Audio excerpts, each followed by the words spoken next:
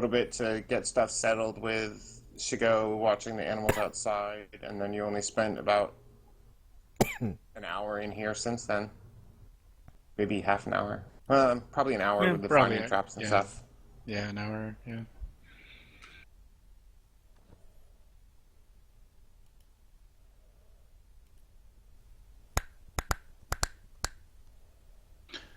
And as far as that goes, we've pretty much explored the whole place now with the quick little rundown we did off the northern inn. Or is there another place that we haven't seen? No, you've explored the whole place now. Okay. Okay, I don't see Arndell. I forgot to schedule the game in Roll20, so I'm wondering if that's why. No, I mean, this is a weekly game. He knows. He's probably just caught up with, maybe he's heading home or something.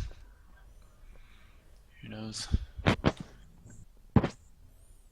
I mean, I think everyone here knows it's a weekly game. Yeah. He might not. And it's not like you scheduled a week ahead of time. You just didn't change the date from last week. So, I mean, if you scheduled a week ahead of time, he might not know. Okay. I just messaged him. Just in case.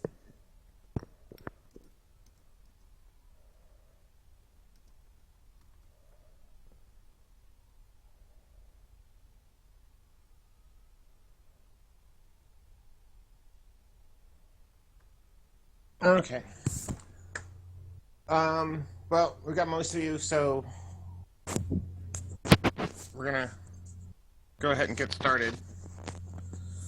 And add your bonus experience, 254 PCs, 125 for henchmen. Okay.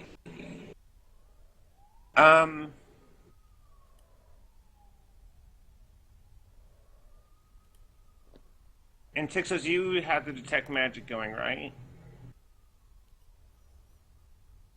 You used the detect magic? Me too. I think cast so. it. No, you both I have. don't That's right. honestly That's right. remember because it's not on the turn order tracker. Yeah, I it was- sacrificed a third level spell for it, so I had a long duration. Yeah. The 19 arrows that you found in the first chest radiate is faint magic. That's information for Arundel at this point, but I'll let you guys know, and I will.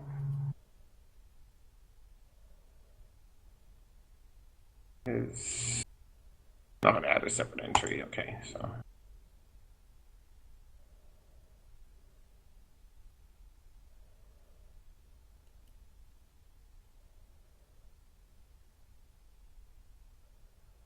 Okay.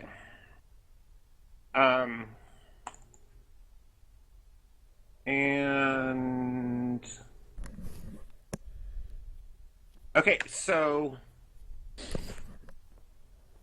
between the two of you, with your detect magics, and Tixos and Zilpha had determined that the staff was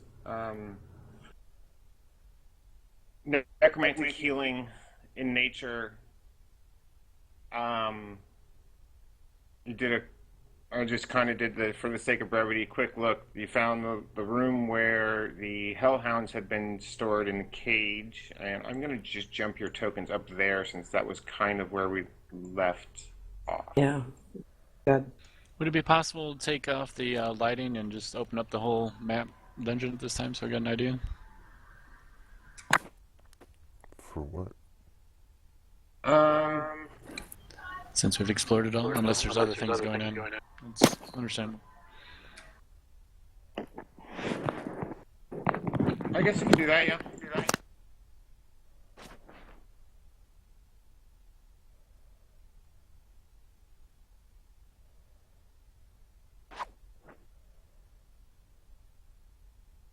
Okay.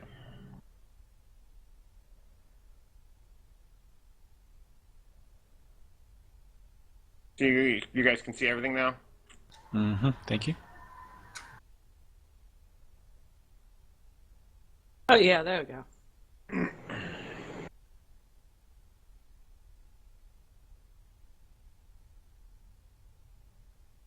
All right. Yeah, okay. The this kind of solves the demon issue, but does anyone else realize that there's a missing piece? How'd the first one get here? No. The big black hairy guy. Wasn't he part of the raid? Where's he? Yes, he was. Outside.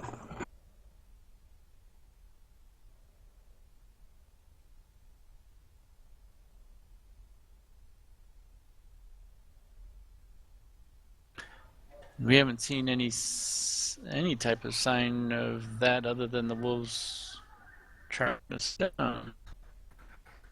So, where he is.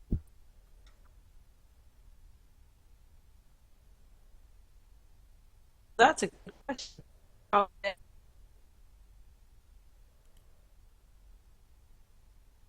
There's something of out there, this we haven't discovered yet. What? Oh, I said you were cutting in and out there. Oh, sorry. Can you hear me now? Yeah. Good. That he might be outside, maybe, unless there's some part of this that we haven't found yet, a secret door or something. I'm gonna examine this cage. Okay. How sturdy does it look? Um, it looks very sturdy. The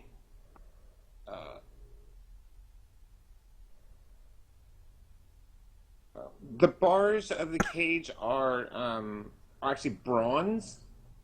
Um, and like the inside edges, when you're looking at it closely, like the inside of the bars, looks in places at about 3 to 4 feet high to have been melted. Um, and there's a couple of bars, a couple of the main supports on the end closest to the doorway that have been like the bronze bar main support was replaced with an iron bar instead. Um,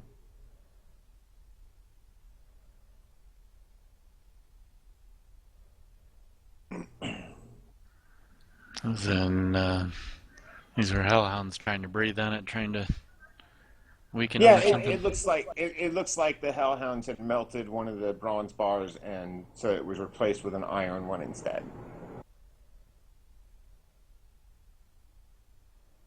To solve our little moon problem. Still think it's the worst of it. I mean, last case scenario, restraining.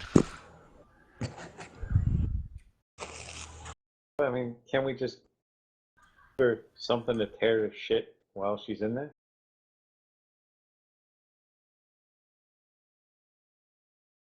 Got it. Well, we need to get more hunting. I know you guys didn't have any luck last time on the hunting, but maybe we could get lucky.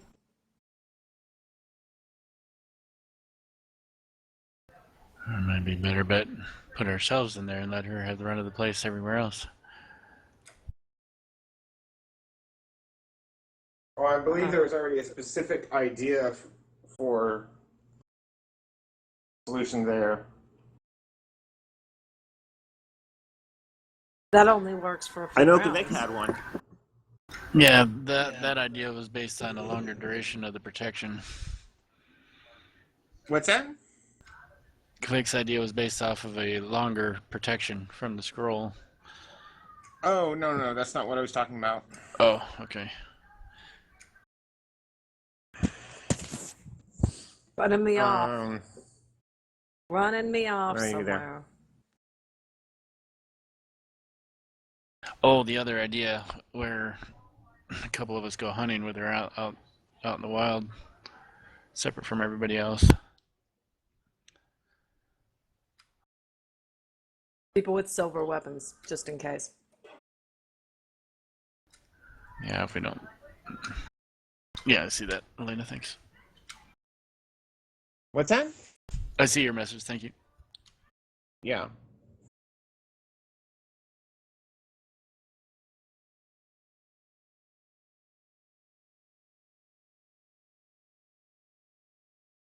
Okay. So, what are you guys doing? Well, there's no point in hanging around down here, at least right now. We have 2 days till the full moon, or 2 nights. The Is the full moon full tonight. is moon tomorrow night. Tomorrow night. night? Okay, that's what I was going to ask. Is it 2 nights away, or yeah, tomorrow night? As if Okay. Black Harry guy is the guy we think he might be. He's going to be active then too. Well, maybe you send me out against that guy. Yeah, not alone. So y'all my backup with the scroll.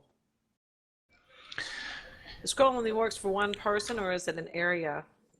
You know, we could probably bring, kind of make this our base of operations. Bring our animals and stuff down here, and kind of barricade ourselves in.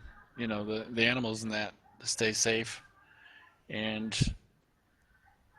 the party that can be with her due to the ceremony we had can be out and go hunt and deal with whatever.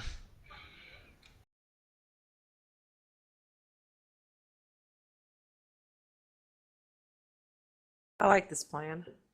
Is there anyone who's with us who wasn't at the ceremony? I think everybody was there, right? Even Shigo. No.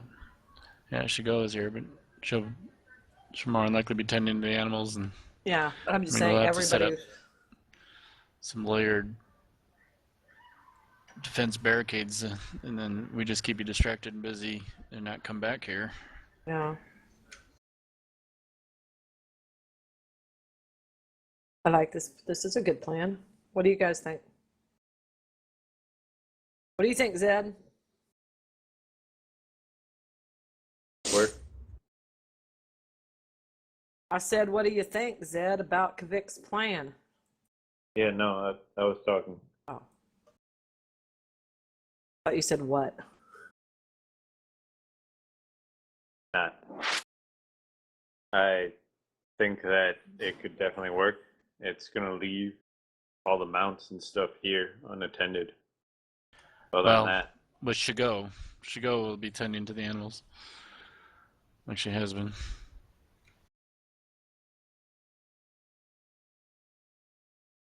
done a remarkable job.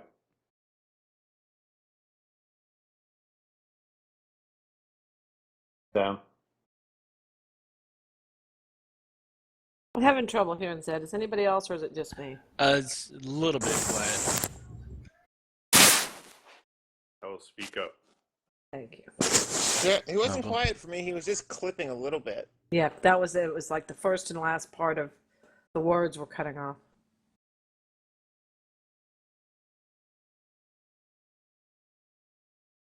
And Tixos, your thoughts? He said, "Be right back." Yeah, I was hoping he was back. Oh. Yeah, apparently he's okay for a second here. Alrighty, well, I suppose at this point in Well, it's time, as good a plan as we have right now.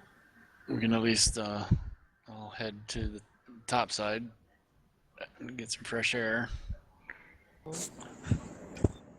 Okay. Do us gone up top might change our plans. Is the floor trap resettable?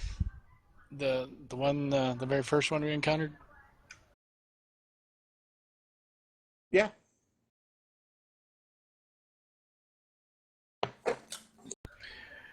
There's also the other one. Oh. Oops. Ah. Both of them are resettable, yeah. Okay.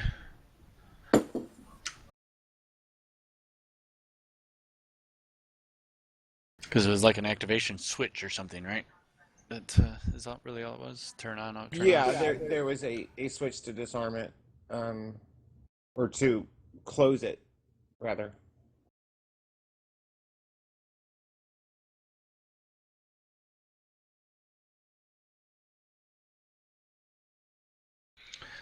Alrighty. Well, let's.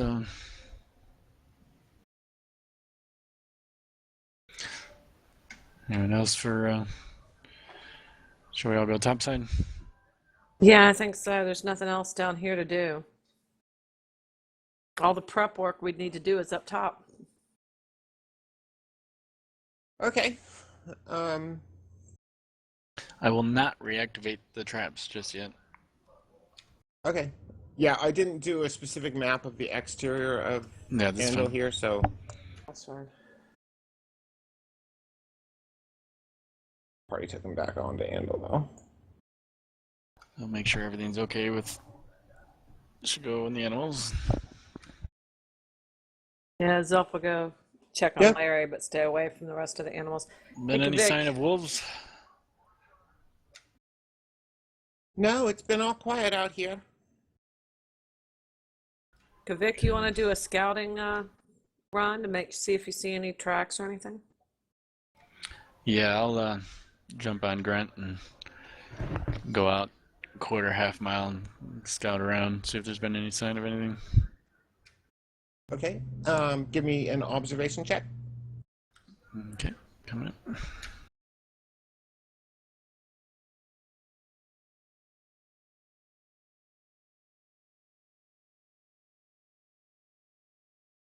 Okay. As you're scouting around, you find several sets of fairly recent wolf tracks to the southeast. How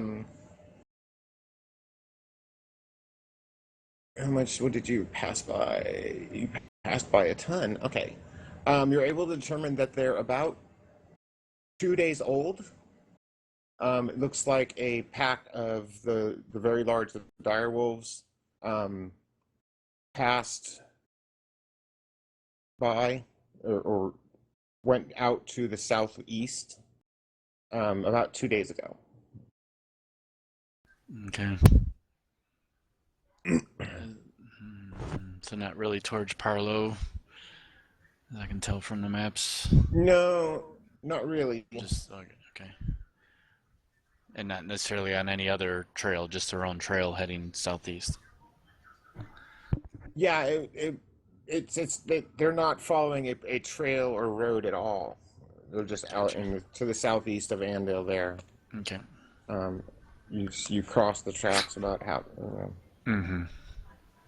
Okay. Just kind of take a good look. And is there any other tracks that whether I know what they are or not, that was amongst theirs, like they were following something, or just their own tracks? Give me an intelligence check. Okay.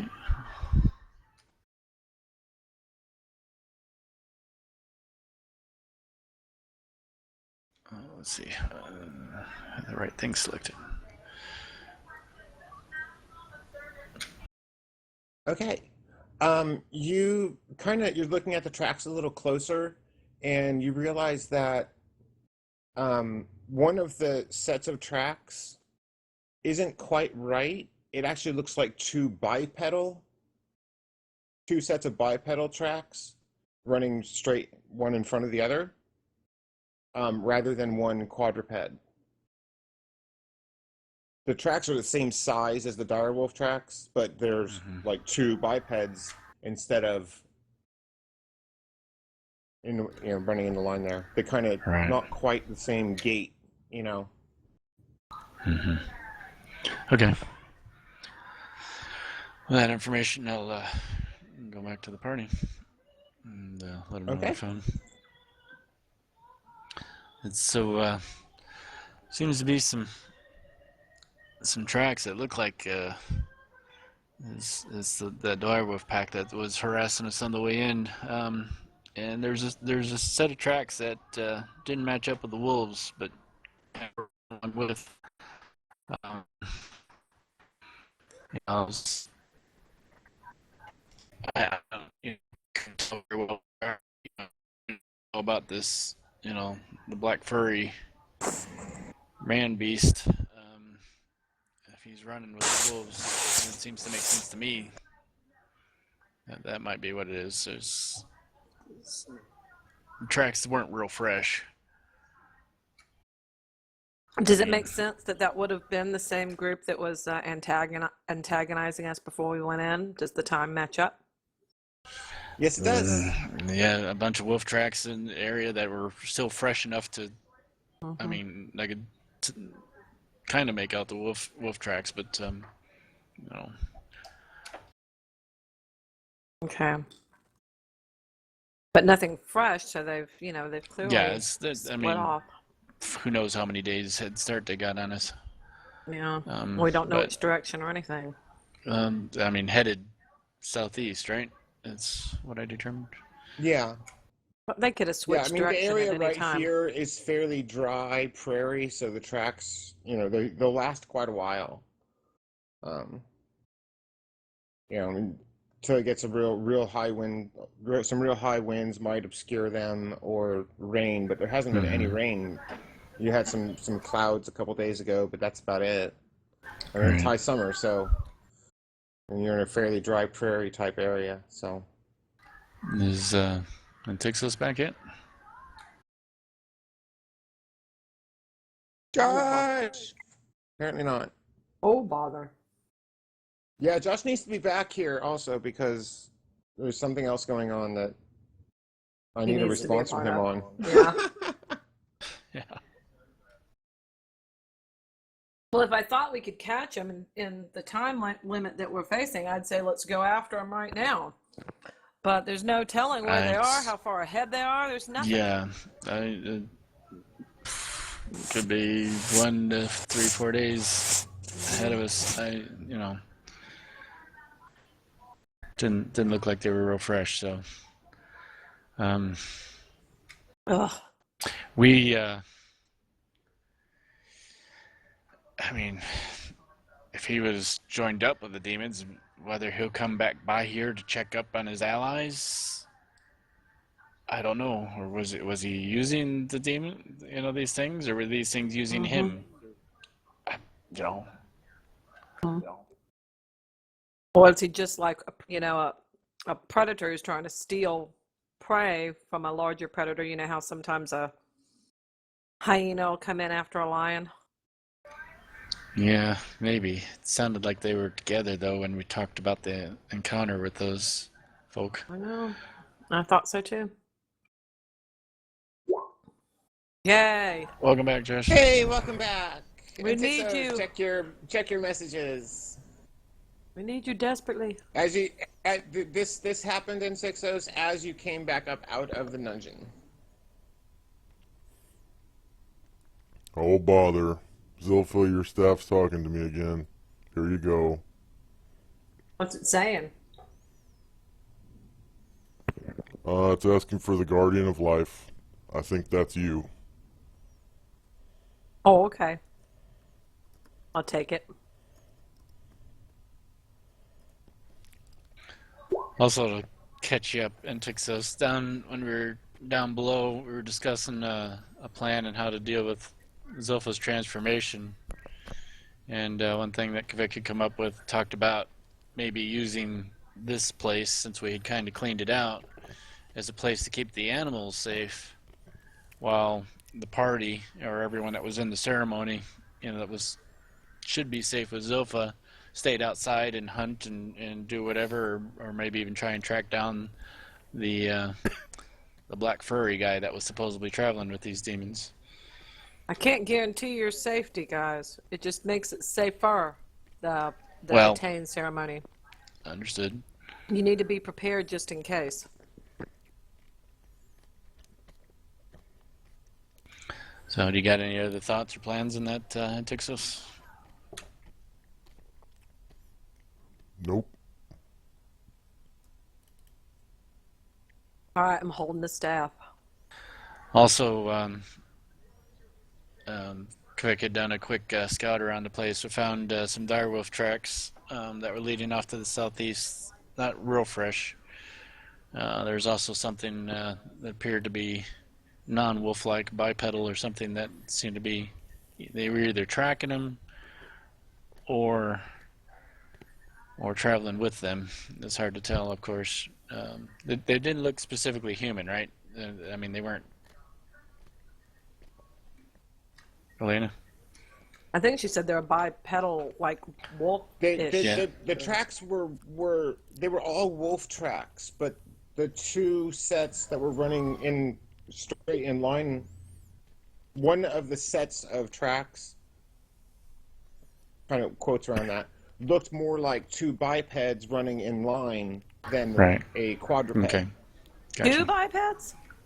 Yep, two, I think. Right. So there were still yeah. four. There were still four prints in that track, but it looked the gate was wrong. The gate was really weird, yeah. right. Okay.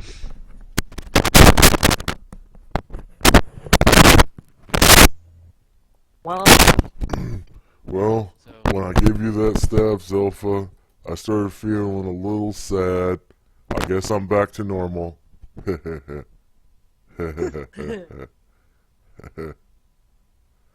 yeah.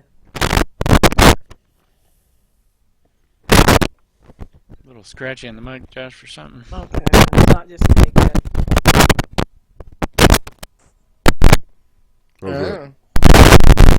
It's still come through pretty bad, scratchy. Bad-ish. Oh, it's Josh, not you, Zed. Yeah, Josh. Yeah, it's Josh this time. Now Yeah, it's no, off.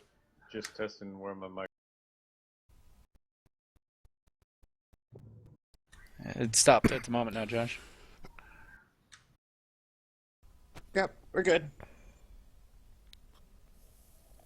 Well, we're Okay, not hearing him so- if he's talking, but No, I'm not talking.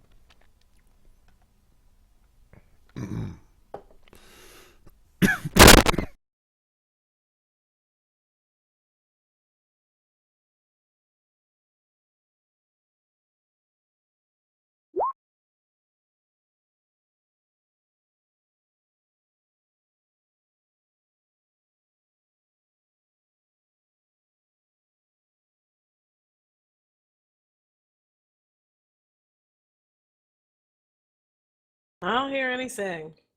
And Tixos. What did it say to you? It was asking me about the Guardian of Life. no, nothing's lighting up, Josh. If you're responding,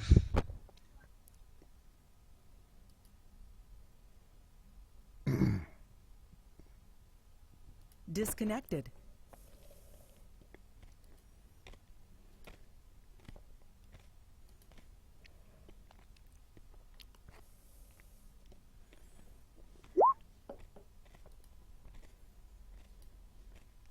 Connected.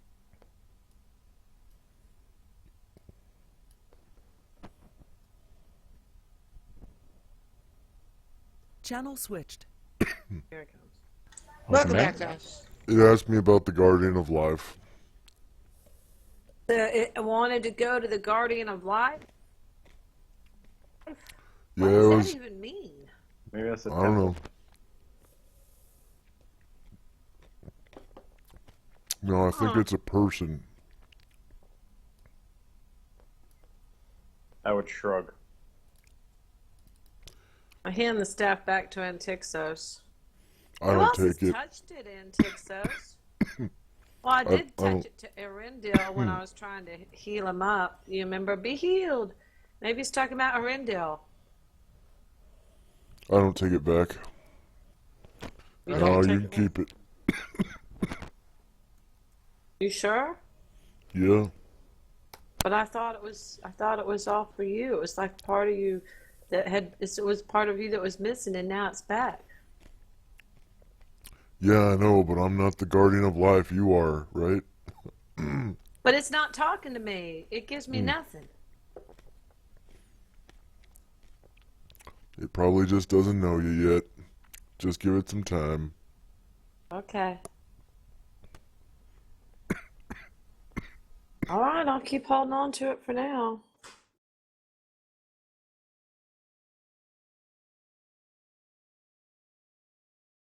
Okay.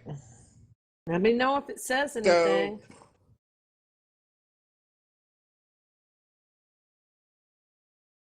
Vic's done his scouting. It's about 2 o'clock in the afternoon. After he returns from his scouting trip, you're having this back and forth with the staff between Antixos and Zilpha. You guys are setting up to stay here until after the full moon. I think that's the plan for now, unless something else comes up. Were Okay. we going to use that cage to put Zilpha in? Quick's idea was that maybe that we keep the animals in the cage. The idea is to not restrain Zilpha, let her hunt freely so she learns to control it better. And if we need to save things, we save them by keeping them in the cage. And we stay Okay. outside and hunt. You This is will how not be Kvik able to explains it get to the him. horses. You will not be able to get the horses down into the dungeon. They cannot negotiate those steps. Okay.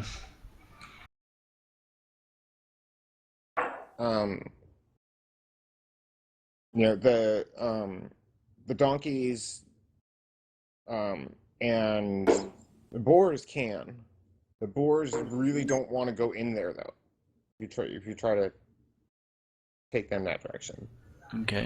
You can So, Kvik, kinda are we going to put Zilpha in the cage? browbeat them into going down, but they don't want to go into the dungeon. Well, neither Probably. light and Tixos, I'm kind of against that. I mean, if it's a last-ditch resort solution, I mean, I suppose, but I don't think that's best for her. Well, what other options are there? I Look, mean, that's the other Kvik, thought was that we at least a few of us separate with her and go hunt with her that night, away from the party, and keep her steered away from the animals, and go find other animals to hunt. She Is learns to control her is hunger. putting her in a cage steering her towards the animals? I don't understand that logic, but okay. No, that's what I'm saying is not put her in the cage unless we absolutely have to, if we have no other options. What other I'm option saying is the there? cage is the last minute.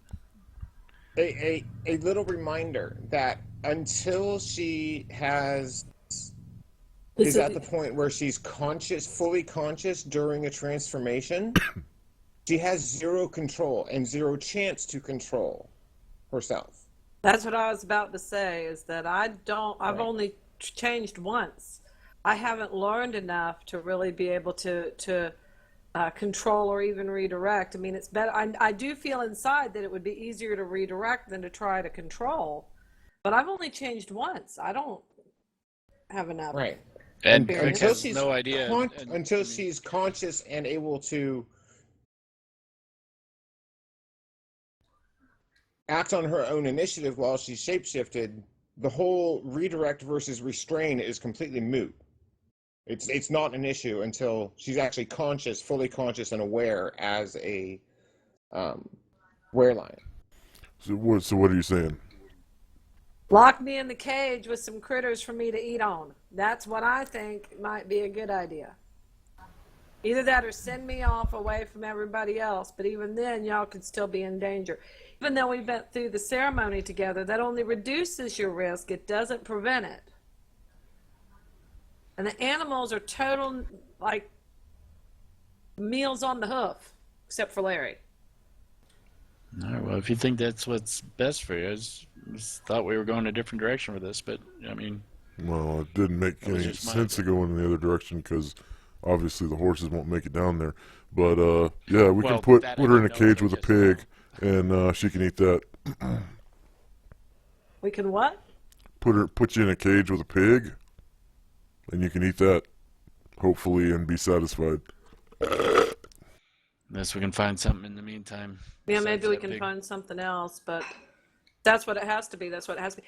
I didn't realize until Elena really clarified it just how impossible it was going to really be to get the animals down there. So, yeah, I guess I should have thought about that.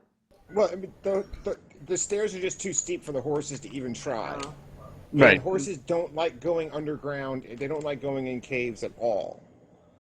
Well, you put blinders on them, You you know, can lead them about anywhere Well, except for it's the stairs being the issue. But it's just regular D&D rules. They don't go underground, so whatever. yeah. This isn't real life. We're not LARPing. Mules are the only pack horse type animals that will willingly go that you can take underground with you into Okay. a dungeon cave.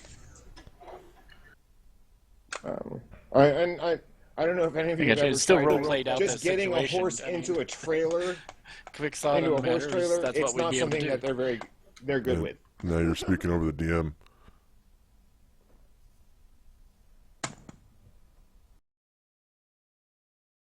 All right, then let's prep. Tomorrow night's the night. We got to be ready. So, who wants to go see if they can find something to hunt? I'm sure Well, Tix still Arendelle wants would to be read. the hunter, so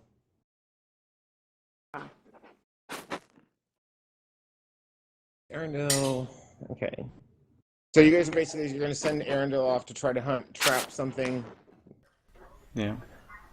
see if you can find something and bring it back before. Oh, bother. Or maybe we could just throw one of the pigs in. One of the boars. I have bear traps. Right. That's helpful Okay. for Arendelle.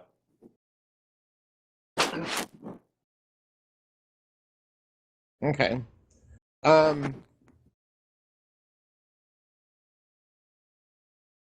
Arendelle returns from his first foray out at about just as the sun's starting to set. He's got a couple of he's got a brace of rabbits that he managed to catch. But nothing big enough to, but you're getting the idea would be a substantial enough meal for you once you shape shift Zilpha. Yeah, I got to eat too. I know that. Have to Right. feed.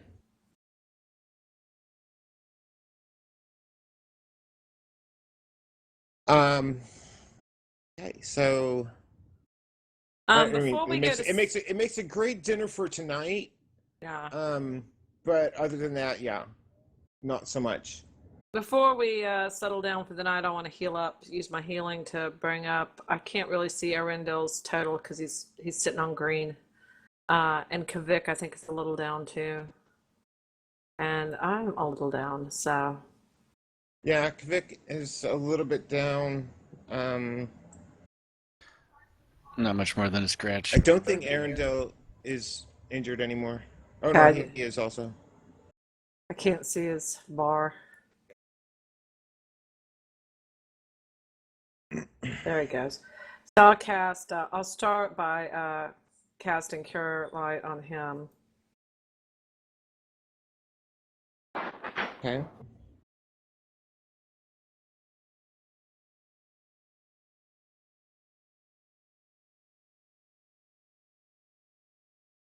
Okay. You can add that to his token, right?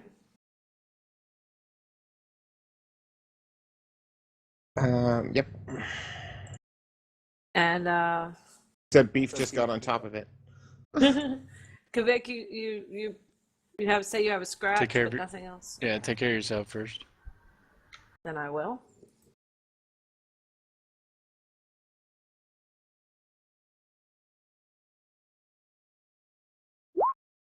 Yay. Hey, nice one. That was, I needed that. I kind of really needed that. So,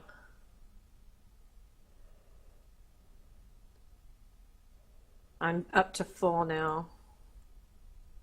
And I have one more. You want it, Kavik? Sure.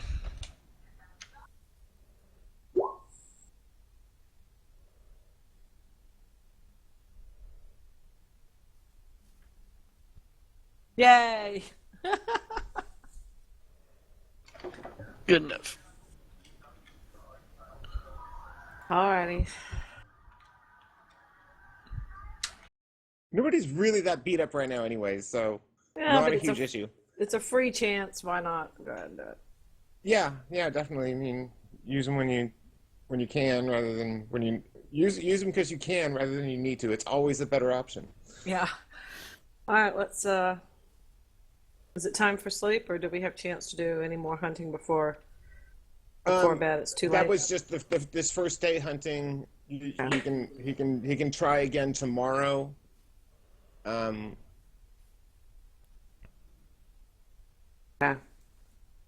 But first, First. I need observation checks from everybody for guard shifts through the night. Okay. I'm on last with Erin. No, it's Zed and Yeah, 603, right? start with Kavik. Is it intelligence -6?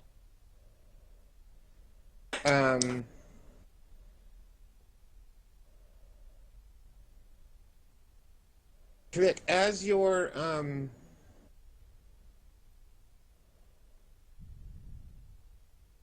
on, let me do it this way.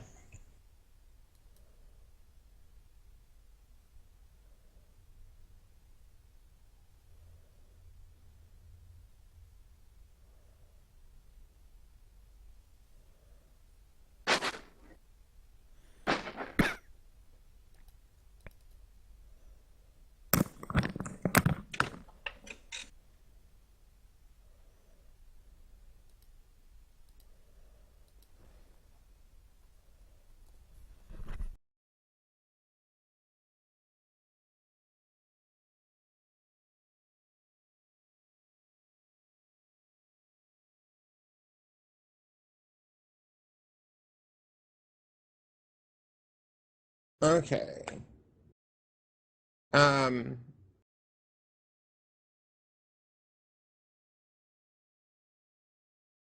and Ed also.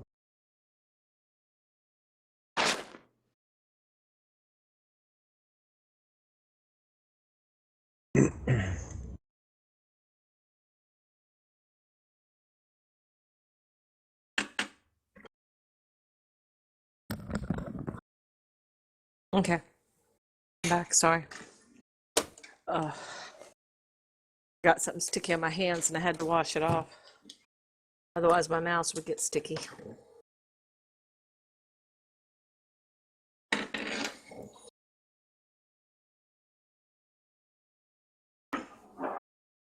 Hello? Yeah, we're typing. Okay. I just like, did I mute myself accidentally? No, Okay. does not look like it's near any of the roads. Okay.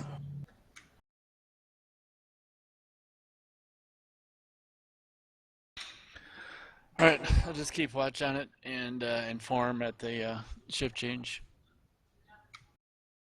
There seems to be some. So you let Edward and Arundel know.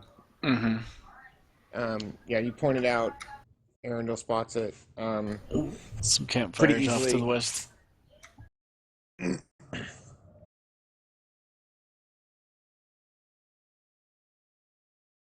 then they pass. They let Zilpha and Tixer said no. Zed spots him right away. Do they? Zilpha, you have to be very, takes you a while to pick out exactly what they're pointing out. Looks like there's a small cluster of campfires to the west. It very, very much in the distance. Just that faint bit of light on the horizon, almost. Okay.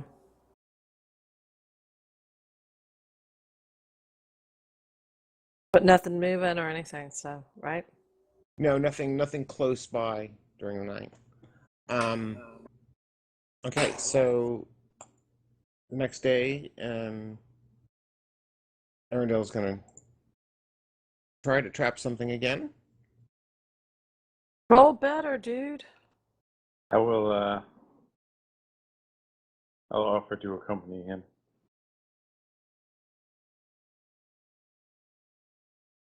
Okay. At around 3 in the afternoon, so it's safely before sunset. Arundel returns. He says he's found signs of a fairly large herd of goats or sheep um, to the west, near where you guys saw the campfires, but no signs of any actual sizable animals.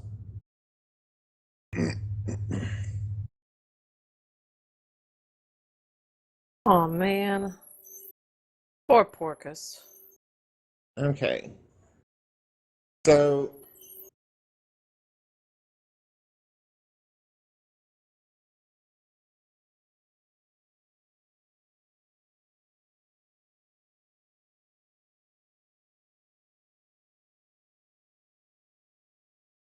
at about 5 o'clock, you got about an hour and a half before sunset. um, Zilpha, you're feeling really just anxious.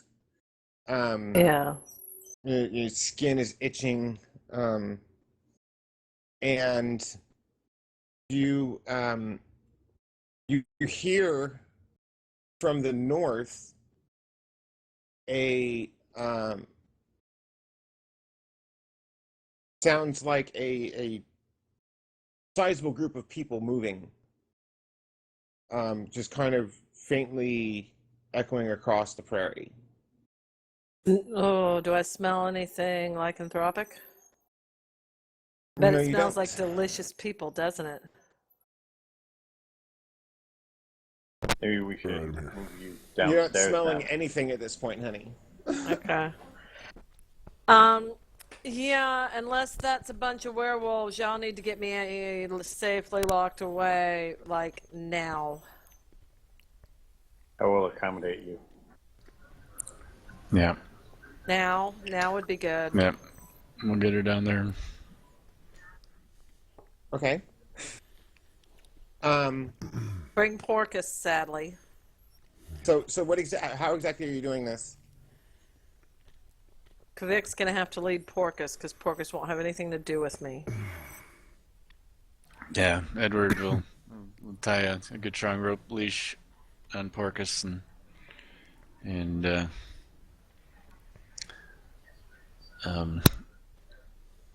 get him guided, herded down there. If I still To the have full cage. control of my faculties, I am basically running down there. Yeah, you still have you still have control of your. Zilpha, we might need you to encourage him. If he's afraid of you, we might need you to encourage him to go down there by staying behind, Okay, helping herd. fine. I Fast, will move fast. stay up top then. See if anything develops with these other people's situation. Yeah, Kvik and Say again? Arendelle will. I'll stay up top to see if anything happens with these other people situation. Okay. And on an unrelated note, I will make sure that Murderface's saddle is on. Okay. Kvik, between you and Arendelle's pretty good with the animals. You get Porcus down into the dungeon, helped in no small part by Zilpha circling around behind him, and you end up you end up having to chase him. He runs, pulling on the rope and nearly drags Edward down the stairs. When Porcus starts running from Zilpha. Dead up top, as you're kind of keeping an eye out. You see that it looks like there's a small band of the tribesmen moving by. Um, it looks like they have uh, a herd of goats or sheep, um, goats and sheep actually mixed together, that they're driving along with them. Um, Give me an intelligence check. Do I see that happening too? If Um, you're up top, I'm sure you do.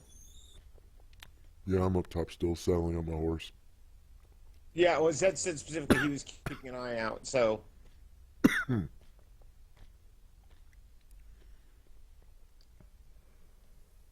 intelligence check, Zed. There you go. Okay. Um, you realize when you're looking a little bit more closely at the group, I mean, they're right at the very edge of distance, that the group is somewhat mixed. You notice that a uh, sizable portion of the people in this group herding these goats and sheep along um, have a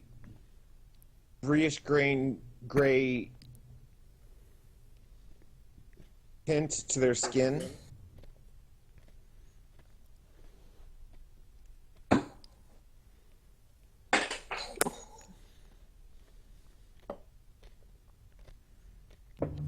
Say greenish, like they're sick. Greenish gray tint to their skin. No, not like they're sick. Like that's just their skin color. Or Oh, at the distance that you're at, you couldn't tell much more than that. would I be in? I mean, would it be out of character to think that they might be tinged with orc stack or some such thing? Um,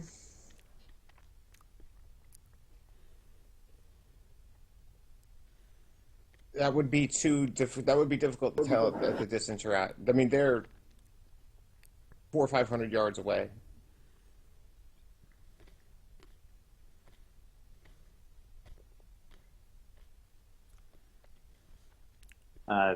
Do I have any idea whether or not they can see me? Um, well, you didn't say anything about being trying to be stealthy, but they don't appear to have noticed you. They seem focused on driving their animals. They're moving away from us or towards us or parallel. They're moving eastward across the road. Maybe somewhat to the north. I will stand very still and try not to draw any attention to myself. Okay. No, you're standing by the walls, and you see this off, and crossing the road up to the um, a fair distance from the ruins to the north, and they're heading eastward, possibly a little bit northeast.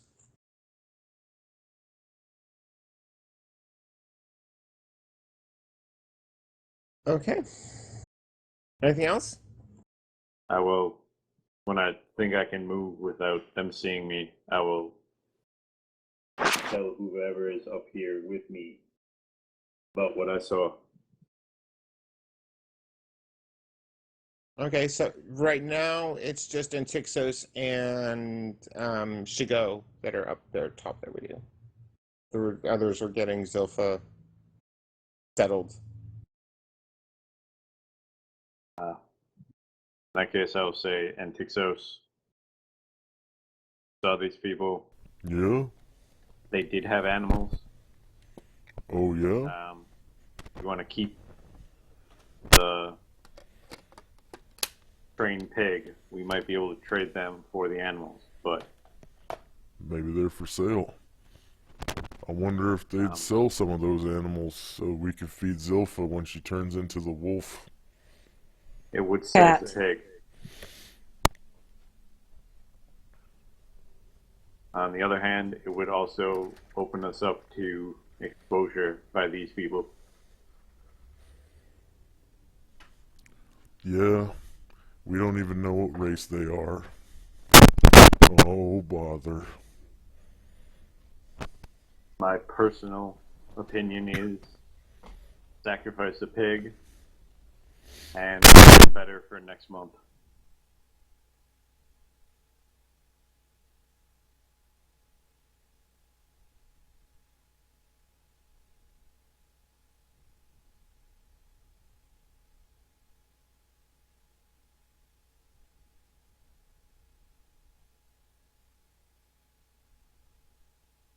But if you want, I can go see if I can get some of their goats from them.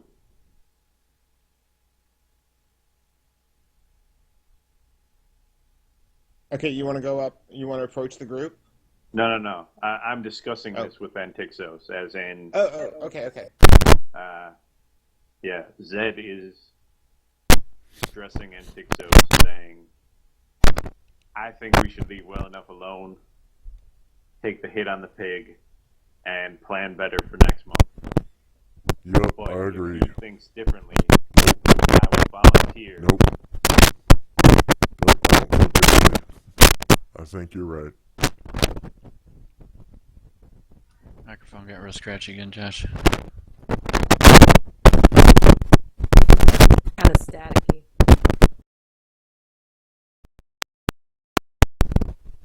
Josh So- isn't the one that usually has all the technical issues. Hello? I Yes, believe ma'am. he said Hello? that he thinks I'm correct. Or, Disconnected. Connected.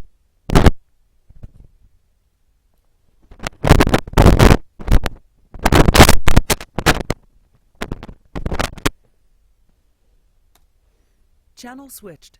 Hello? Now I So can far, hear. so good. Yeah, I think you're Almost sound correct. I think you're right. Zed? okay.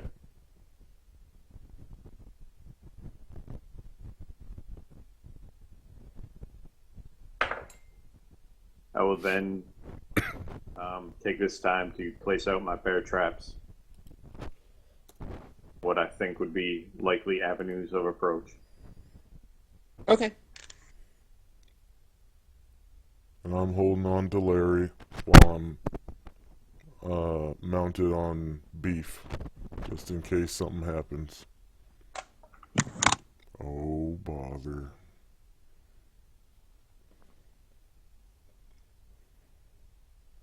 Okay. And I will keep Fluffy close, on alert. Right. Okay.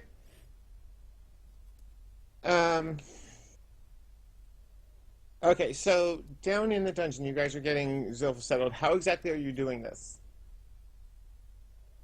We're getting the pig in first. Okay. Are we there yet, or? Yeah, you got Porcus down inside, down in the dungeon. How exactly are you setting this up? How are you doing this? Okay, the idea is get the pig inside. I assumed we found some kind of lock for the cage, or no?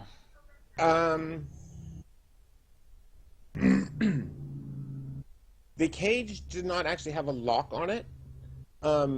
It has just a kind of a short, a doubled over iron loop that kind of like one coil of a spring, or 1.5 coils of a spring. I mean, it's got Okay. about an inch between the two sides where they overlap. That is just spun through the two loops, and one on the cage and one on the door. Gotcha. Yeah, was that meant to do with much for intelligence? It's enough to keep an animal in there, not anything with hands though. So Right.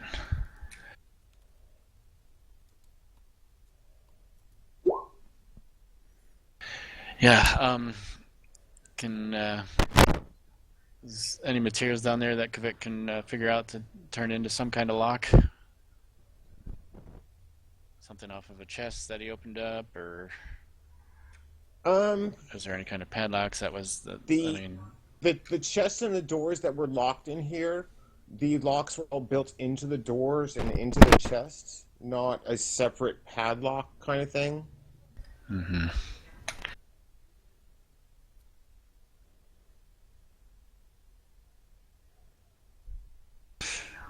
Well, using his knowledge of locks, is there something he can fabricate somehow with the materials available? I've got a there's the dumb forge in there, question. but I don't think any of you are skilled with the forge or with tinkering. No, so... I mean it'd just be a matter of, I mean, Improvise what lock materials? Yeah. I have a dumb question. Silver would hurt me, right? To touch? No, what? It doesn't actually hurt you just to touch it. You get a little slight burning sensation if you're holding it. I was like, can you but it's find not- some silver, It doesn't actually something damage you. to block the door so that I'd be reluctant to touch it, is what I was thinking. We have various silver items that I might be reluctant to touch, but if not, then that doesn't make any difference. So Yeah, I mean it's uncomfortable to touch, but it doesn't actually damage you yeah, just touching it.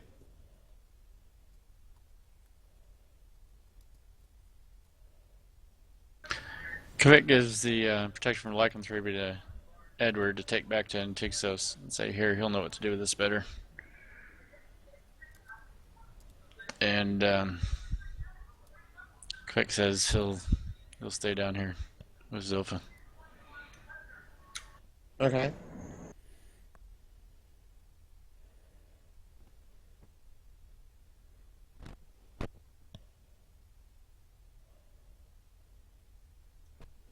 Okay, so Zilpha's going in the cage with Porcus. Yeah. Is this? Yep. Okay. you're gonna Zilpha's try in to the lock cage. it as best you We'll can. close it up. I'll take one of the ropes and just kind of wrap it around, just the whole length of it, all the way around until there's enough. They can just tie it on the outside, but I mean, maybe make multiple knots, quarter of the way through, and just keep coiling around. I mean, I don't know what else. But you are going to use that spring thing. Yeah, definitely use is that, something. and then using the rope to kind of coil, cover up the coils, the spring thing, the simple I wouldn't- locking mechanism. I mean, if it kept hellhounds at bay. Oh, Yeah. you're using the rope to keep the ring from turning, basically. Well, hiding it, I mean, completely cover it up so it's not there. I mean, if there's grabbing at the rope, I mean, it's not going to knock that until, I mean, she'd have to tear the rope completely away, Okay. type thing. And, I mean, but just use up the whole length of rope and tying it multiple times on that. I know it's not much, but it's about all we got. Then, with that, I'm going to go back and, as everyone's heading out, reactivate the traps, the pit traps. Okay. And then I'll go back in the room with Zilpha. Edward will have taken the protection scroll back up to Antixos and All right. hand it back to him. And so Edward comes up to Antixos, says, Kvik says you'll know what to do with this better. Oh, no thanks. You keep it, buddy. Okay. Just following his orders. I don't know if I was explicit enough. It is a scroll of protection versus all lycanthropes, not versus a particular type. So I was wanting to make sure that's clear. So if you're looking it up, it is actually a protection from all lycanthropes. So, okay. So you don't take it in Texas? No.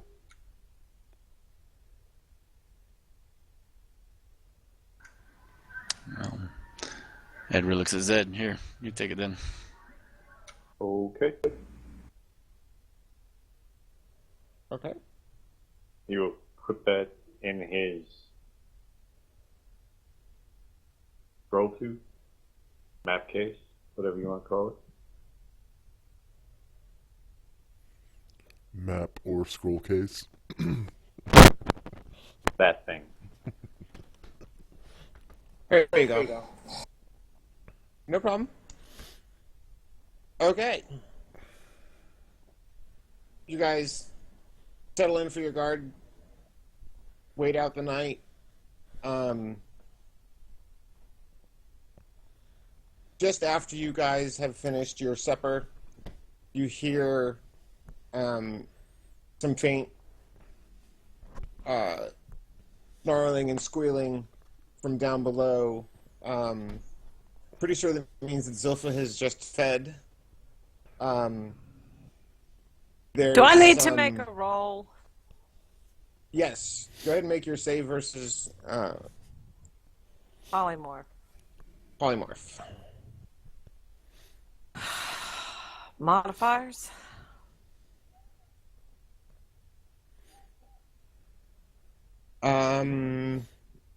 No modifiers on this one. I made it last time, so I was hoping. Well, it's your wisdom modifier still applies. You weren't close enough for that to I wasn't close enough, yeah. affect it. Okay. Okay. While I'm critterfied, I'm gonna go take a bio because I can't do nothing. I'm crazy right now. I'll be back in a minute.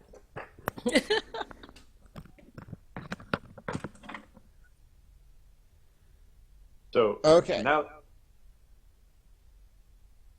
So no progress for Zilpha this month. Okay. Throughout the night, as each of the others of you are on your guard shifts, you hear occasional sounds of banging and clattering. And the next morning, everything, there hasn't been any sounds from down below for an hour or so. And Tixos and Zed, you're getting the others up. Okay, you can do that. And Porcus is no more. Tastes like Okay. bacon. so just so I have a clear mental picture, she fully changes into a mountain lion when she does this, right? Yes. So the lock doesn't have to be complicated because No. she's essentially a mountain lion. Yes. Yes, she transforms 100% into the shape of a mountain lion. Later today, I will point that out to. Yeah, she Everyone. goes from a 140-pound woman to 290-pound cat. Wow. Makes a freshman 15 not look so bad.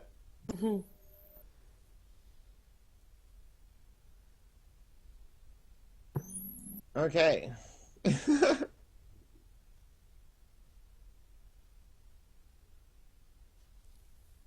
Okay, so it's the morning. Man, I hate I failed that save. Gonna have plenty more opportunities. Yeah, but it just would have made it easier if I'd made it, next time. Would have been easier if we had killed those guards when we found out they're infected with lycanthropy. Was there any possible time during that night when she was changed that was settled that I'd go up and talk to her, try and soothe her? You don't want to get close. Yeah, I mean, if you wanted to, I mean, go down there after the initial burst of sounds dies down. I mean, you gotta explain to me what you're doing here. Well, I typed that he was staying down there and was staying hidden around the corner, but I mean, basically the intent was that he was watching. I That's what didn't I see meant that. by that. So Sorry. sorry. I didn't see that. Sorry. Oh, Uh, he saw the Um, whole thing. Yeah, put your head in the cage. See how that works out. Here, kitty, kitty. Scritch, scritch, scritch. You want a snack? yeah. If you're staying down there trying to keep an eye, you see her just after she shifts, she pounces right on Porcus and just completely overbears the boar. And within a moment he's dead, and she's starting to feast on him. The after she finishes eating, she kind of lays down for a bit and then starts prowling around the cage. She's once it's sniffing here and there, and the ears kind of rotating at any little type of sound stuff, little bits of sound echoing down. right. And every now and then she throws herself against the bars, just in random places around the cage, trying to, get free, be able to move, run. At a point in which she seems somewhat settled, and of course after she's eaten, Quick would want to close the distance and see if there's any recognition there. Okay. To approach, she she kind of nose up in the air a little bit, scenting as you're approaching. She lets out a little bit of a low growl, and just starts bumping her body, not like throwing herself out of Channel switched. Channel switched. the best you can guess is she's kind of Disconnected.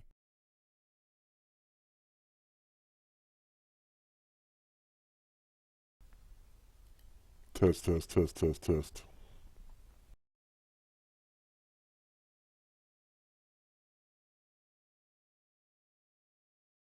Connected.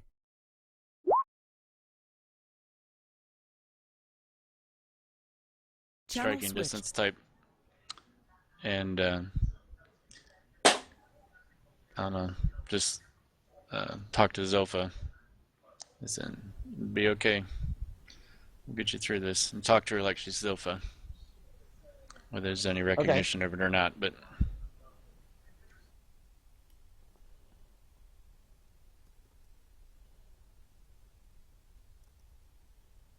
okay. that's basically it. Just be there and treat her like she's Zilpha, and that would get through the night. And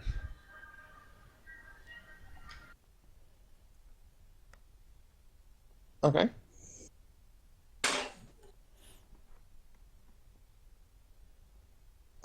Actually, hang on. Yep.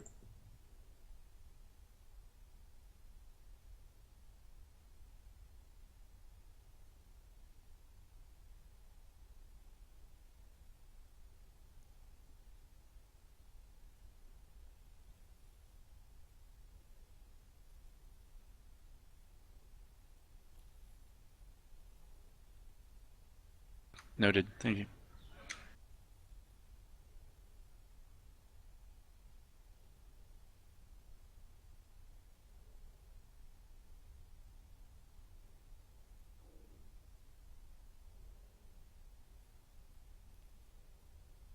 What just happened? So I guess in the morning, I come stumbling out with Zilpha, and Quick probably looks like crap because he's been awake all night. Yeah, it was role playing. Kavik was staying down in there and trying to talk with and soothe Zilpha while she was shapeshifted. Just being there with her, role playing that through that a bit. Mm-hmm. Okay. So I'll have untied the cage and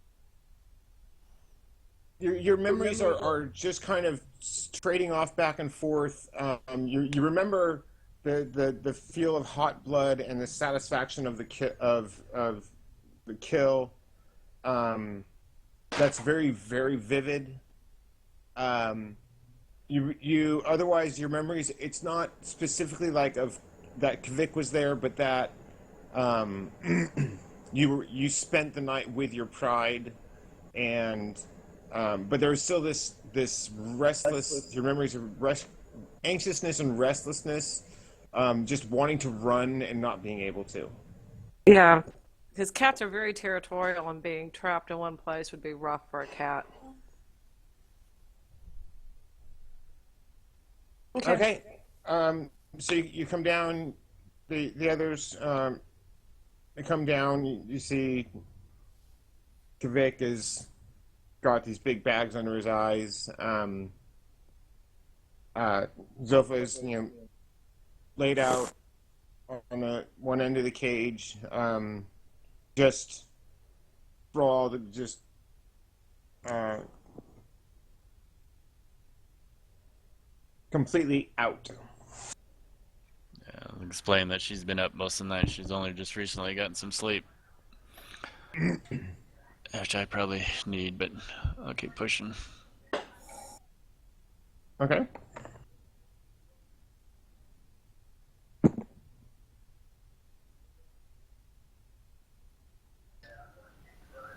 So, I'm gonna sit here and roleplay. So I guess Edward will go back up and explain that, that Zilpha is sleeping and Kvik was up with her all night.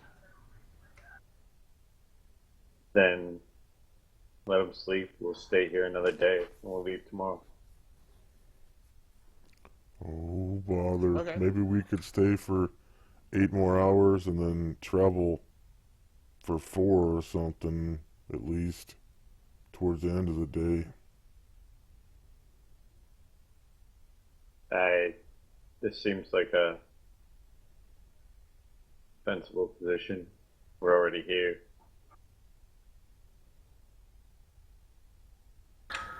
Yeah, No, that maybe. Aaron.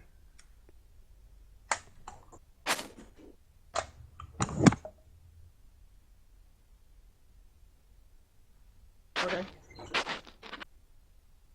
So you spend most of the day, or at least the first half of the day, just continuing to rest. Kind of make up for the half sleepless night. Yeah. Okay, Zilpha wakes up at about 10 after roughly 5, almost 6 hours after she shapeshifted back. And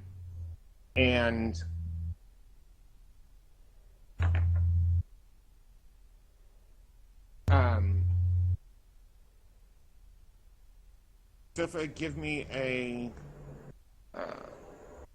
observation check. Okay. That's intelligence -6, right? Yes. Okay. All right. You gather yourself up. You, like I said, describe what your memories were. You're feeling. You're feeling like your right shoulder is a little bit stiff from the position you ended up sleeping in,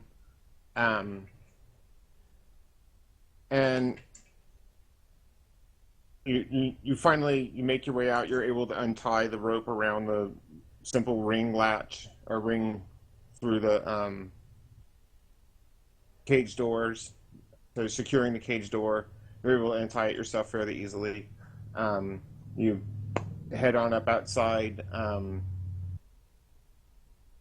The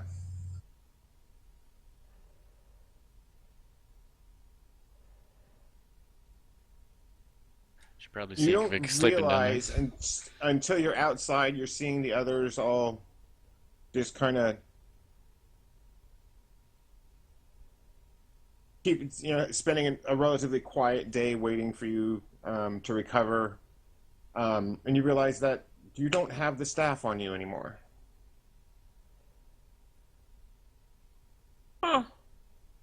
and you're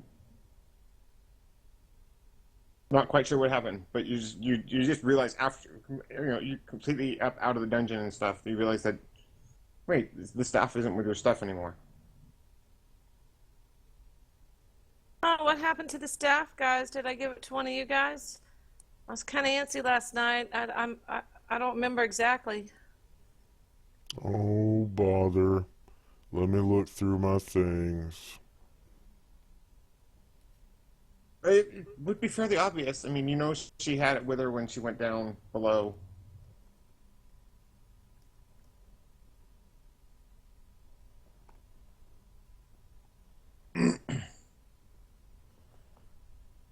Oh, maybe I left it in the cage and just didn't notice.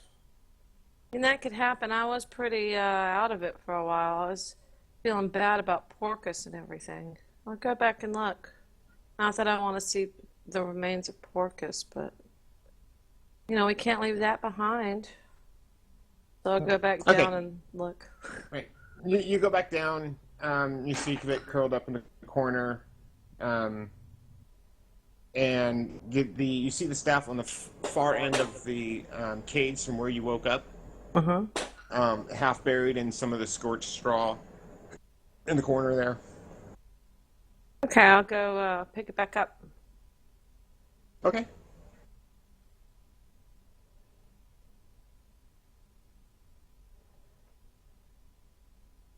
And I'll bring it back up out. I found it, guys. I left it down there like a dummy. Okay. Okay, Kvik, you're rested. You wake up at around noon. Okay. Trying to make your way back up outside with the others. Seem to be having everyone else seems just relatively relaxing, simple day. What are you guys gonna do now?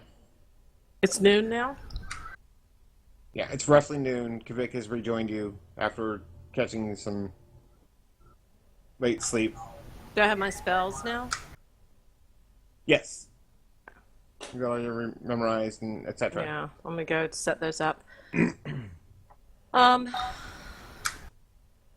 what do you guys want to do? You want to start heading back the way we came, and we've cleared out the demon menace, but we still have the furry black guy to deal with, or the black furry guy. Yeah. Interesting point I seen last night. Everything on you changed except for the staff. What do you mean? Everything you wore, carried, and everything changed into the form with you except your staff. And what happened to the staff? It just dropped to the ground. I see you got it, so you obviously found it. Huh. And Tixos, do you know what that might mean? You know stuff like that. I guess maybe it's just whatever you have in your hands doesn't change with you, but anything you're wearing does? I'm not absolutely certain, but that might be what that means. When you changed last time, did your bow change with you and your axe or whatever? I don't even remember, really. I don't think. Do I remember? I don't think I was focused on that at all. As far as you knew, you didn't have to do anything special. It just everything you're wearing, carrying, shifted with you. Means The staff bits of isn't memory yours. you have that just.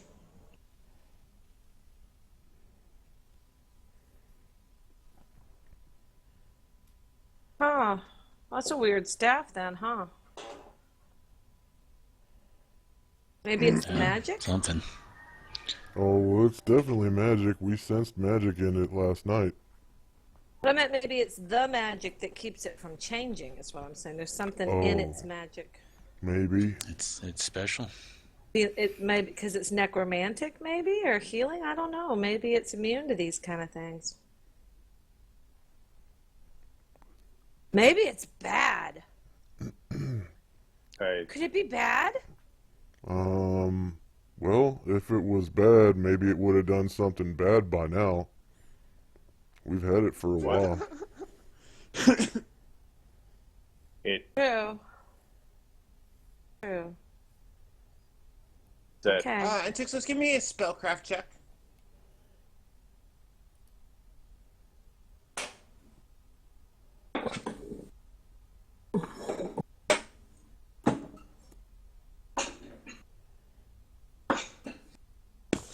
Okay.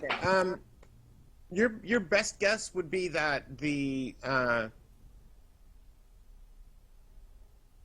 nature of the shapeshifting was just alien to the magic of the staff itself, which Oh. prevented it from shapeshifting with the rest of her gear.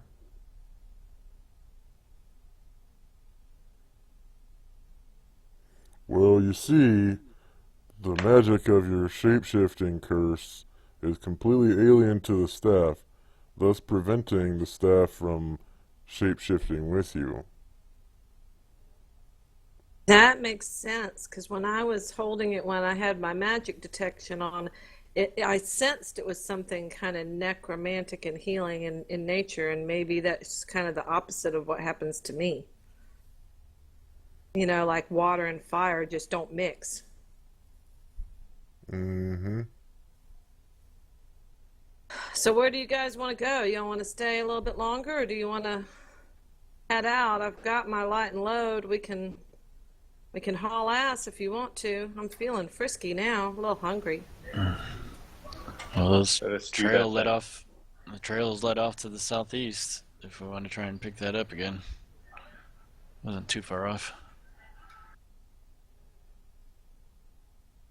Well, if that's the case, just put all your stuff right here and I'll lighten that load and off we go.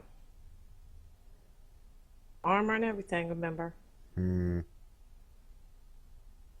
we're getting too far off track of our main task. Why do you say that, Antixos? Well, seems like the trail leads exactly where we don't want to go, away from our main objective. I agree. I think we should go back.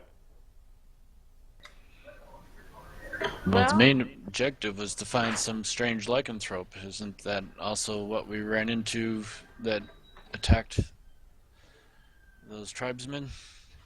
There was an apparent lycanthrope with the demons, and it's still a missing puzzle in I seen tracks leading to the southeast. So are we necessarily getting off track, or are we following the tracks? That's the question. that's what I was thinking, Kavik, is that we were sent to search for a lycanthrope, and here one is. Maybe this is the very one. And if not, it's Yeah, not the very one. Maybe it leads us to the very one. could be. Yeah, I like that idea. Maybe it was infected by the very That one. that news that it was way up north of here was kind of old, so it's hard to say. I think we got tracks here of something kind of like what we're looking for. It's an option, I'm thinking. All right, I'm on board. Zed, you still on board, or you still reluctant? You have other thoughts? No, that's fine.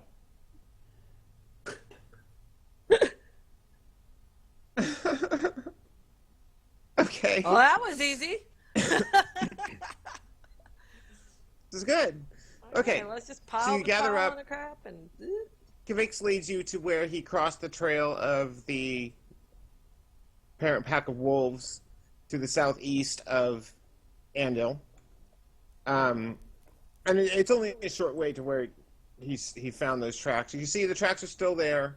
They're only slightly only slightly obscured from breezes I need to advance the calendar. Hang on. Um,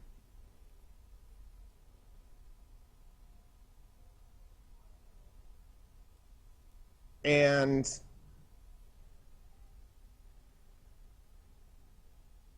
okay. The it looks like you're gonna. The clouds are gathering. Looks like a storm is moving in. Um,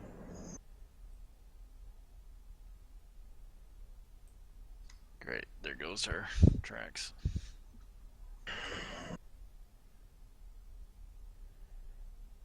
yeah. Well, actually, it's the 15th. Haha.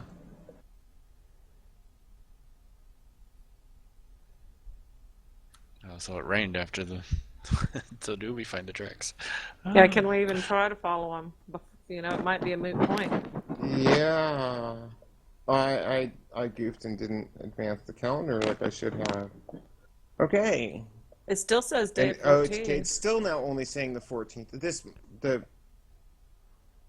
API there is screwing up apparently. Okay.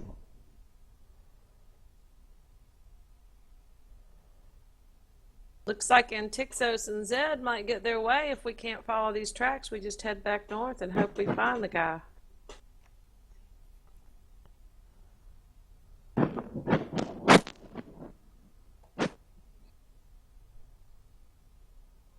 Okay.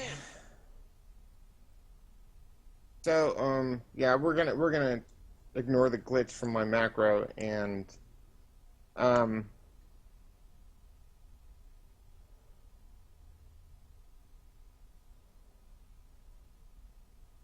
yeah, okay, so you've got gusting winds and scattered clouds. Not imminent thunderstorm or imminent rainstorm. Can we still see the tracks? Yes. Okay,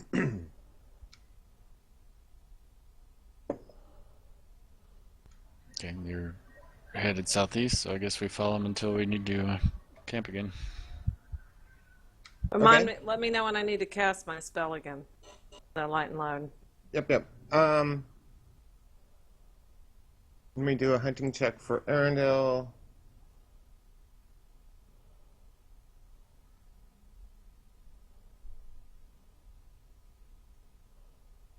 Okay. Arendelle manages to keep you guys on the trail. There's a couple spots where, as it's getting drier and a little bit rockier as you move southeast, that you kind of has to double back a little bit and recheck. It ends up skipping ahead, looking on the far side of a couple rocky patches, and barely manages to pick the tracks out again.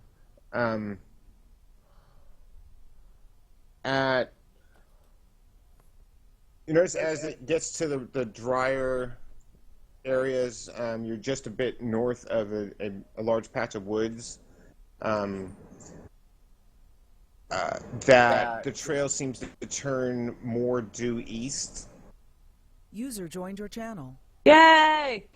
Arendelle! Welcome aboard. Sorry. Hey! Sorry. No, we're glad to see you. You had just made a hunting check. Yeah. Okay, so Arendelle, quick catch up. After having cleared the dungeon, you guys basically spent the next day and a half, or 2 days really, secured Zilpha in the Hellhound's cage for the night. Crick spent the night down there with her, and because she was up all night with the shapeshift, Kivik stayed up with her. You guys didn't end up leaving Andil until around 12:30, 1 o'clock in the afternoon. You spent this last half of the day following a set of wolf tracks that Kivik found the day before to the southeast, and now looks like they're just starting to move more due east. And it is around sunset on the 15th.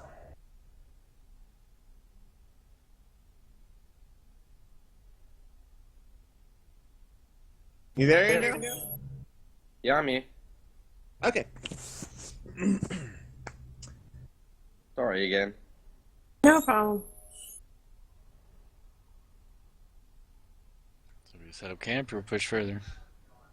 We'll start looking for a likely camping site that looks protected. In case those Yeah, I mean critters come it's at night. prairie. It's pretty easy to set up a camp anywhere. Okay. Then Zilpha, when we find a likely spot, will use her create campsite. Okay. So around sunset, Zilpha does her create campsite. You spend a couple minutes relaxing while your tents pull themselves out of the saddlebags and off the pack animals and spread themselves out, set themselves up. It makes food. Yeah, a small horde of relatively small sticks and looks like brushwood kind of stuff comes streaming in, and to setting up the campfire. Zilpha's large pot floats over to set itself up on a little tripod of sticks or on its little tripod, and pot of gruel is put together and slowly bubbling. And about 12, 13 minutes later, we've got a nice campsite all set up. And Tixos, I'm going to put you some special spices in this porridge right here. It's going to be so good. I got some cinnamon. Makes it really tasty. Just for you, Antixos. Okie doke. I sure do like special seasoning in my porridge. I sure do appreciate you. I appreciate you too, Antixos.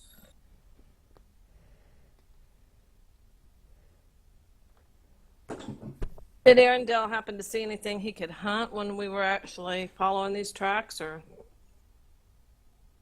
Oh, I should ask him that. Yeah, Arendelle, did you see anything you could hunt while we were making this way? Some fresh meat sure couldn't go wrong.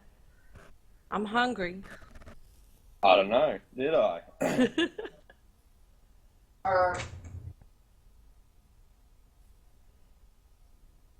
Me a hunting check at +2. Okie dokie.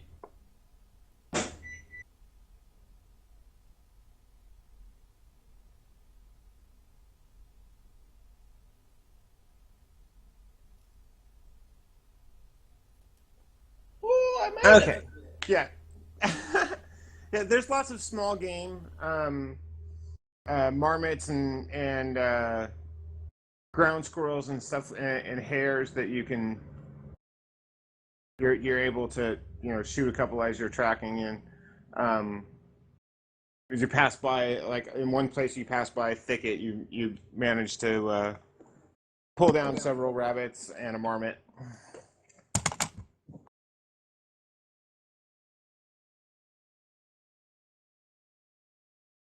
So there's fresh meat to go with the porridge. I will. It was rabbits and what? Sorry. A couple of rabbits and a marmot.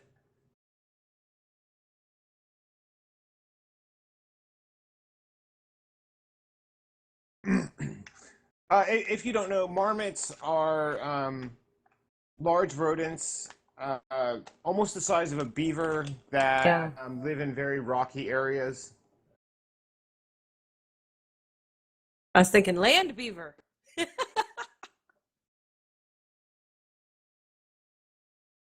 Someone asked for meat. Yay, Arendelle. And do you still have a little scratch? How are you feeling? I'm feeling fine. No, let me give you just one more heal before you go to sleep. You always sleep better when you feel great.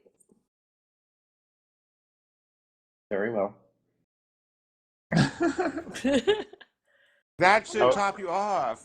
Everybody should now be full, if I'm not mistaken. Yes. Vic, you're up to full? I would like one of those rabbit skulls, please. In. I'm going to cast continual light on it.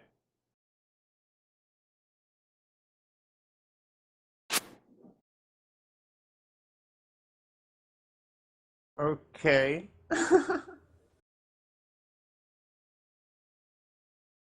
You have a glowing rabbit skull Pray for me. with brains and stuff still inside of it.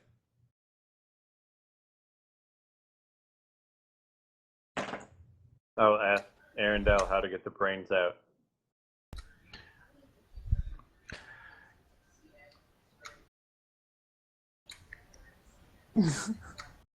No. But I suppose you'll want me to do that? Hey, you can use the glowing knife I gave you, if that helps.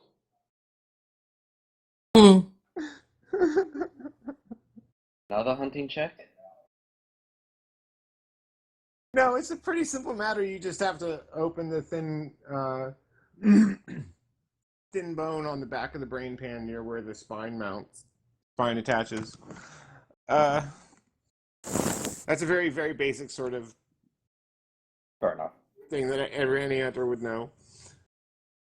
Find the thinnest part of the skull. You make a hole. You take the brains out, and that's what you would. That's how you would take the brains out for tanning the hide. Tanning the hide, anyways. So.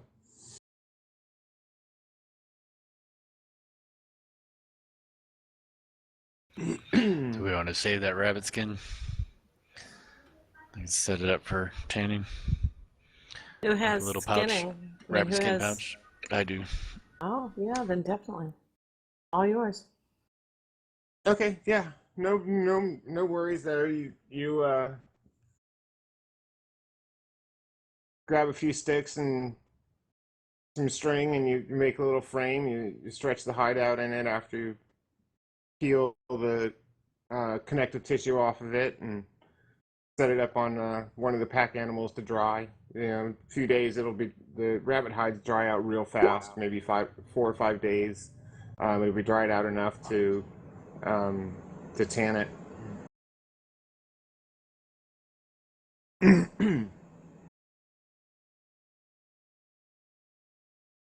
Okay. How many rabbits were there? Just one? Uh, three rabbits and a marmot.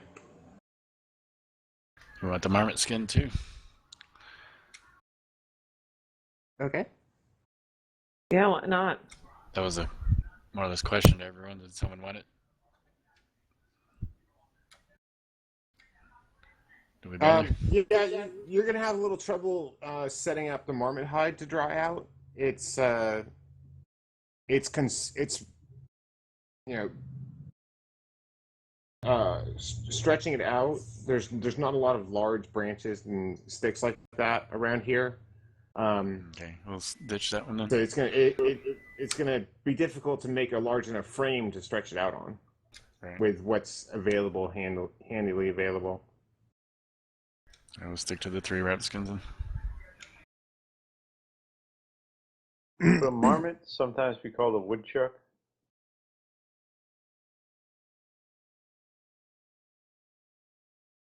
No, they're very closely related, uh, but they're distinct. Okay. Marmots are actually about half again the size of a woodchuck or groundhog. Groundhogs, woodchucks, marmots are all the same little family.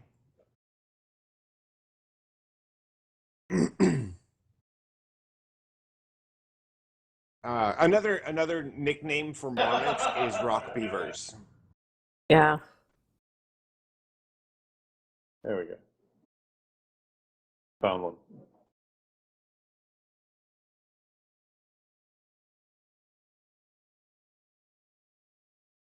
Okay. You guys have another relatively uneventful evening. And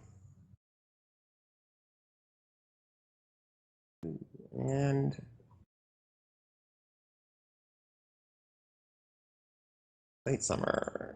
Hopefully my macro thing will work again. Probably.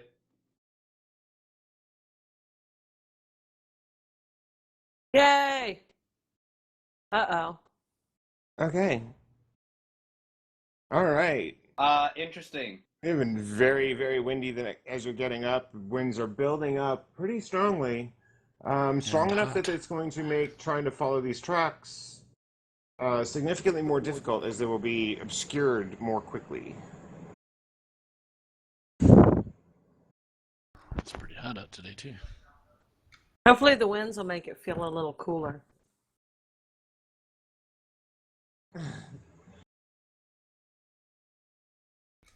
No, I can tell you as a desert dweller, when it Yeah, gets the hot wind is and the wind blowing blows, it's more across like a you. furnace. The winds are blowing across, and it's starting to feel like a furnace blast. You're standing in front of a blast furnace today. Winds are not Yay. cooling things off. Yay.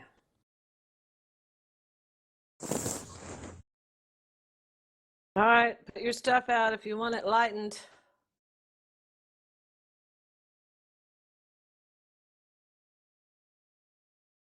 Yeah, it's out there. Zot. Light now.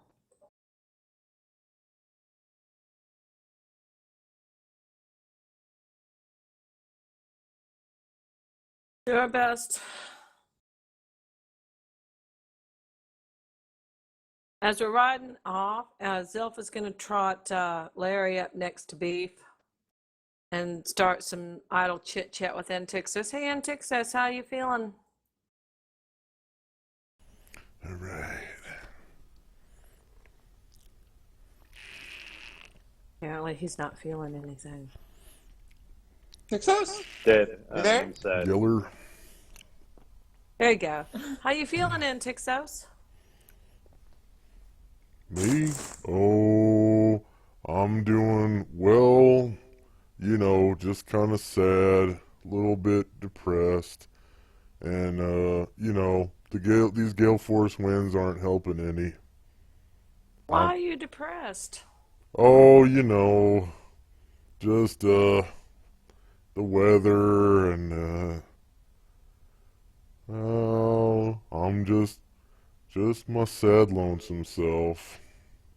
I noticed you've been quiet ever since we left the dungeon. Is everything okay? I've been a little worried about you. You haven't been your bubbly self. Oh, I just miss Mama's scrimps, that's all. Are you sure? Yeah. You sure it doesn't have anything to do with I'm carrying your staff? Yep. Yeah, I'm pretty sure.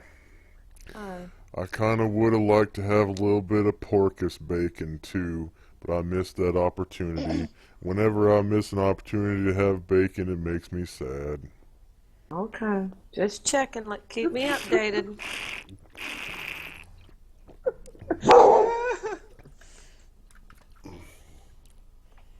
All right. Just checking.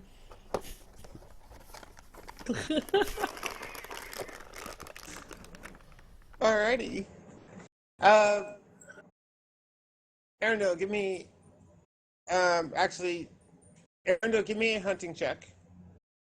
Okay.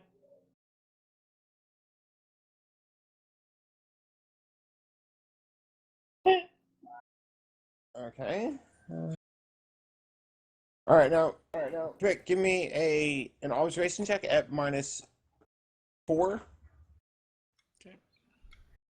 The other has been erased, right? The other What's that? modification, from the sleepless night Yes. is erased. Okay, You've gotcha. rested since then. Yes. Okay. Um, you guys travel about another 7 or 8 miles, and following this trail from this pack of wolves. The wind is making it very difficult to spot the tracks anymore. They're being pretty well obliterated. You come across a rocky patch about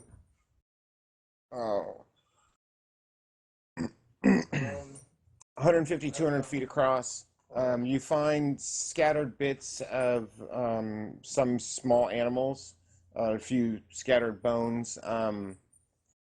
It looks like the wolves probably feasted on something they caught here, but you're unable to find the trail after and leaving this rocky patch. You're unable to pick up the trail again. Crap. Sniff, sniff, sniff.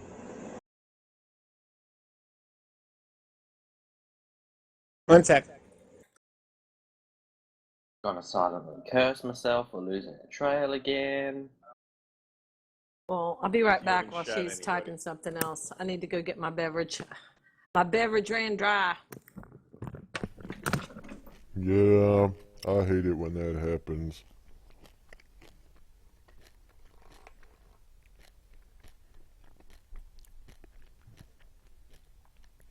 I filled my wineskin up with this wonderful tea last time we camped. It sure is good. It's this raspberry pomegranate tea stuff. It's delicious. Okay. Okay, so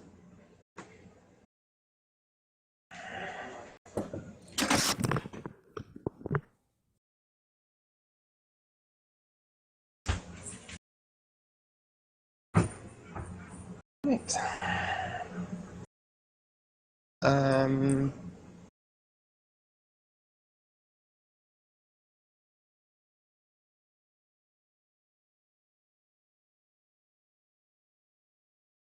as you are searching this, trying to pick up the trail again.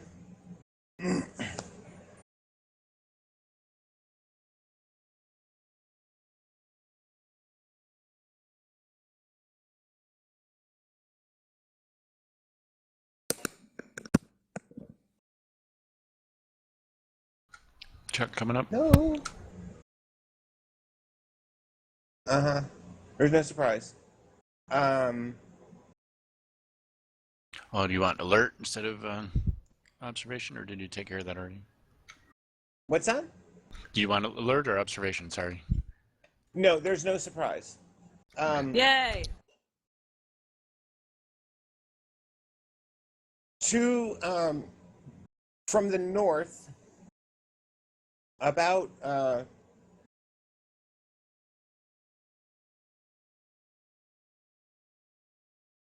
coming around a rocky outcropping, you spot uh, a well, at first you see a just a stream of goats and sheep coming around this rock outcropping about 200 yards to the north. Um, and you hear a couple of slightly guttural voices um, calling out to each other, and two men and a woman come circling around the sides of this herd of goats and sheep. Um, the You can see one of the men has kind of grayish skin. The other looks pretty much just like the tribesman that you encountered up at Gambar's Halt. And in dress, all of them have that same look and feel to their dress. But the one man has kind of grayish skin and a very heavy jaw.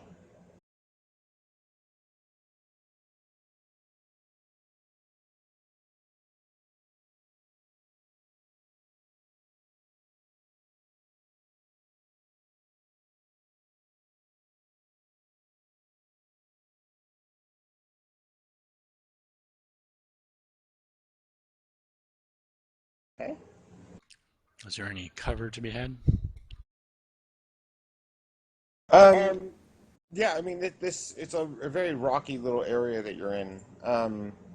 There's some sizable boulders scattered around, um, little pockets underneath some of the larger rocks where they're tumbled together. Um, Should we go split off to the side a little bit? Just kind of get a little side angle and separate from the group just a bit and kind of stealth alongside. okay. How far away are they from us? They're about 200 yards. Silva kind of whispers under her breath, "They won't like to see me," so she kind of pulls back. I guess I'll ride forward.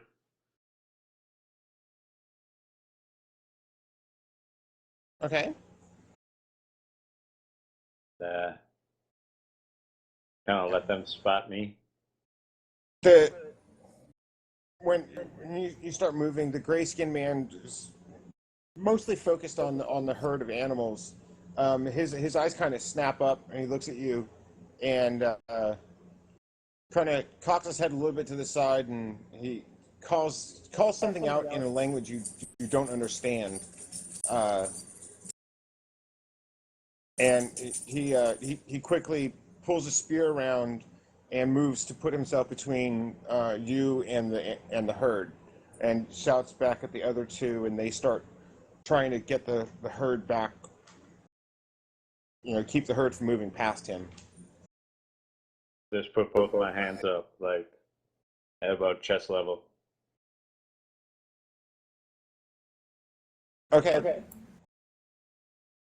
He kind of looks at you a little out of the side of his eye a little bit, and says something very sharp, a little bit guttural, still in language you don't understand. I'll point back at his goats with one hand and hold up 3 fingers on the other hand.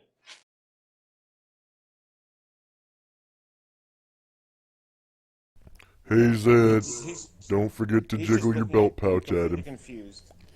Don't forget to jiggle your belt pouch at him. Make sure he doesn't Alright. think it's your scrotum either.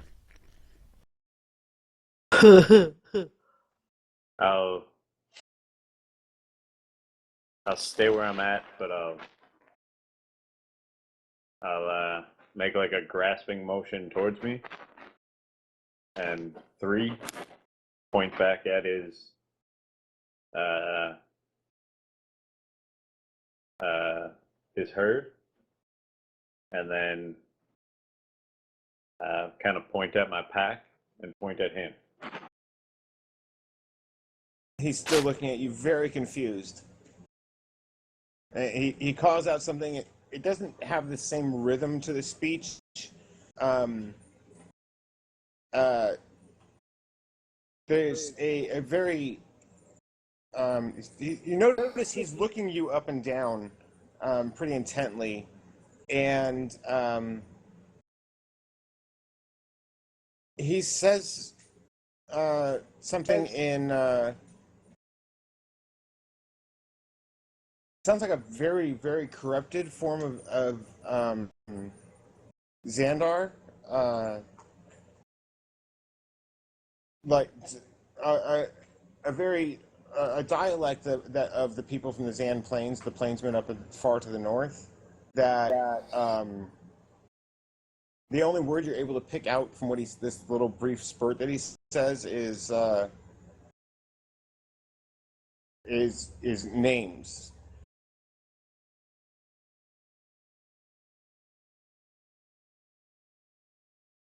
So it kind of comes out as garble, garble, names, garble, garble. Xander. It's in a corrupted form of Xandar.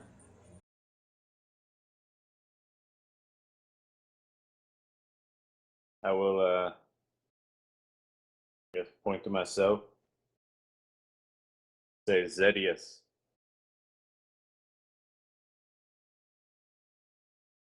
he gives a little bit of a nod and starts pointing at the others behind you, and Tixos and Arundel and Edward.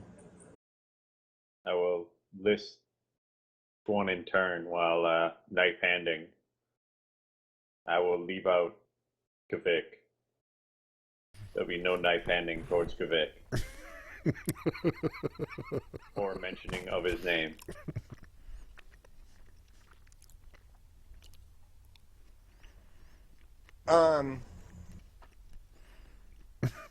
Okay.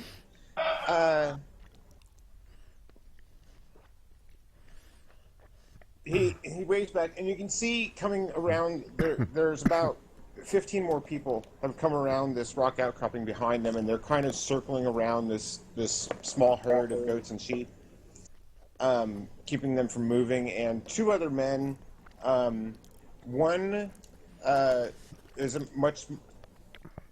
One looks very similar to the man that you've been addressing. He has a kind of grayish skin. The other is appears to be a full orc, and just interacting with these people as if it was normal. You go? You want to get out there and handle this for us? To go? Here's your chance. Come on. Earn your keep. Does Shigo recognize the language? Here they come, and there Right, she She go. doesn't recognize them. I will I'm sorry? also introduce Shigo. I didn't hear Elena, but did Shigo understand the language? It's not. She's able to pick out a few more words than what Zed picked out. And the gist of what she was able to pick out was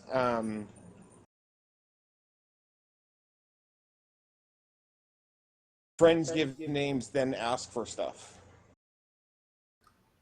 So she'll relay that to Zed. They want your names before you ask.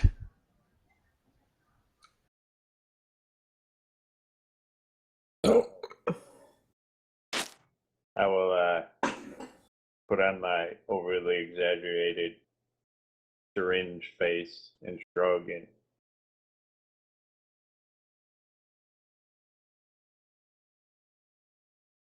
I'm sorry, I didn't quite catch what you said there. Can you say that again? I got put on my overly embarrassed face, shrug with my Okay. hands way out, like sorry.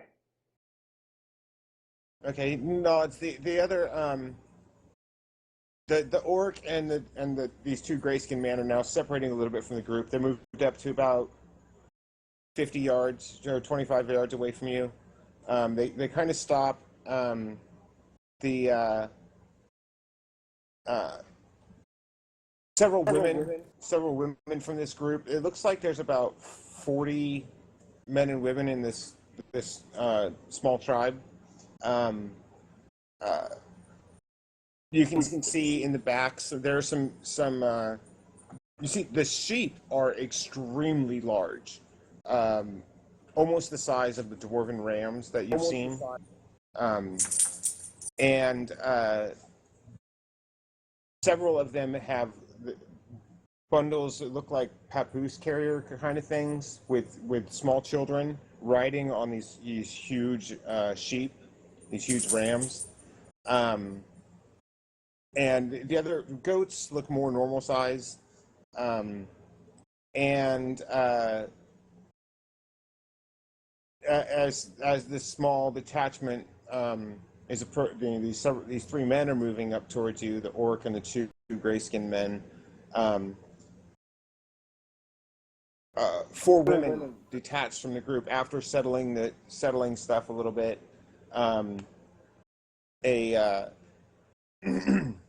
a very matronly looking dark-haired woman comes up and grasps the arm of the orc in a very familiar manner, and then one gray-skinned woman comes up with along behind one of the gray-skinned men, and looks like probably their daughter is right behind her, and another looks like the last woman is apparently also a full orc, moves up next to the gray-skinned man, and the other gray-skinned man, the first one that you saw, and standing somewhat behind him, she's carrying a bundle of extra spears. It looks like.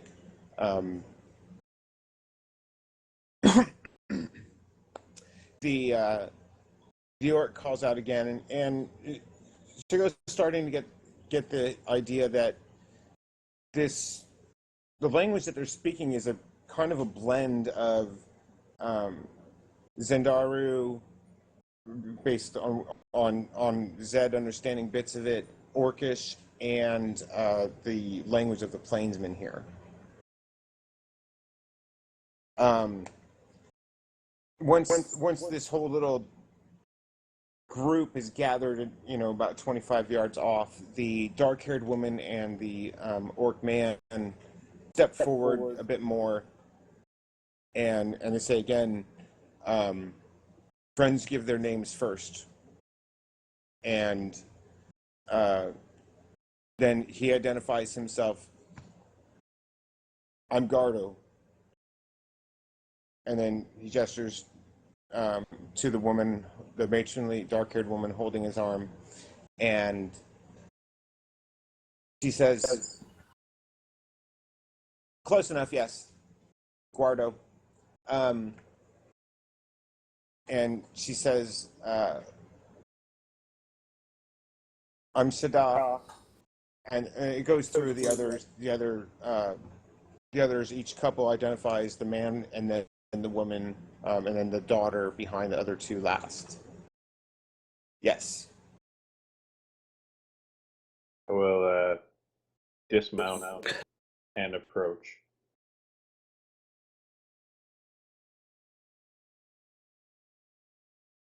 Okay. And I will. He looks. As you dismount and start to step forward, you kind of get the impression that was a good call. He has an improving look that he's not looking up to anymore. He seems to appreciate that fact. I'll offer my hand. And he starts, after they've done their introductions, he starts pointing at the rest of everyone else in the group and says, names, all names, friends. I'll nod.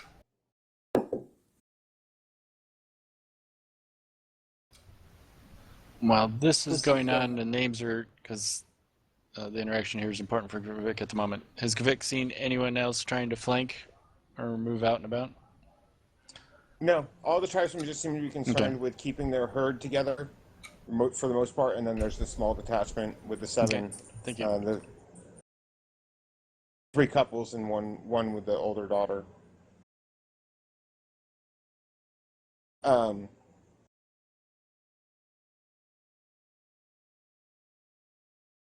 Yeah, the leader, Guardo, apparently he's pointing very intently at Shigo, and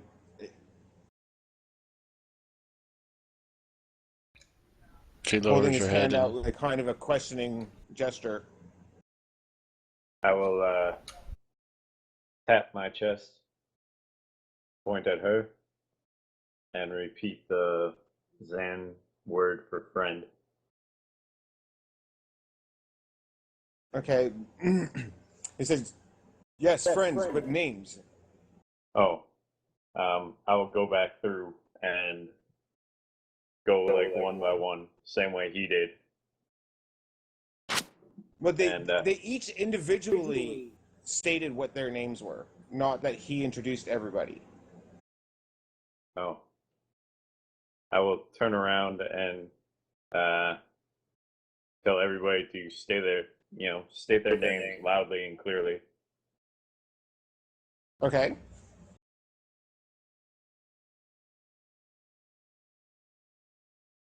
Edward says, Edward,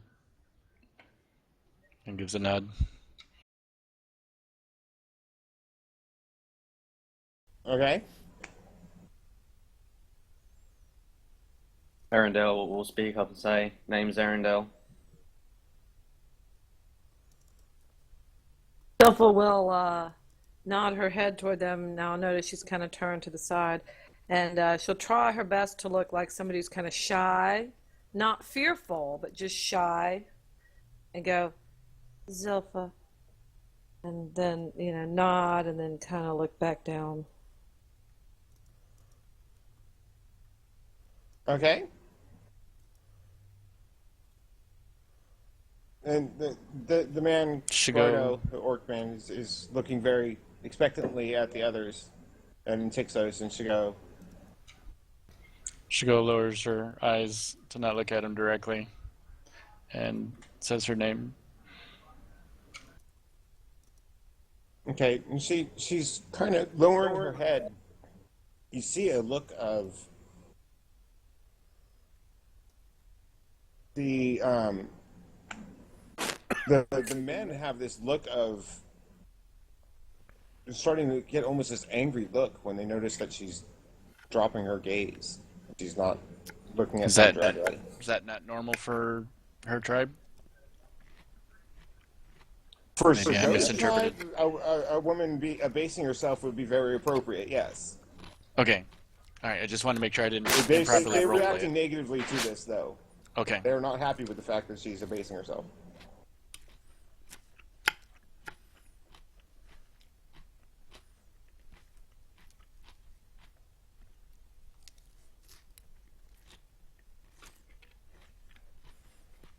Okay.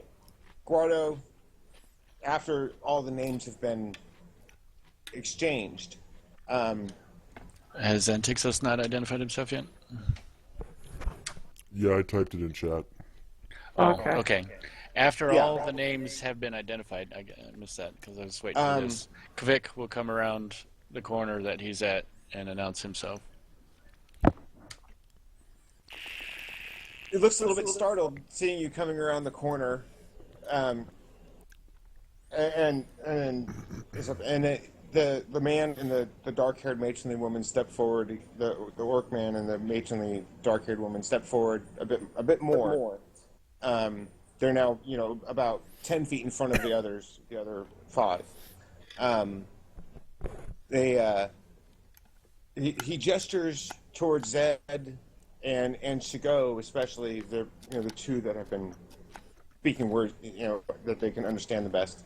And he gestures for you guys to come forward, and then they both just suddenly settle down into a cross-legged seated posture, and the woman digs into the man's pack, and pulls out a large earthenware bowl, and sets it out in front of him. Sets it in front of him, and then slings off her back a large water skin and fills the bowl up about halfway. And then they take turns washing their hands in the bowl, and splashing the water onto the just shaking the water off of their hands after they've washed their hands, and is again still looking at you guys expectantly and gesturing for you to come forward. I will also go forward.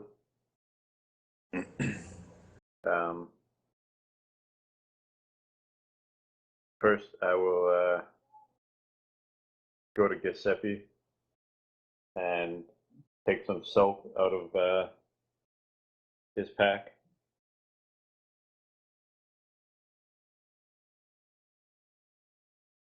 And bring it to where they're sitting.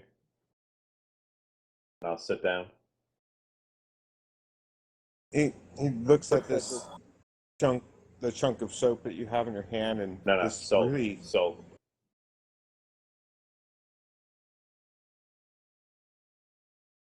Uh, so he's trying to imitate your word, so soap, and he just has no clue what it is. He's looking, he's seeing this in your hand. He's looking, and it's like Not soap, this salt. odd salt. Oh, salt. I thought you said soap. I'm sorry. Yeah, I thought Okay, he did so too. my I was like, bad. that's kind of ugly. Saying, "Hey, y'all stink. Wash up." Yeah. Well, but yeah. Then again, the guy doesn't even recognize soap for what it is, so it wouldn't have mattered.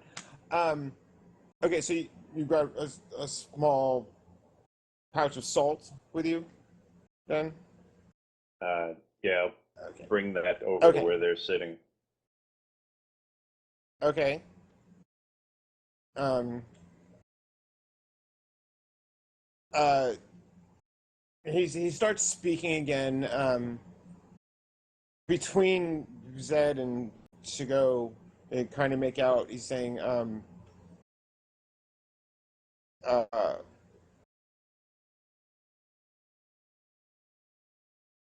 as travelers we trade and we wash and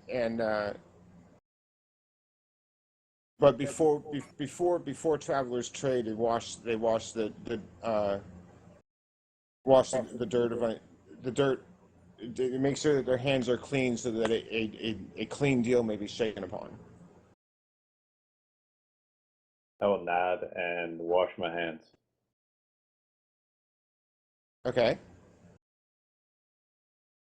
Um, the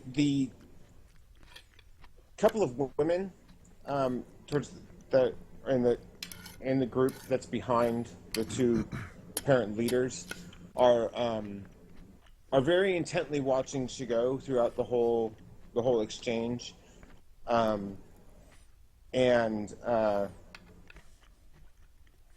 they're whispering into their men's ears, and the men are starting to get the two in the back, the two gray-skinned men, getting kind of look like they're getting ready to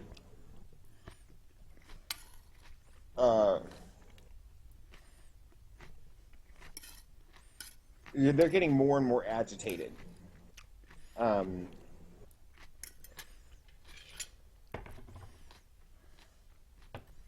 and as each of you guys are coming up and washing and settling into the small group, um, the looks like the daughter has finally had enough of the back and forth with her parents and their friends, and she comes up and she looks straight at Shigo and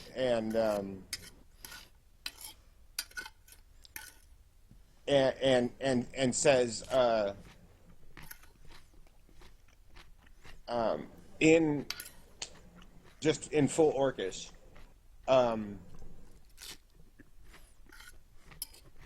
how can you bear to be with men who make you bow your head? They don't. They saved me from orc men who did. These now my friends.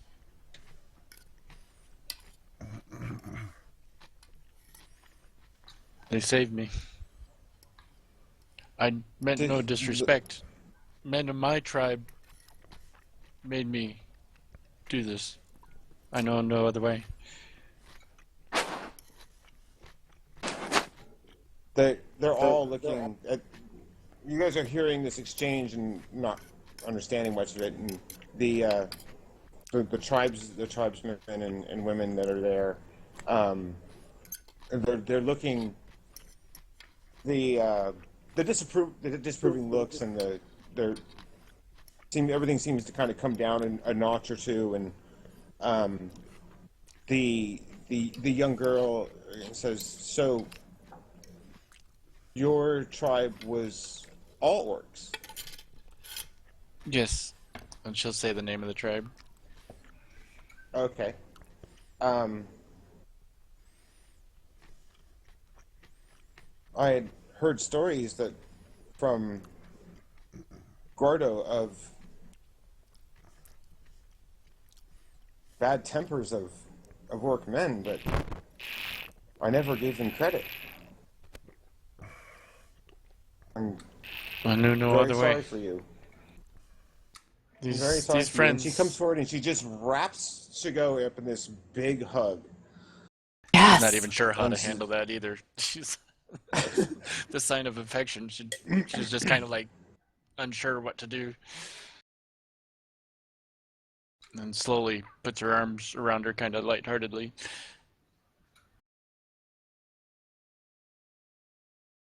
um, Guard's looking, and it looks like he's trying to, recognizing that you guys aren't tribesmen, particularly. Though Zed kind of threw him off at first, being, very similar style of dress. Though not the same. He's recognized that a lot of your clothing is similar to the northern tribes. Um, it seems like he's trying to mix in a little bit of just the odd word of the trade language into the conversation, and he's followed the exchange with the daughter and Shigo very very easily, and he he looks and um, uh, he's looking at the whole group, and at the whole at the bunch of you, and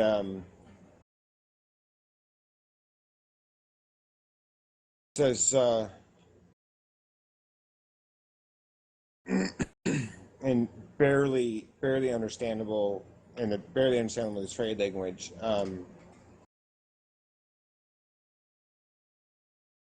Very, you have very good soul to free her.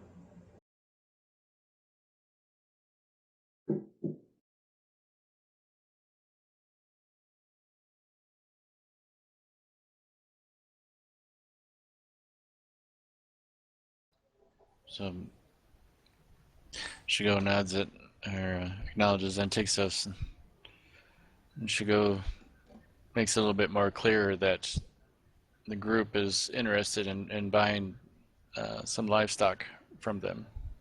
They have gold.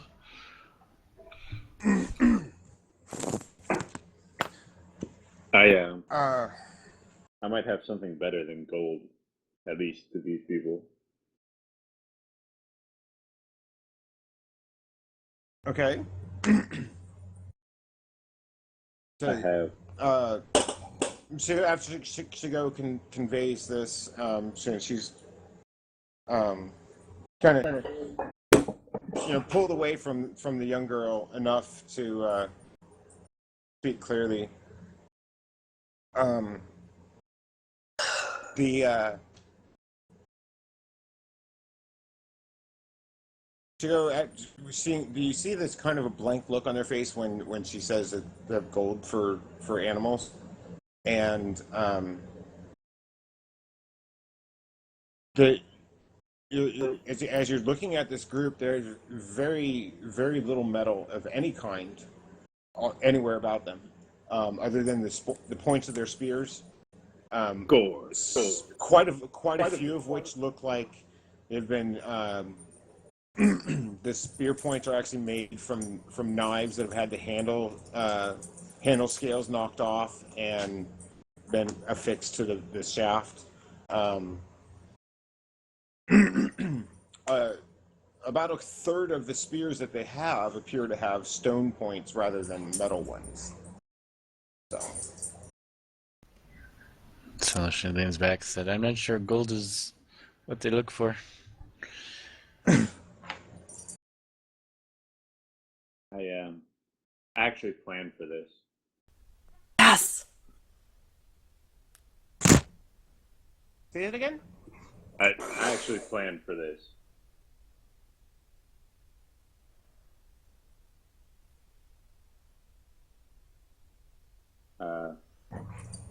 I have. That's one of the reasons I bought all those knives. I also bought 5 iron pots. I got 100 fish hooks, 4 bells, 10 sewing needles, and 20 pounds of salt. Okay. Just for trading with people who might value iron goods or steel. All right. Nice.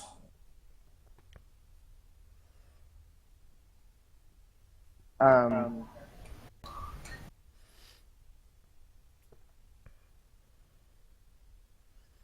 Guardo is, as you say, you got the blank look them all when Shigo mentioned gold, and uh, and takes those, or no, Zed kind of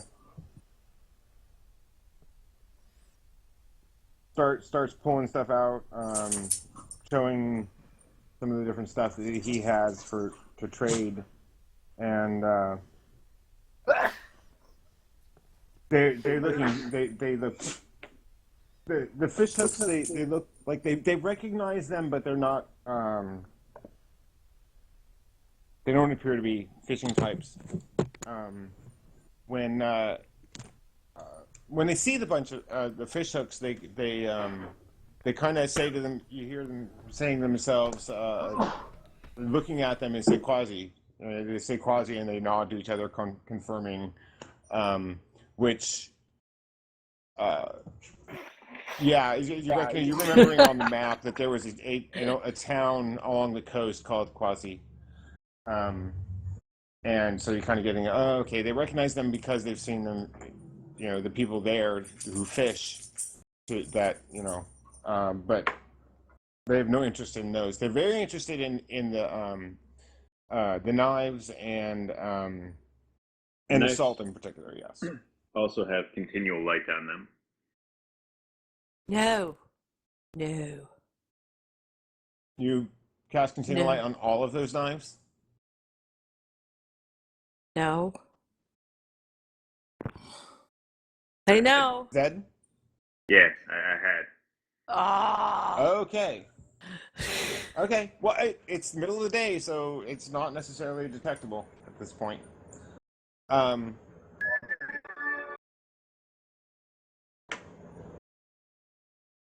Oh, God. Get ready to fight. No. You. So what exactly are you asking for? What are you looking for here? It's very obvious. They're oh yeah, we can do some trading. Um. And you kind of getting the impression that from how they responded when they saw you and you guys didn't act threatening, that the tribesmen out here, basically anytime they come across another small band or tribe, they will, if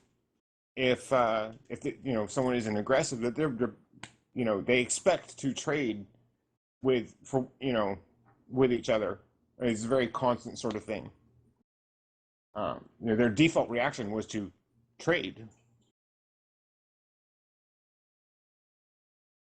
I want one of those big rams. And 2 corresponding sheep if I can get them.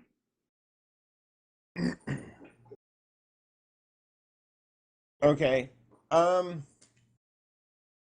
they're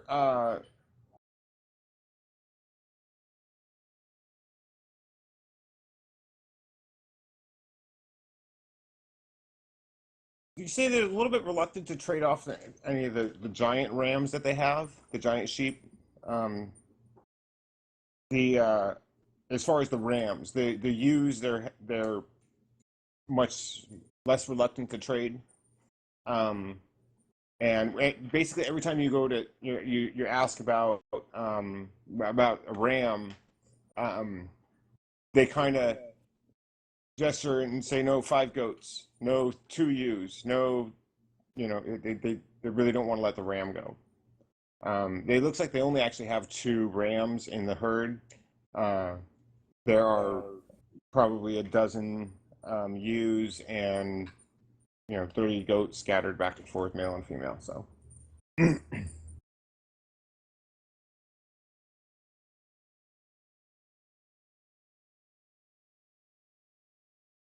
All right, I will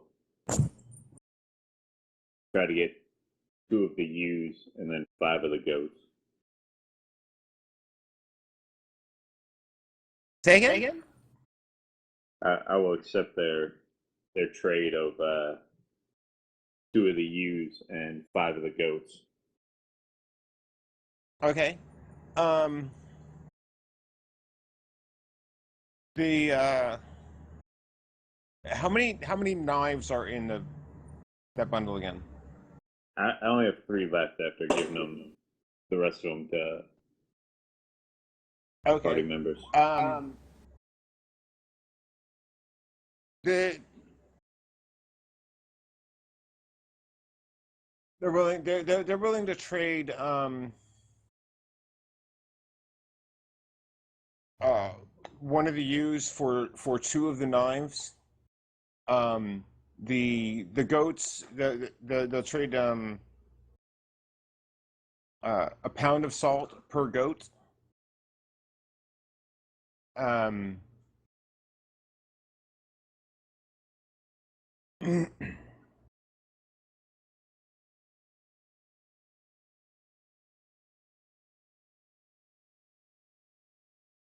Iron pot.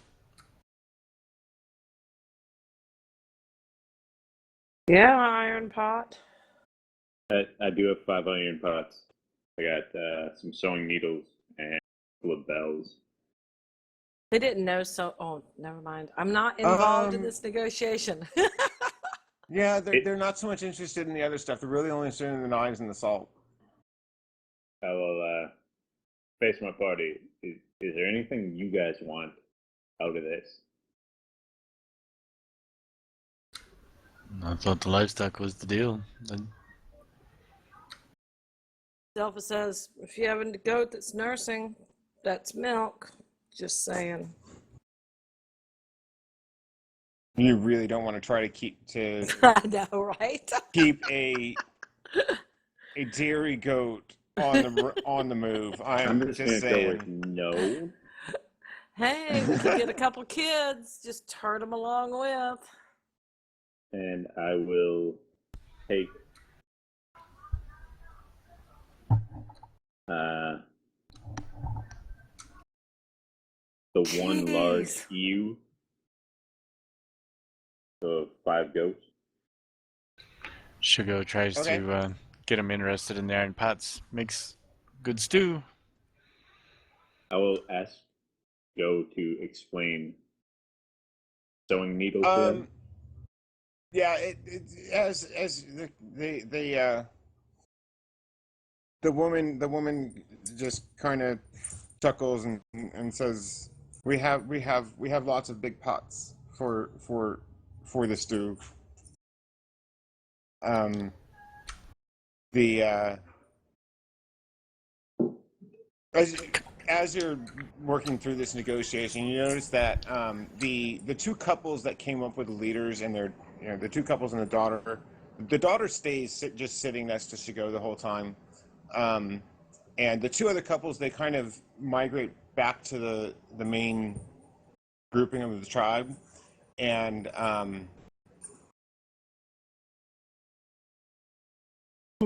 several young men in their late teens, early 20s, um, uh, come up to sit around behind the leaders, um, and 2 of them are the gray skin, which I'm sure you figured out. There's this tribe is mixed orcs and humans, and so there's a bunch of half orcs. 2 of the 5 young men that come up are the gray skinned half orcs, and the other 3 are full humans. They're all eyeing Shigo very appreciatively. It goes, got some suitors.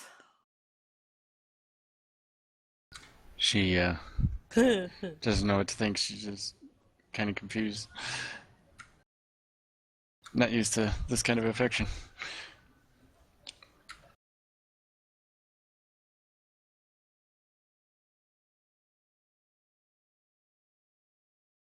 Um, okay, so after you've haggled out the salt and the knives for you and several goats, um, the the two leaders,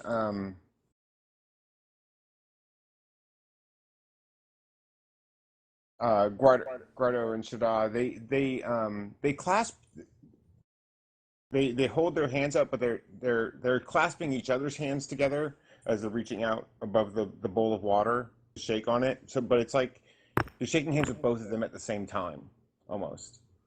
Um,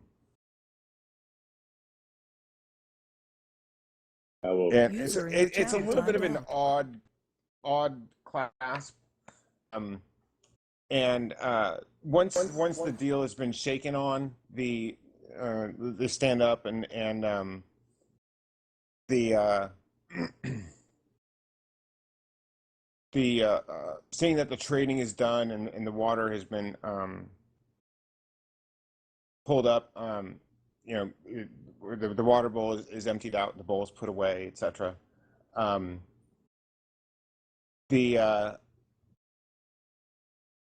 these several unattached young men come and start trying to chat up Shigo, and she's looking very awkward and just completely just completely baffled by this. Um, and you kind of catch a little bit in the conversation that they're asking they're asking her she looks to, and she indicates the Kavik, and you're kind of just relaxing a little bit after the bartering is done, and uh, one of the young men kind of separates. He goes over to where Bardo and Shada are standing, and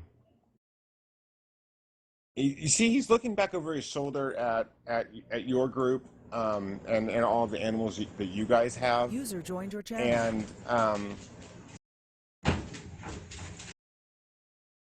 it's going back and forth a bit, and then he goes over and he loops a rope around one of the rams and leads it over up to you up, and he leads it over to you, Kavik, and he very obviously doesn't speak the trade language or any language that you understand, but he's holding the Mm-hmm. rope out to you and pointing at Shigo. Oh my gosh. I'll do my best to indicate not my choice, and I look at Shigo and I'll ask her, "Do you want to stay with these folk? It's your choice. You are free to do as you wish." But take the risk if she does. Um,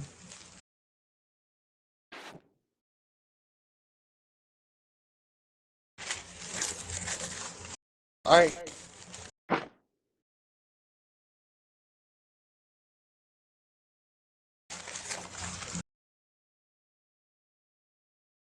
she's pretty much just completely flabbergasted um, with all of this, and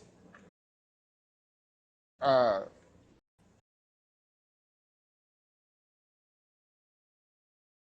so unexpected and so out of her uh, realm of experience, other than being with you guys, um, that she said, "Well, um,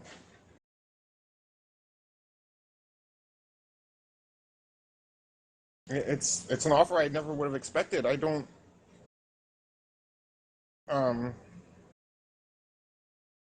maybe try it out, and I know where the city is, and I can find Zilphus Temple there if I need to."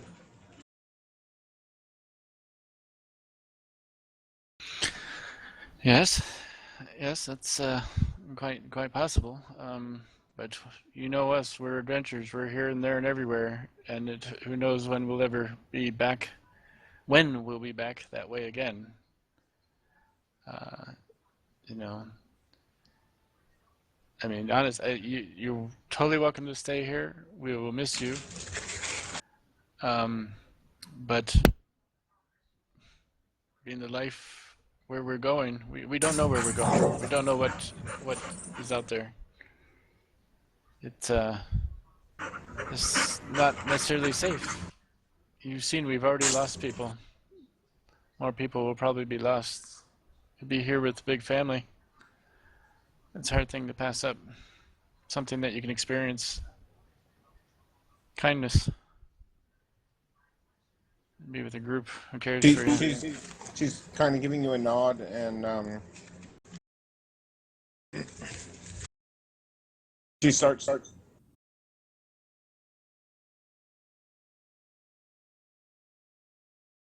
looks like she's talking with the man, a young man just in Orcus, and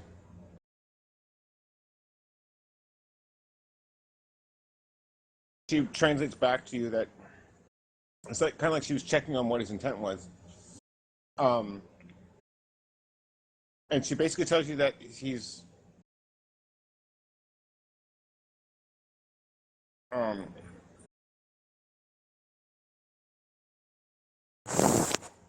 that they value that she has trouble putting it into words because the idea is so different to her.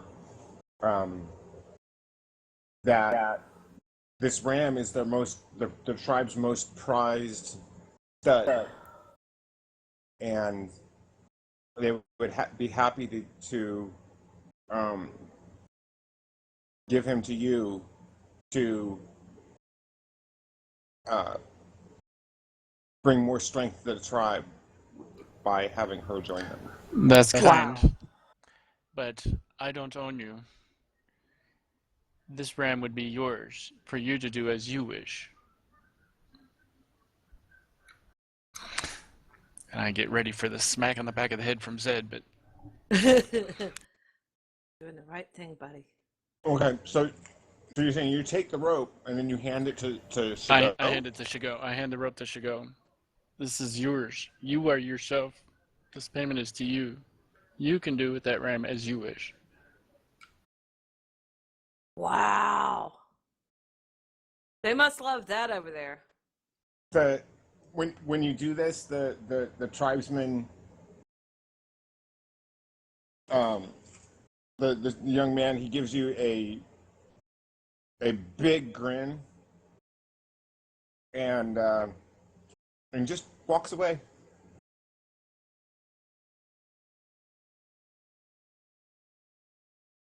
So what does Kind of Shigo looking back do? over his shoulder at Shigo, waiting for her response. She eventually kind of gathers her wits and follows him back over towards the herd with leading the ram. Zilpha would like, at an opportune moment, I don't know exactly when that is, when it's clear that Shigo is leaving us. Oh, right by now, it's pretty Without obvious. drawing attention to her holy symbol. Yeah, without her holy symbol being visible, she wants to call Shigo over, kind of privately, for a goodbye. And when Shigo comes over, she's gonna, she's still being very careful to make sure her holy symbol doesn't show. She's gonna reach into her pack, and she's going to pull out the ebony inlaid jewelry box that she'd gotten. Now, I know that she's not going to have jewelry to put in the box, but still. And she's going to hand it to her and say, this is your bride gift. This is your bride gift. I will miss you, and we'll kind of hug and then send her off to her man with her ram. But it's ebony inlaid jewelry box. And my thought is, if she ever does need to split and come back to the temple down in Port Haravan, that's worth 14 gold. So she'll, she won't be poor. You know what I'm saying? Okay. Yeah. It's your bride gift. I had actually had similar thoughts. Yeah. I was gonna give her a pot with 5 pounds of salt and Well, then give her a pot with 5 pounds of soap. This is our chance to make a good parting with Shigo. Give her, this I is was her wedding party. gonna give her 1 gold piece, not 14. Mm-hmm. Some of What's us aren't Zilpha gonna do crazy. with an ebony inlaid jewelry box anyway? You need ways to get rid of things. Zed has many suggestions, Okay. but yeah, slightly less extravagant, hopefully more useful. And I will give her the last knife. You will light on it. Oh, I'm not Okay. sure that's wise. It's in a sheet. No one from my tribe has problems with magic. Okay. That's But your we've tribe, encountered dog. them before and we know they don't. Yeah, okay, never mind. Maybe it's just gods they don't like. Maybe it's just Maybe it's gods. just you. Could be just me. It's true. I'm not everybody's cup of tea. But I will also reiterate that like coins to get back to town, going east. Not that She's I really very. care. Do what you want. But yeah. Um, as you guys go up and start presenting her with even more stuff, she just gets more and more flustered, and um, you see Guardo and Shada are watching all of this, and she's laughing, kind of not kind of quietly laughing as she's watching the interchange between all the young people, um, and Guardo comes back up uh, after all the presents have been handed out, and having to go translate for him. Um,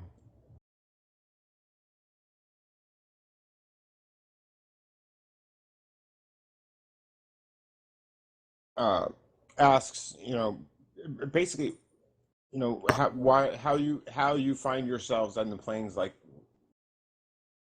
how is it you find yourselves in the prairie?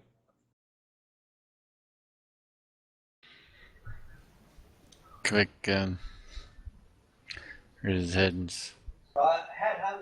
We track a wolf who walks on 2 legs.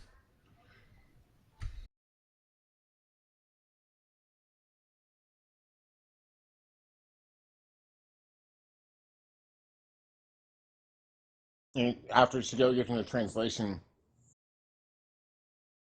kind of hisses and snarls a little bit. He says,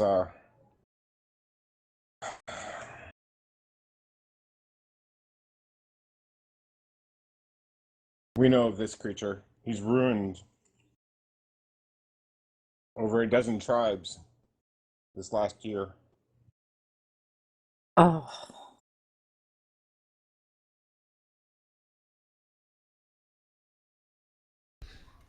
Why do you We seek him?" to kill him.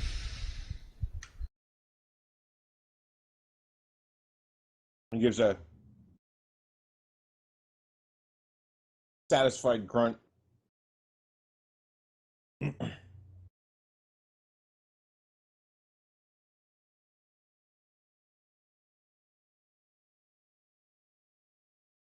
Says, "You'll find him in Piranha.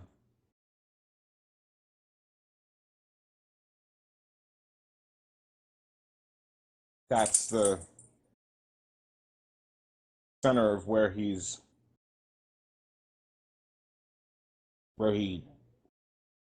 stretches his claws out from.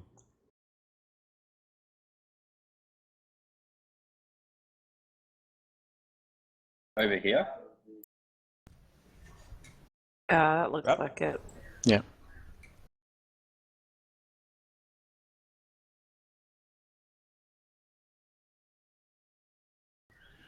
Yeah.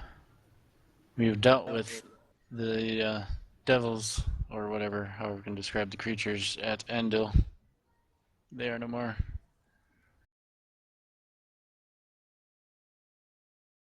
Make good shelter for you.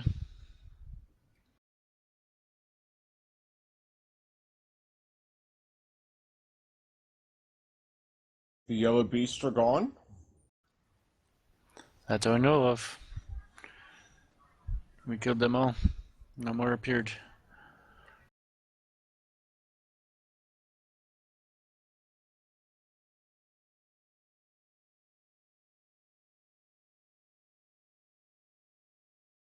Eli! This is a good parting gift. Many thanks. If you go there, there's 2 traps. Explain about the traps as best I can. What's that? Quick will draw a map and try and get across about the traps. Explain to him that there's okay. traps set. Yeah, you gonna explained all that to Shigo, and she's, Draw a map in the dirt. Over the last day or two, using the examples of how you disarm those traps and how to set them and stuff like that is part of her a nice current example for you working with her in the evenings. Mm-hmm. So she kind of looks and nods and says, "Yeah, I can explain them. I can explain them. I remember this. Worked on this yesterday."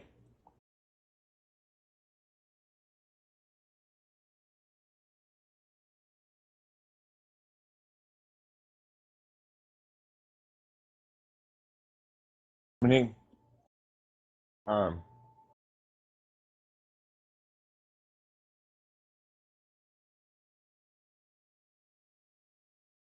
Since the training seems to be done and so forth, it's around noon, almost noon now. Bardo looks over you and looking at Shigo. Translates. He says that, well, the prairie is wide, and so we spread out upon it to not sleep too close together. And he starts gathering his band, his tribe back together to get them to start moving out.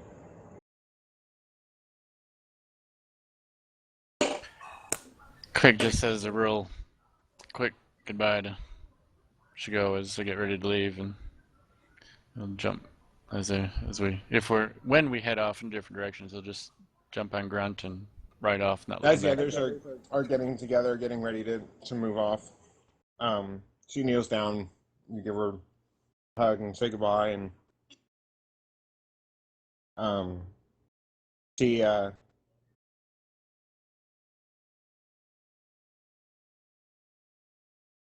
she whispers to you, thank you for letting me know that it does not have to be the way I was raised. And then Aww. she stands up and starts following after the others. Yay! A happy ending!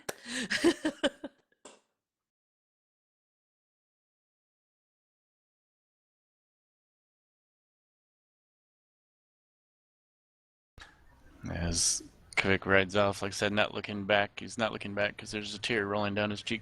Aww. All right, y'all, pile y'all stuff. I'm ready to lighten our loads. Kavik's way off, but let him have his moment.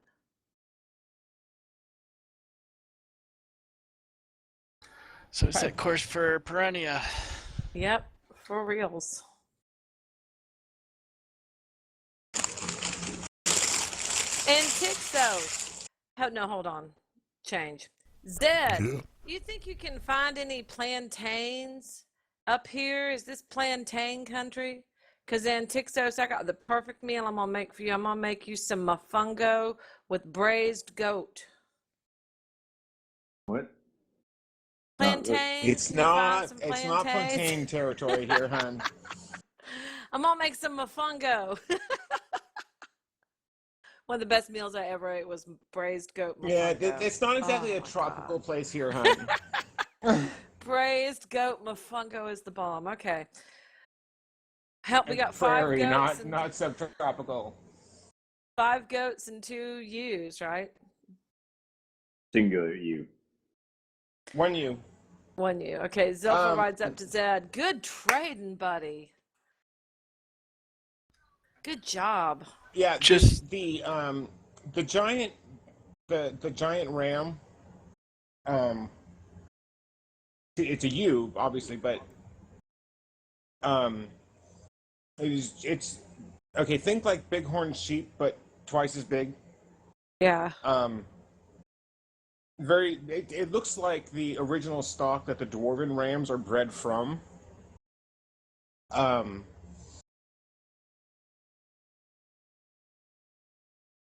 Can I try animal handling on it and see if we can train it?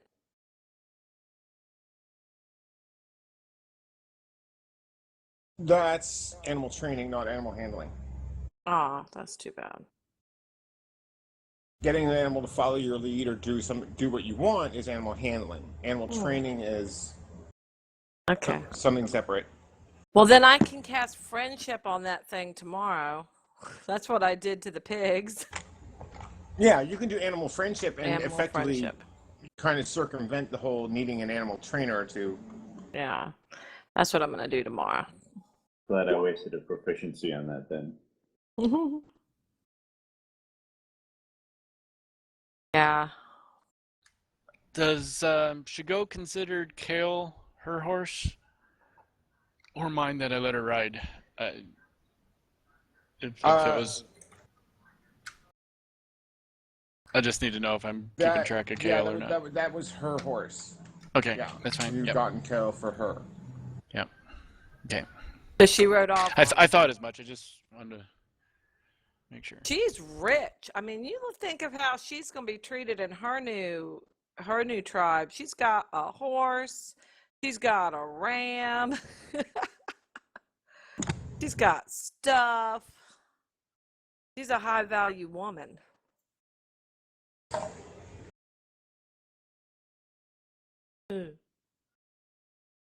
Her status is high in that tribe. Okay.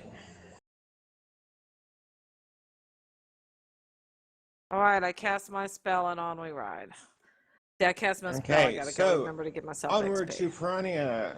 And now no longer moving at a snail space because we're not trying to track. Yes. Yay! I knew Okay, are treating you should guys go gonna- like a person Are you would guys pay going to off. move down to the road or are you just going to cut straight across the plains? Yeah. I mean, at an angle towards Perennia, but angling also towards the known road that's supposed to be there. I mean, Yeah. kind of not directly towards the road, but not directly towards Perennia. Like that. Kind of. Well, I maybe was a little thinking more, more or maybe straight east. like this. Depending on where we think we are and all that. Yeah, just someplace. We want to catch the road quickly, but Okay. we don't want to go 90 degrees. A 45-degree angle Right, towards okay, the so road. you just head due east till you find the old road and then follow the road Yeah, from there. little Okay. south and east. Yeah, we're trying to pick up the road, but Okay. also move in the direction we want to go. I need a quick bio after all that excitement. I'll be right back.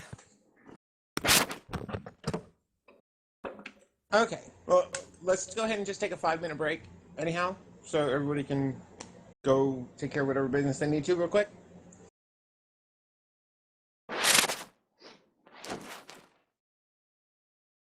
Sorry, Zed, we missed out on the ram. Canada good, it's a bitch sometimes. Meh. It was worth the RP on that. That was good. Listen, Forget. you never Now, quite know what Kvik truly values. If we go back to Gambar's health, I can see if I can't breed the U with one of their rams. And out of character wise, I was kind of secretly hoping that Shigo would pass me back the rope, saying thank you. Meh. But yeah,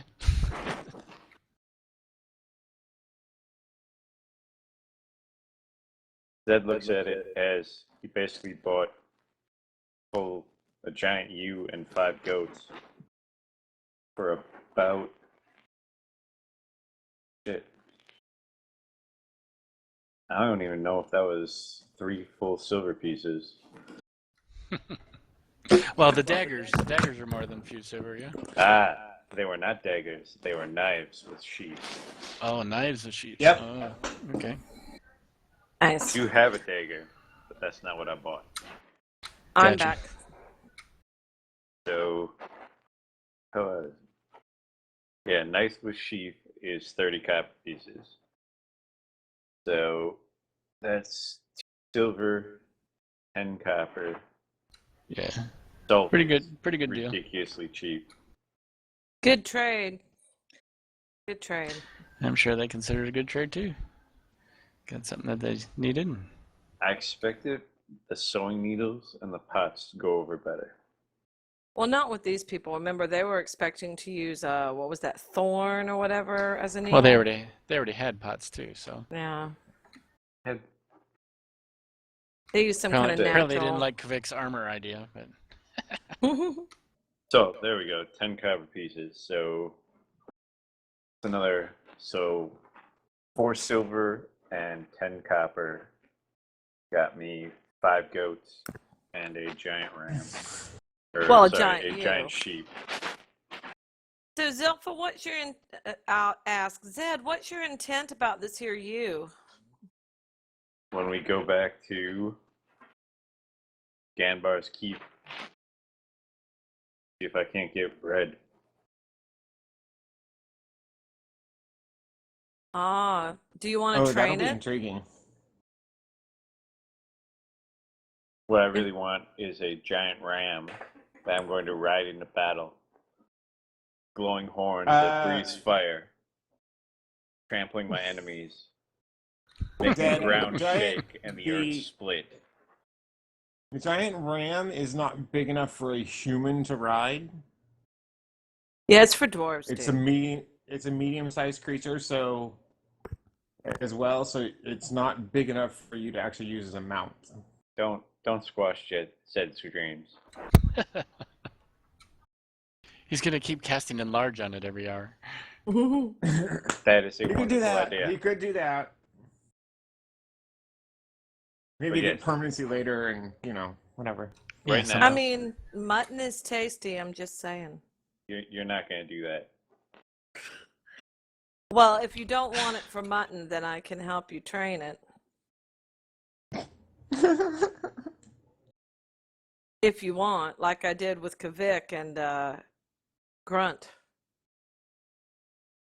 I need a list of things that you can do to train. I kind of ran out of ideas at the moment for the next Oh, set. Yeah, I because we totally need have 3 more. something. Is I there wanna like a start. list of things that's out there to choose from, or examples? That's just you be creative. Tell me what you want, and I'll let you know if it's something that would work I want to teach Fluffy based on the groin. intelligence of the creature and stuff like that. Right. I would like to teach Fluffy first groin chomp and then death shake. Death shake is a natural thing for any dog, so you don't really have to train that into them. Do you want to Well- train Fluffy instead of the ewe? How about the ability to not shake, just grab and then shake on command? That's I want to combine the two eventually. Fluffy will chomp on someone's groin. Great and then do a intimidation death tool. shake. I can tell him to shake. No, don't. Alrighty then. We can work on that tomorrow, Zed. Tomorrow we'll talk some more about Fluffy. Let's keep riding.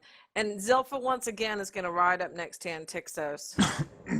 And she's going to... Antixos, you there?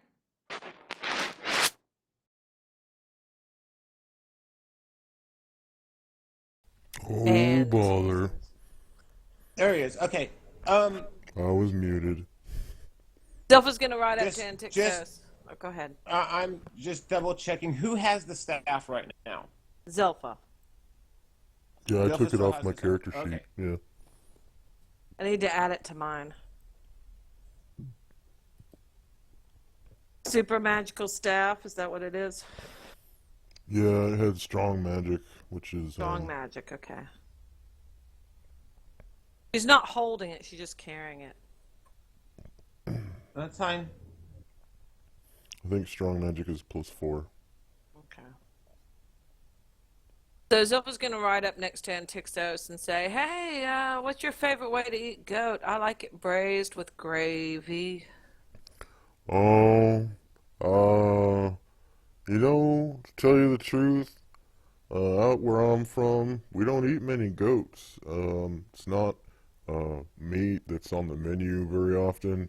It's usually like fish, pork, more fish, beef, shrimp, lots of shrimp, and more fish, and maybe some more beef. I'm from the same place you are, and I've eaten goat before. Huh. But doesn't the fact that we got all this nice, fresh livestock on the hoof make you nice and hungry? Yeah, I could go for some, well, maybe some kind of like barbecue, like slow roasted over an open fire on a spit kind of thing, since we're out here in the middle of nowhere. That sounds Maybe we kind of season tasty. it up. We season it up just right. Yeah, maybe stick a goat, a side of goat or something on a spit, slow roast it. That sounds All right. good. All right. Okay. Mm, Is everybody back? slow Yeah. roasted Yep. rack of goat. I wonder if goats have good ribs. Aaron, are you there? Yep. Dead? Yes. Okay. So after getting the information from Grotto about the hairy black man being up at Piranha, you spend the next 8 days traveling across the plains. You catch up the road um, uh, west of Parandil and move on up into through the woods and up into the hills towards Piranha Keep. Um,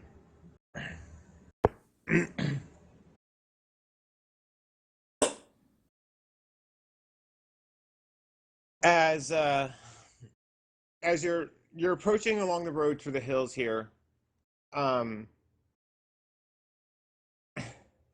How many you days notice that were we that riding? the shadows in these hills are getting very, very thick, almost making during the middle of the day it's not so bad, but like uh, when you would expect to have twilight, partial light in the morning and evening, it's very, very dark, almost like it's full night before the sun even finishes setting. Um, it, so, I mean, these shadows are very heavy and oppressive as you're moving through these hills. Um, the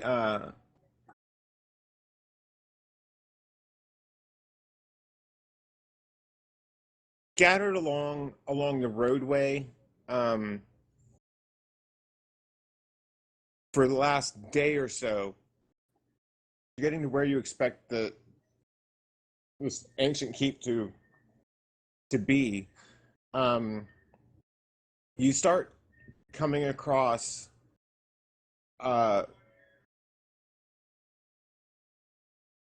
a lot of just scattered bones. It looks like they've been laying there for a while. The flesh is all you've been rotted off, or scavengers have eaten it. But there's just it's not like masses of them. There's just little bits of scattered bones everywhere. Um, it somewhat disconcerting. The And occasionally you'll see a relatively fresh piece of freshly gnawed bone, um, off to one side with, you know, bugs and stuff, cleaning up the rest of it. Um, some of them look like they've been there for months. Some look like for days. Some look like they may have only been there for a couple of days. Um, the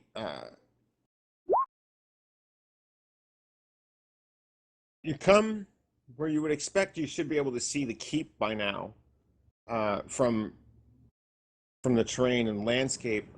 All you really notice is that there's one in the distance where best guess by your best guess from where you are and looking at your map, the keep should be. All you see several large stone pillars, nested up against in the crook of the hills, and a tree that's roughly 3 times as tall as all the surrounding trees in the middle of where these pillars are. You can see this. It's about several hundred yards away.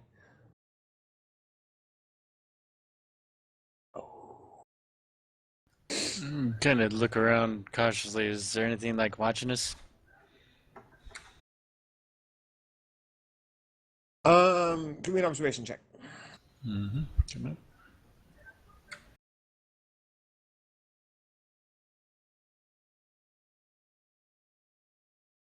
on. Yeah, you're definitely feeling watched. You can't pick out any particular direction, but you're feeling watched.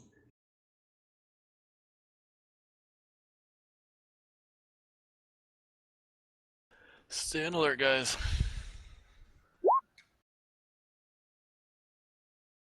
They know we're here. Self has been riding up next to Antixos over the course of the last day and trying to have kind of a quiet conversation with them as we're riding up. And then now she hears we're being watched. She's like, okay, keep your eyes open, Antixos. Oh, bother. I'm spending a lot of time reading this book. 8 days of reading that damn book.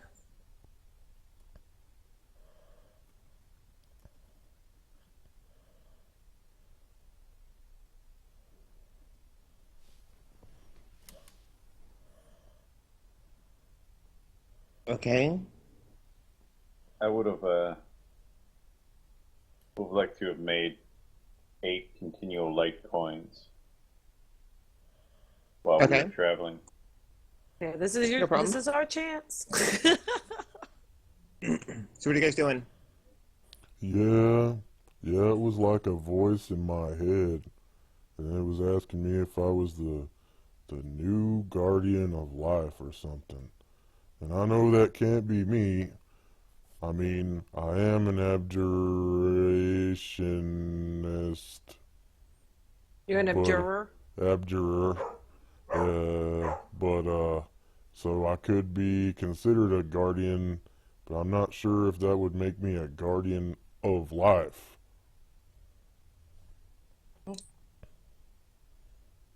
I wish at all, Antixos. It hasn't said word one. Huh. That's weird. Maybe it only wants to talk to you. I don't know. Yeah. Hey, keep your eyes open though, because Kavik says they're watching us.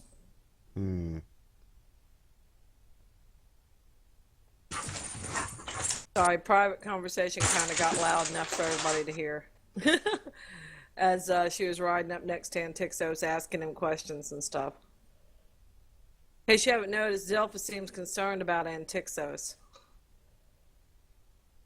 Like the maternal instincts kicked in a little bit. So total of 9 days since the last full moon? Or Yep. 8.5 or so, 9 days, okay. Just tracking it for myself. All right, making sure I got my spells ready.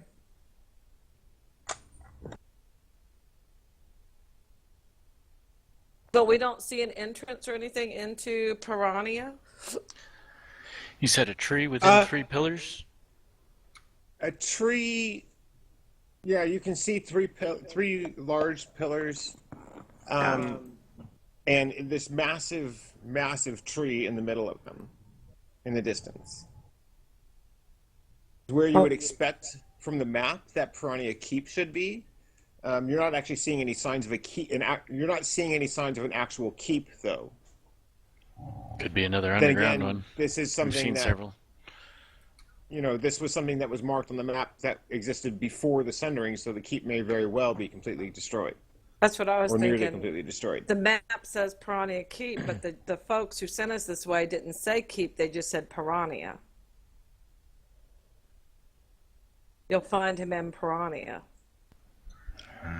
So it might not be a keep, he might be in the woods, he might be looking at us right now. No. So keep moving on. Yeah, but keep your eyes Check out open. this tree. We'll get Okay. closer. Is there like steps leading up to this area, or just a trail? Certainly Or... steps. You're just still following the old road, and No sign of like ruins at all about, just these columns?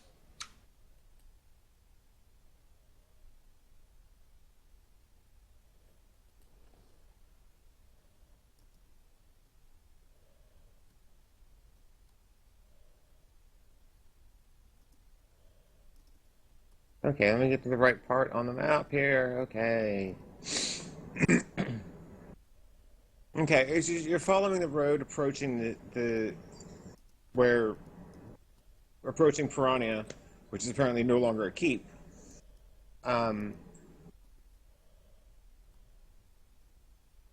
going to drag your characters down and let you guys drag your animals on. Yeah, because all I see is black, so good.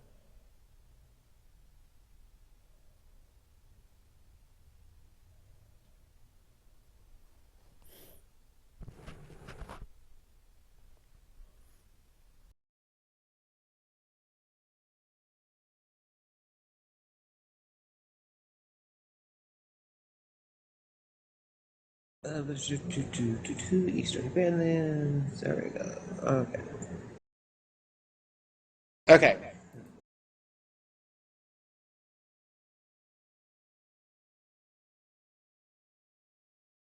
Let's just pin you guys down here.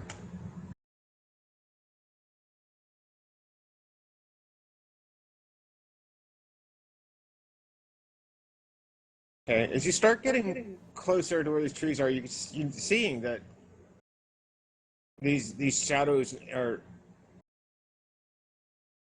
going every which way. Um, like light itself is unreliable. I still see black. Is anybody else seeing the actual map? We're on the southern edge. Yes. Oh, okay, right. I see the pen. I'll try That's to go down because there. your character isn't down. Okay. Oh, did I not drop Zilpha yet? Delpha doesn't exist. Sorry, I thought I got everybody. My horse Okay. is humping me. Okay.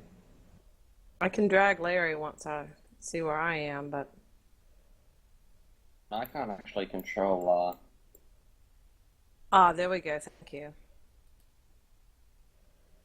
This horse looks cool. Yeah, it's supposed to be the draft horse that I have. I can't actually Oh. control it at the moment. Do we also have our draft animals, like my mule and stuff? Yeah.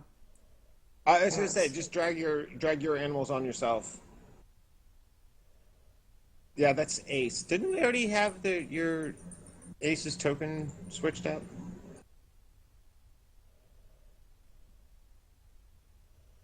Apparently Whoa, not. that's a Okay. big damn mule.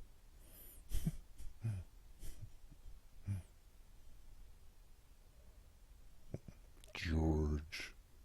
Yeah, he's as big as a horse. Hold up. What'd I do wrong? There we go. George. I was trying to drag him big ass back. mule. He's as big as Larry. Damn. I don't know what happened there. It said copy of mule for a minute, and then I had to rename him and everything. So yeah. No, it's probably that I had fixed the token and I didn't, and something changed. I when I fixed the token when you originally got him, I hadn't reattached it to the sheet. So same thing there with Ace. Fixing at the moment.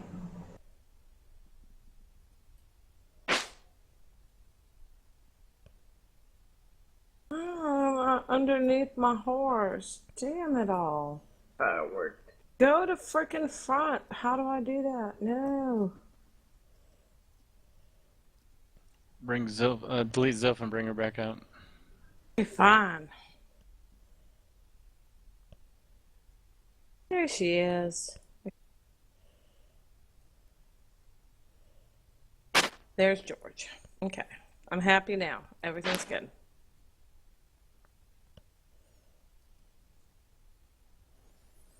So same for you, Zed. If you need to get Zed needs to come after the horse, so it shows up on top. I can just fix him real quick. No big deal. Did we eat any of the goats yet? Why are you trying to eat my goats? I'm just asking. No, I'm not giving you tokens for the goats right now. I didn't really want. Wee's hungry. Why would we eat the goats? Because they're tasty and tender? Because we can save them for full moons. That's why I got 5 goats. That's 5 months worth of goat. One goat is not going to be enough, child. I need at least 2 goats. Okay. I ate an entire giant boar. He was very tasty. He tasted like bacon. Okay. And that made me sad. So- As Raw you're bloody approaching bacon. as you're approaching these pillars in this tree, through all these crazy shadows, you can see the top of the tree up ahead. There are a lot of strange lumps in the branches. So there's no leaves on this tree, despite it being the middle of summer. It should be fully leafed out. It just looks all like blackened branches with these really odd shaped lumps scattered all through it. Can we see what the lumps are? You really can't tell what they are at this point. I probably.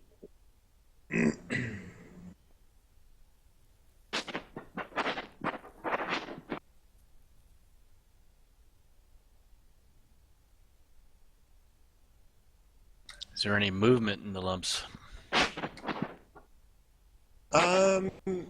Nothing more than a breeze wouldn't account for. The branches moving a little bit in the breeze. In a breeze, there's relatively calm, but there's little gusts of wind every now and then.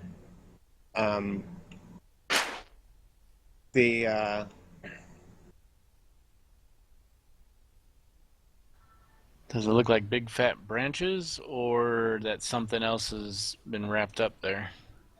There's something in the branches. They're very irregular shapes.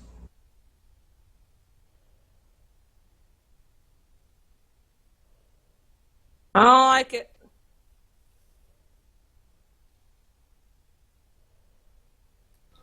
How many big lumps are in this tree?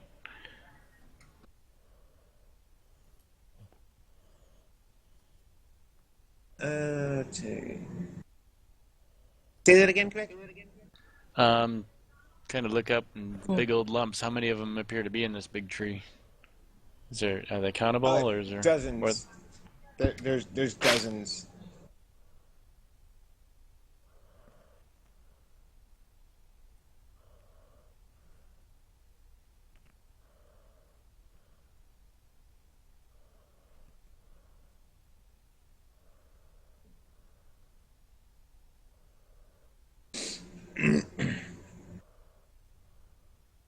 Okay.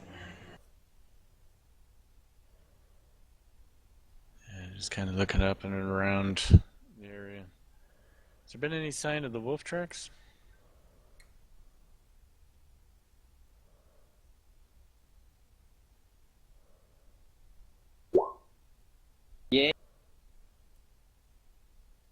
Yeah, there's frickin' werewolves everywhere. Can't you frickin' smell it? Yes, that is now one of our newly found powers. Also, thank you. Yeah. Arendelle got lunch. Man, I wish somebody brought me lunch. You call Domino's, they will deliver. I can't eat their crap because of cross-contamination. Okay. With Zilpha's exclamation, you hear rustling in the brush to the north. Oh, get the A lot hell of ready. rustling. Pulling my lance out. I'm ready to go.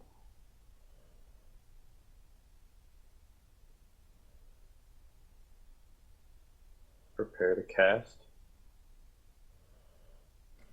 Prepare to cast what?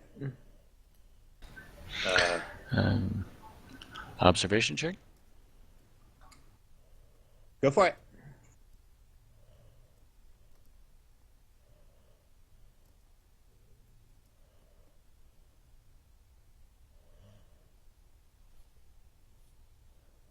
Can all of us try an observation check? Intelligence -6, which means I'll fail.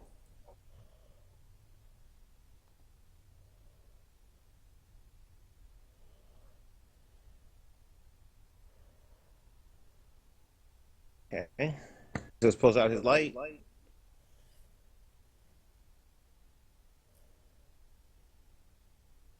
Okay.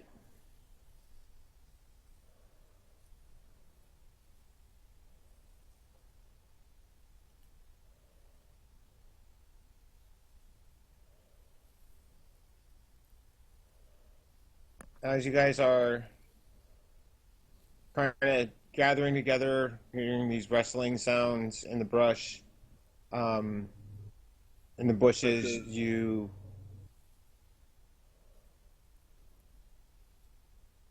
hear some several sharp barks and a very low rumbling growl kind of echoing between the trees. Delpha says, "Stay back. Attack from afar. Don't get close. Don't get close. Leave it to me."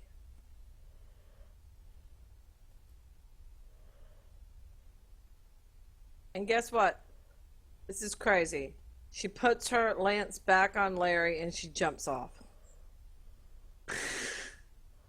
Pulls out her mace and is ready Where's to go. all this movement is ahead of us? You Yes, said north, to the so north. up here. Okay. The observation check pick up anything extra or? She sends Larry back a step. Your observation check. Sorry, I was No adjusting problem. some stuff on the map. You're hearing the sounds in the brush is coming from both northeast and northwest.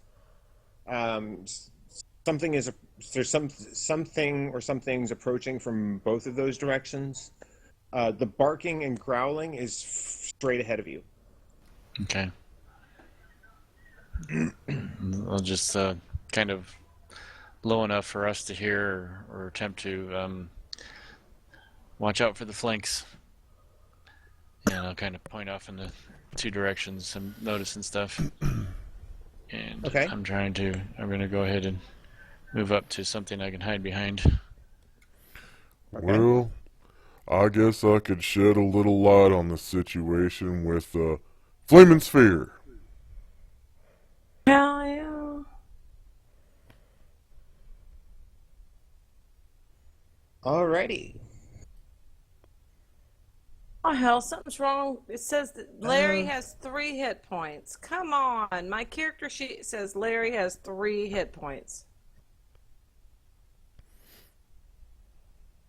3 out of 3. What the heck? What the heck is right? He's charger Getting quality some bad now. oats. Yeah, I don't know what happened there. I don't know. His AC is 3, which makes sense because I have barding on him. Just tell me how many hit points you should have. I'll fix it. uh, Larry had 18. Okay. How many did Beef have? Because he's got 3 out of 3 on here, too. Lordy, lordy. Oh, I know. That's 3 hit dice. Ah, that makes sense.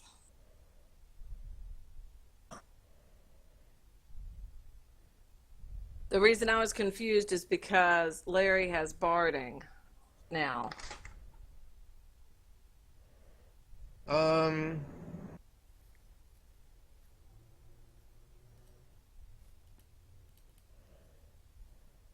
So that's why I was yeah, I don't know why confused. Beef is showing his only 3 hit points also, which I know is not right. Beef had 13.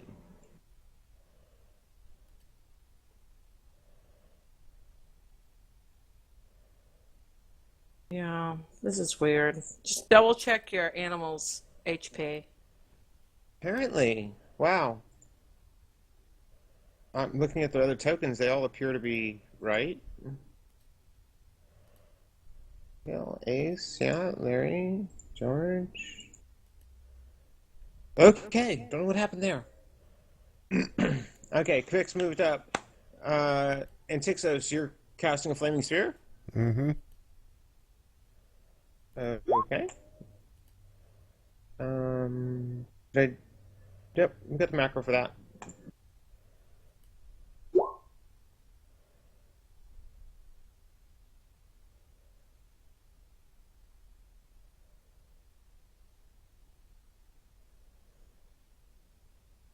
I don't think that Bit of a range token is for them right. also. It's supposed to be 90 feet.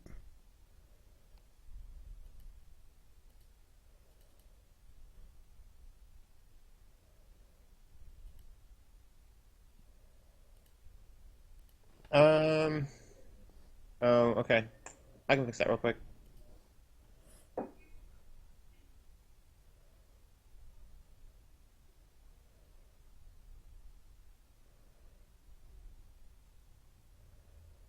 Holy crap, where's all the other light coming from?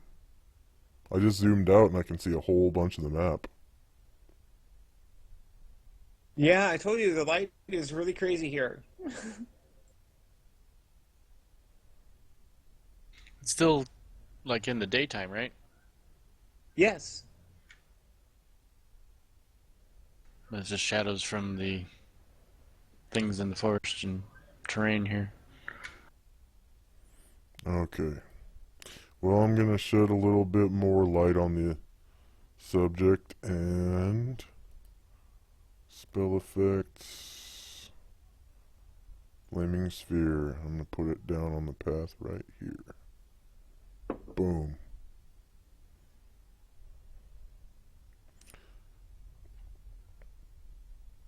Elena, would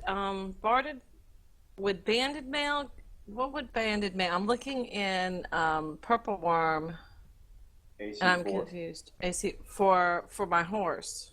Yeah. It's in her equipment list. Okay, there we go. Yep. Thank you. I thought something was wrong here. He automatically had an AC of 6, right? Yeah, if you didn't update when you got the barding, that's your bookkeeping, I honey. did. I totally did. That's why I'm like, it's on his character sheet and everything. Yeah. Guys, Mm. I can see a bipedal wolf-like creature ahead of us about, Yeah, I got it right. Yes, you can. So now that he's done that, real quick, what everybody else is doing, and then we'll go into initiative. If Well, Zilpha Antix is just casting his spell. can Zilpha see that mofo? Yeah, you just put up your lance and taking out your mace. Arundel, I need to know what Arundel, Edward, and Zed are doing. While Kvik's hiding, Zilpha's arming herself, and Antixos is throwing his flaming sphere out. Yeah, Edward's just preparing for battle. Staying on horseback. Okay. And we can see him now? Oh yeah, One of many. we Quick know had there's already at pointed least out that two. there's many. He pointed out a couple different directions, forward, left, and right. I will attempt to blind him. A continual light spell. Save at a -1. Okay. What's your range on that? 60 yards. Okay.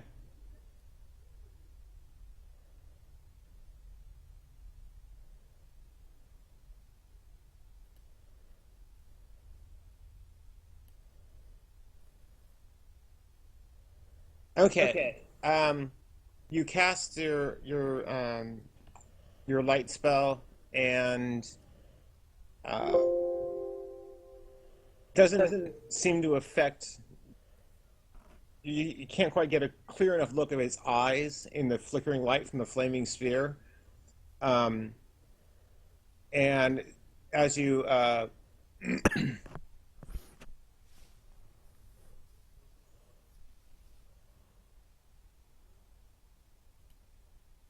you cast your spell, and it seems to light up the area just behind him. Well, fudge. That's 1. Hey, at least we can see back there. Yep, and it lights up a big area right behind him. You know, you can pretty clearly see this. It looks very similar to the first couple werewolves that you guys fought, where it's in the hybrid form. You know, it's the middle of the day, a week and a half after the full moon, so this is.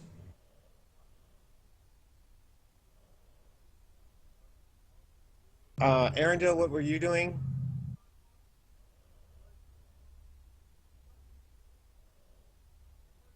Is Arendelle back from getting Not lunch? mute. Apparently not. Okay, Arendelle's still muted. So we're going to go ahead and do initiative now then. Okay.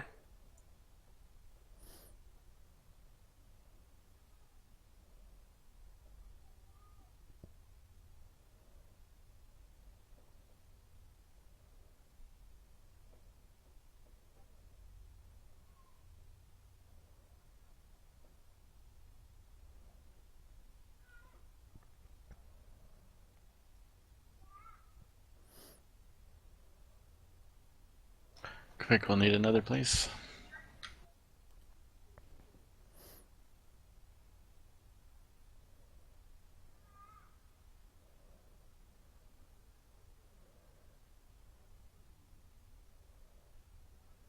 Okay.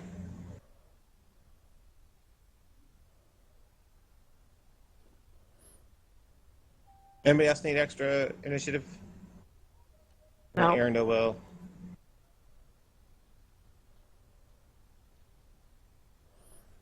The reason why I rolled innate spell ability is to move the ball or the flaming sphere. For what? For what? To move the flaming sphere. Oh, okay. No problem.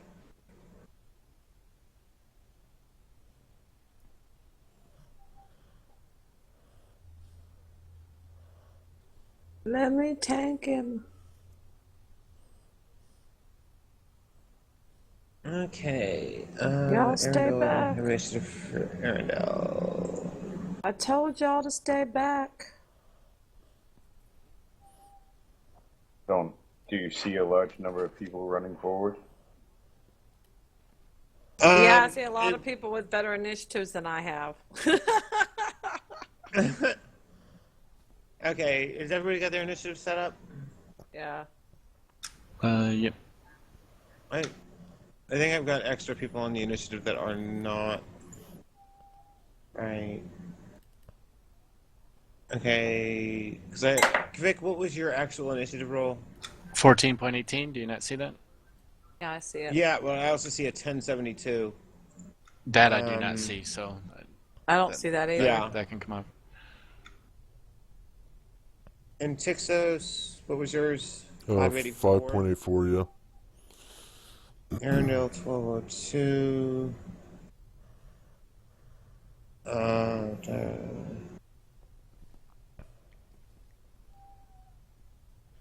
Edward is right at 9. Yep, right at 9. Zed, what was yours? 561.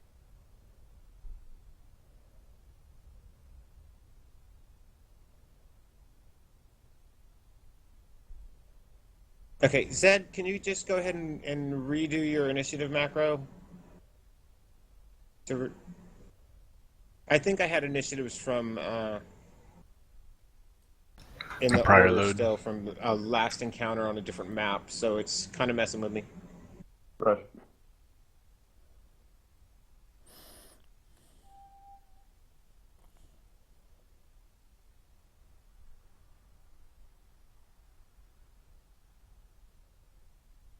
Okay, and your original roll was 5.61, so we're going to keep that.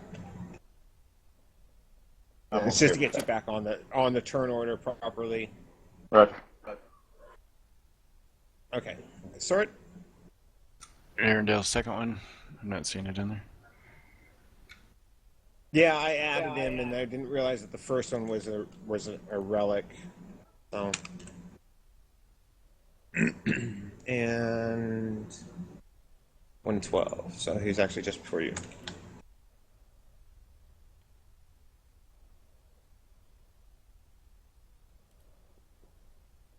Okay, is that your first? Same thing.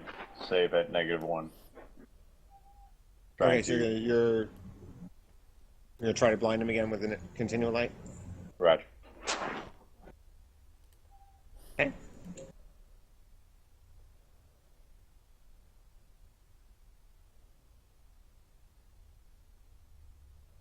Okay.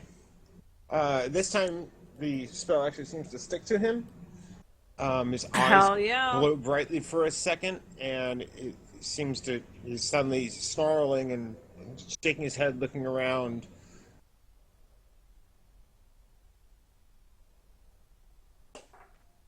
Bleeding eye. He's blinded.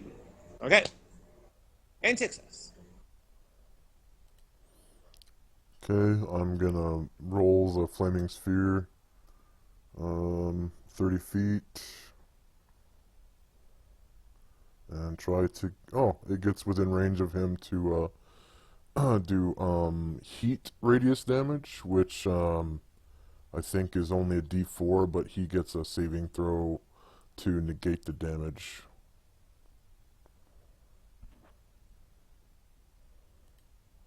Okay. Saving throw at -4 because he's blinded. Hell Oh, yeah. wow, nice. Because it's an avoidance thing. Yeah, that's cool. And he fails. Whoop. Okay. You Burn, can, baby, as you burn. roll the sphere almost into the werewolf, you see its fur starting to blacken and shrivel up and burn off, and it turn into like hair, how hair melts, starting Yeah. to melt Oh, all over the front of its nasty. body. Been standing there. Edward. Edward will. Let's see. He's just going to move forward a bit and hold up and basically get ready for an action for anything coming in close. Ready and attack. Okay, so you're guarding. Yeah. Okay. Arendelle.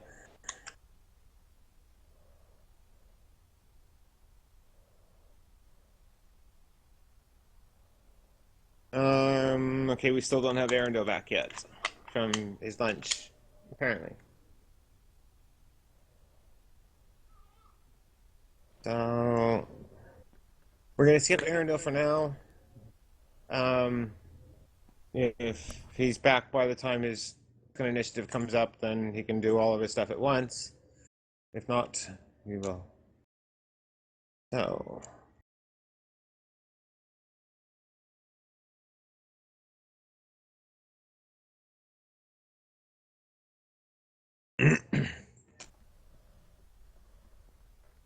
Okay. In the glow of the light from the, you see another werewolf hybrid wolfman come rushing up, um, past the first blinded one, and it. Okay, my aim sucked a little bit. It charges right at Edward where he's guarding. Go ahead and make his guard attack, his attack of opportunity.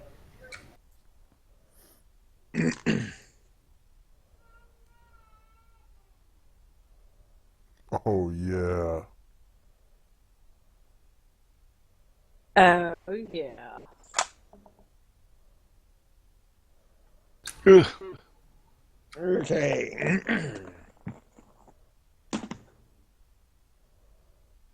Seeing this werewolf charging up out of the with the crazy shadows, a little disorienting. Edward tries to swipe at it with his sword as it's barreling into him and his horse, and it just swings, and it just goes right in front of it, in front of the werewolf. The blade passes just in front of the werewolf of it, just before it slams into him and his horse. I need a riding check for Edward. Okay.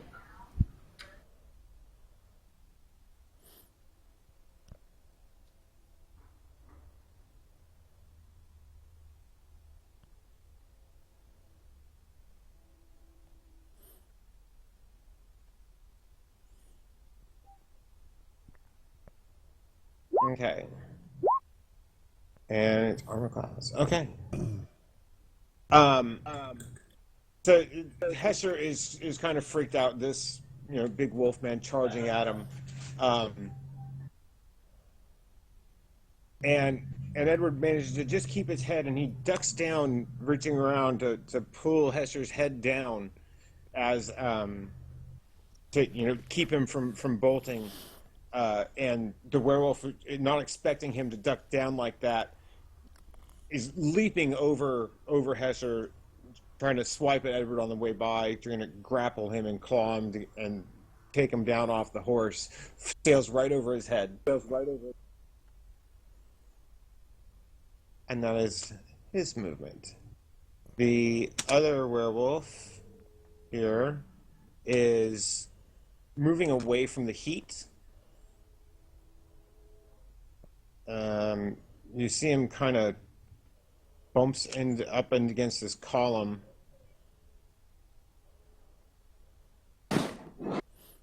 And Kvik. Alrighty. Silver bullet, right at that guy. Okay.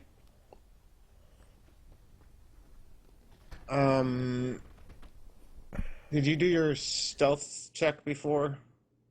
You need one? Let me get you one. Let's see here. You did, and you did not pass it. Okay. Okay. Yeah, it's not a backstab. Okay. Yeah, you get the +1 flanking. Right. Silver sling bullet.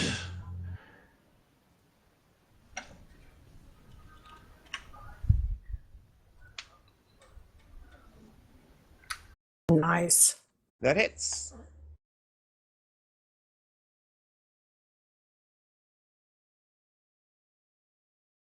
Okay. Comes sailing over Edward. It lands just behind him and Hesher, and you just snap off shot with your staff sling. Just as it's kind of resettling itself on its feet.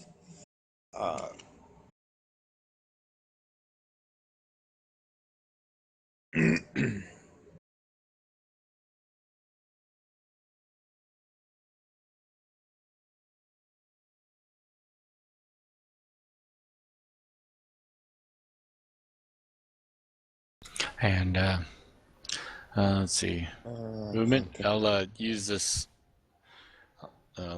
Just back up a bit, basically using this tree or whatever it is as some kind of blockage cover from the Nice. thing.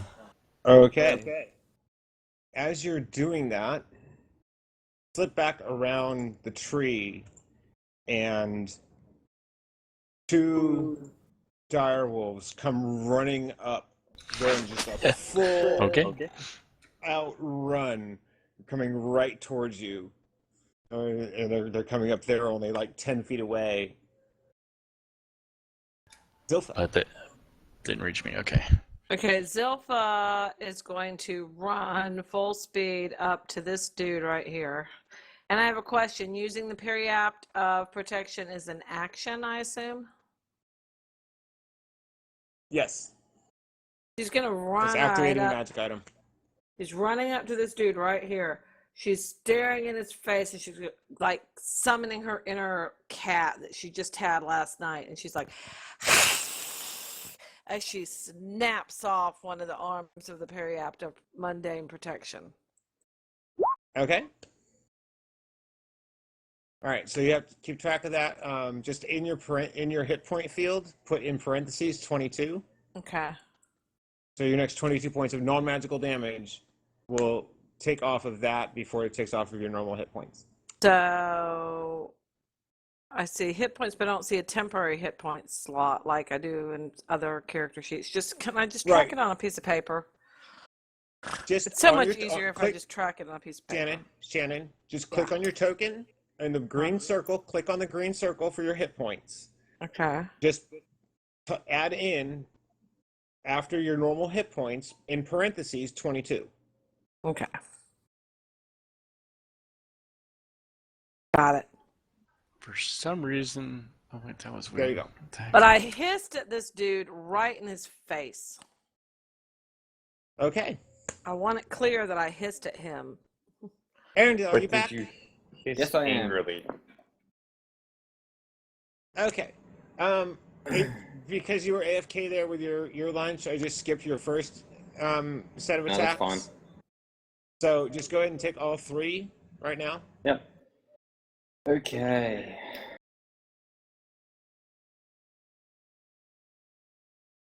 See.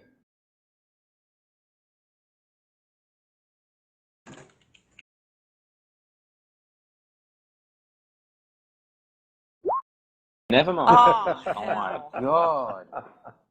Okay. Oh, hell. What is with all these fumbles?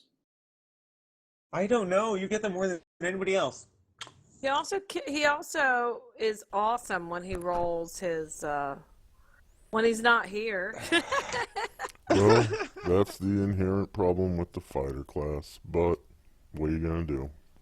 What you gonna do? Hey. I'm gonna lodge a complaint. Okay. That's what I'm gonna do. Yeah.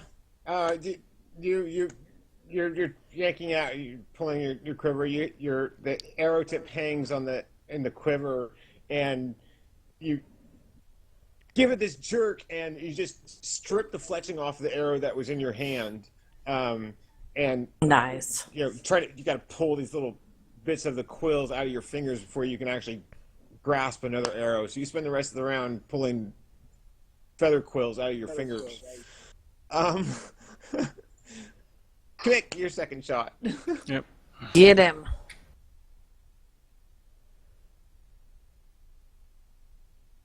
Same target.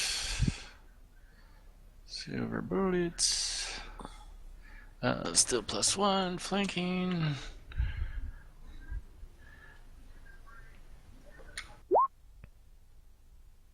Okay, your second shot just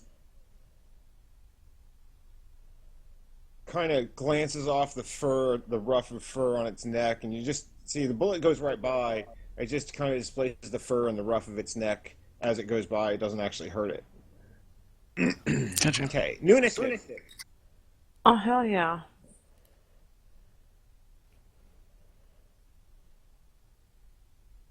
Yeah.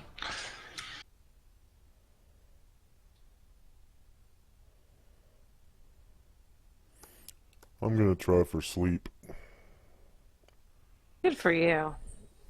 Because I honestly can't say this character knows anything about direwolves, so I'm just gonna try for sleep.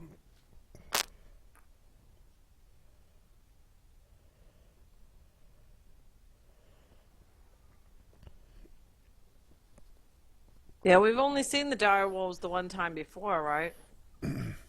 Yep. And I think that was a different character than mine. No, you fought dire wolves once before. But Oh, you didn't okay. have a chance to sleep on them, but That yeah. was the Oh. session I was away and kicked their ass. That Yeah. Yeah. Arundel put on that amazing archery display. And wasn't here and doesn't quite remember it. Okay, so... Oh, dear gods, what happened there? Zed's hacking. What'd I do? Okay. Everybody got your initiative set? I'm good to go. Yep. I'm ready to kick some ass. Let's go. All right. Zed. I will cast light on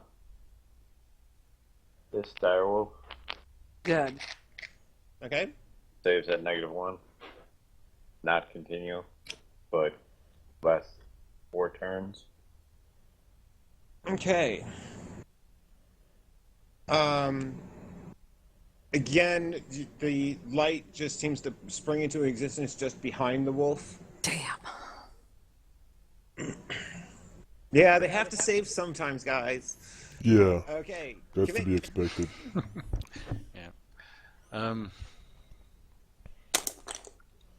Alrighty. This is a tree, right?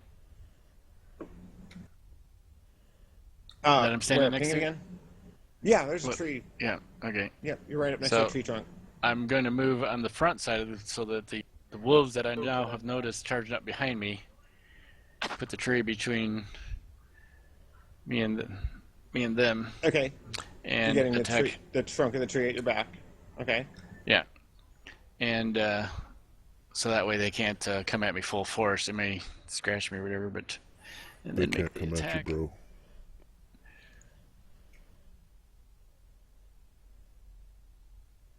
And you're shooting at the werewolf again? Yeah, let's see. Let's see. Bullets. That's Plus what one you call flank. point blank.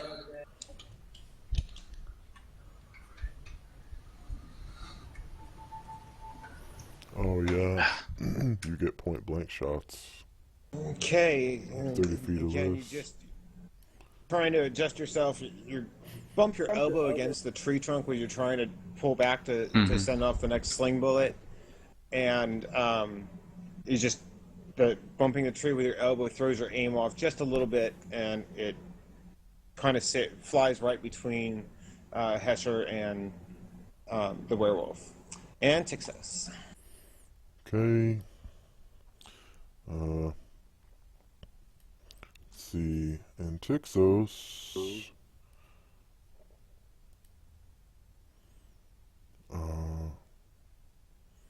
Hell Waves yeah. up to 3 hit dice. Okay, so I don't know if it's gonna work, but I only rolled 3 hit dice. So he waves his hands around, and Bloodump. There's the AoE. Yeah, and Tixos up there on beef, waves his hands around a little bit with a sprinkling of sand, and doesn't seem to have any effect. Damn.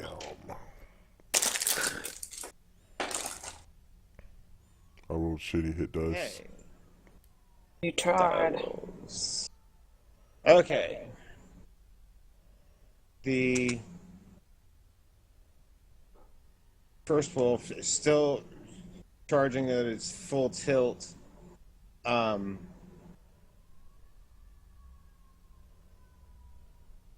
of skitters a bit to a halt, trying to stop itself as it comes up by Yukvik and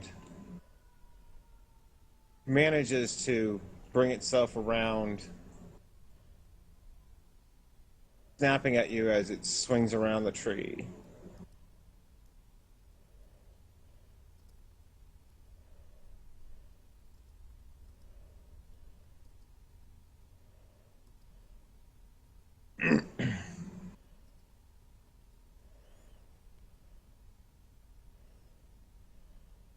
as it's skittering its feet in the leaves and stuff on the detritus on the ground, doesn't get enough footing to and takes a bite, chomps at your hand where you're holding your staff sling, and it just hits its nose on the wood, and you just push its face just enough away so it doesn't bite you.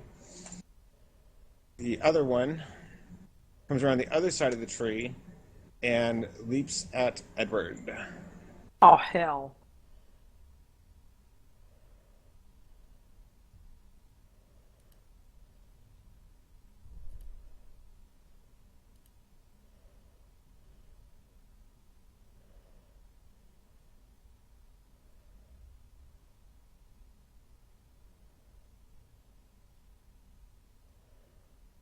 And catches him full in the side as is flying over. I need a strength check from Edward.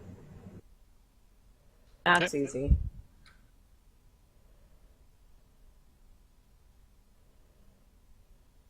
Okay.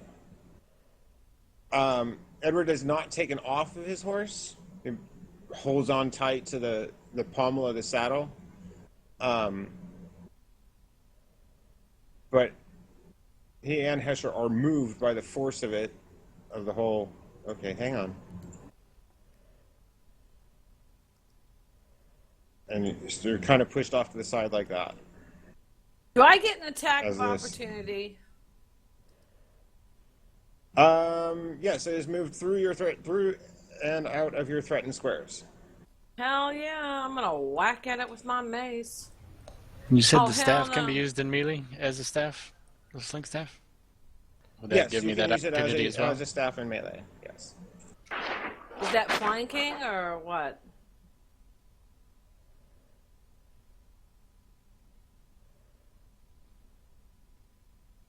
We're attacking this dude right here. Do I get any bonuses? No, it's just a straight attack. Okay, I'll take it.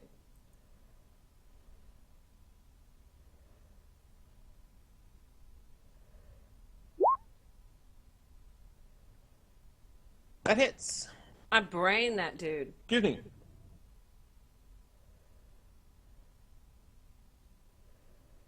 Okay. Okay, Kavik attack with the staff. Okay. Nope, you catch the wolf as it bounces off of Edward and Hesher, just tumbles to the ground next to you, and you just take a backhanded swing and smack it in the side of the head. I get it, Kavik. Okay. You don't get a melee attack of opportunity on a round where you're using it to Okay. fire. Oh, got you. All right. Sorry. Yeah. No Yeah, worries. You don't get the attack opportunity for that. Okay. From the other side, charging down towards Arendelle is another wolf. Or actually, two more dire wolves coming up on the other side. Oh, can Larry roll initiative now? One breaks off towards Arendelle. The other comes up behind Zilpha.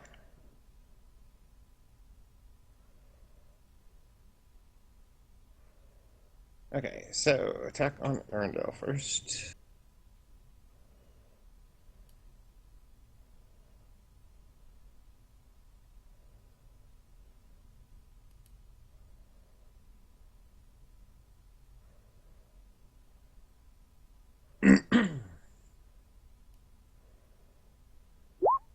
Okay. The wolf Ouch. coming down and just lunges up and biting at your leg, trying to drag you out of the saddle. What is your armor class, Arendelle? 5 or 3? Okay. He is. Give me a strength check. It's an opposed strength check.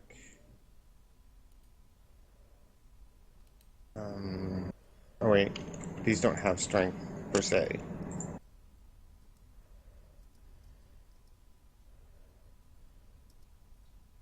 Oh, okay. No worries. Um, you feel it trying to drag you out of the saddle, and you just give your leg just the right shake at just the right moment, and you kick your leg free of its jaws, and you retain your saddle, your seat on your horse. The other one coming up behind Shannon, behind Zilpha. Come on now. Rear attack, that's +2. Good luck.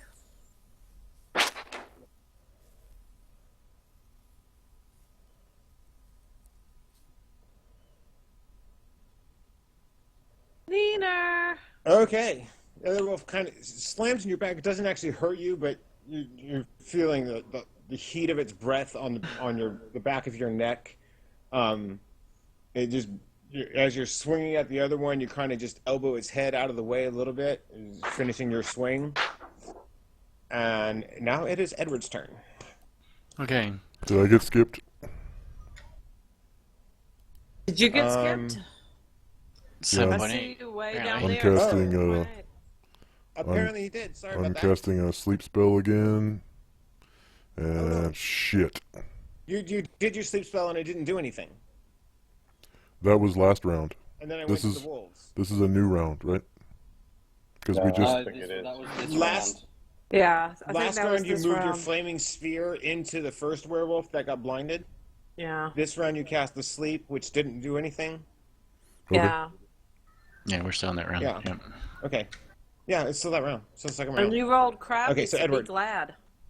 Okay, so Edward's on a medium warhorse, so he can he attack with his sword and attack with the warhorse or no? Yes. Yeah.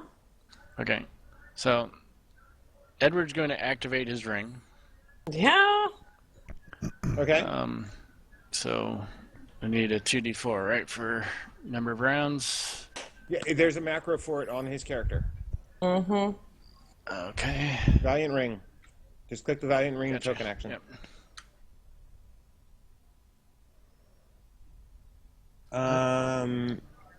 That was the wrong, not the recharge, just the Valiant Ring. Oh, my bad. Sorry. Okay, and apparently it didn't show the roll. What the heck?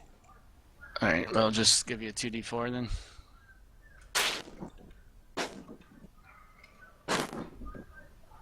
That'll do. That'll do, pig. Oh.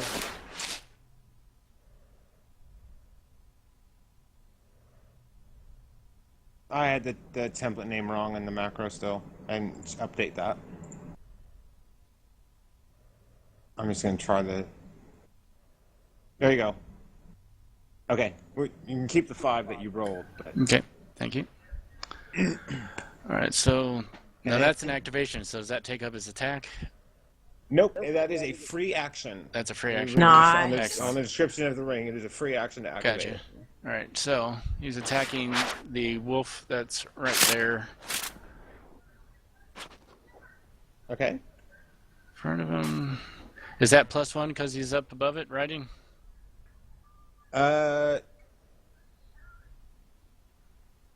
Yes, you have higher ground. The horse does not. When Right. You do the hoof Okay. attacks. So there's mine. No extra damage, right?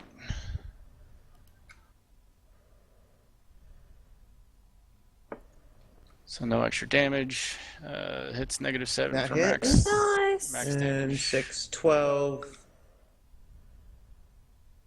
Plus the 9 I did. 16 points of damage. That was worth 16 points of damage All right. with so the max damage. now the horse is its left and right hoof. Right. Okay. Do the hoof attack twice. Same Oh, one. I'm no feeling no sorry bonus. for this direwolf. Oh, and the horse fumbles. Okay, I need a riding check from Edward. Yes.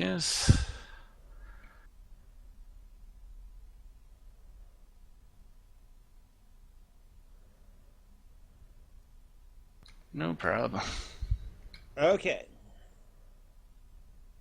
As the horse turns to try to kick out at the wolf, Hesher stumbles throwing Edward off, but he lands and keeps his feet. The horse is front feet are collapsed underneath it, and it will need to spend the. It's going to be basically spending the rest of the round standing back up. Gotcha. So Edward is dismounted and 5 feet in front of the horse now. Okay. Nice. And you can set his facing, however he. Right. Yeah. He's. So that's where he got tossed off to. He's Yep. facing that direction. Okay.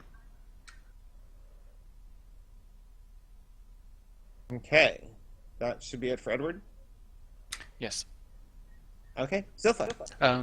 Well, I can move, right? So move into that Oh spot yeah, there. Edward can still move. Yes. Yep. So he's just moved up towards the one dire or the. Damn it! I told you to stay back. Delpha's gonna brain this werewolf right here. Okay, go for it. Dire wolves are one thing, but werewolves are contagious. So she's going to whack at him with her mace. Is this flanking? It looks like it's flanking. Yes, you're still flanking. He hasn't So that's had plus an action one. yet. Plus one. Yay. Damn it! Oh no. The werewolf starting to tracking, and you're kind of bobbing and weaving as it's tracking everything that's going on right around it. Just slips to the side as you swing, take a swipe at him with your mace, and just avoids the blow. Arendelle, you're using a footman's bow. You're still mounted, so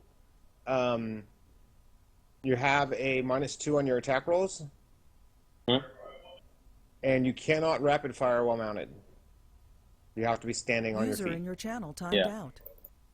Oh. Tax as it is. Without rapid fire. And you can hop down if you want and start Yeah. your first round of a rapid fire, but Well, I got a dire wolf right in front of me, so I'll basically what I'm going User to do joined your is channel. hop down, unload this round of arrows into the dire wolf, and then basically go hand axe initiative. So, do I need to make any checks for hopping down, or no, dismounting is just part of your movement. there?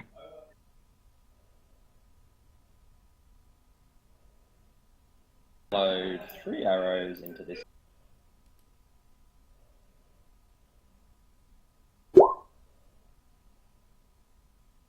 Okay, you flip down off of Ace and just pull in is the perfect beat as the wolf is reorienting towards it. You drop an arrow right into its mouth, and it goes out the bottom of its throat and embeds itself in its chest.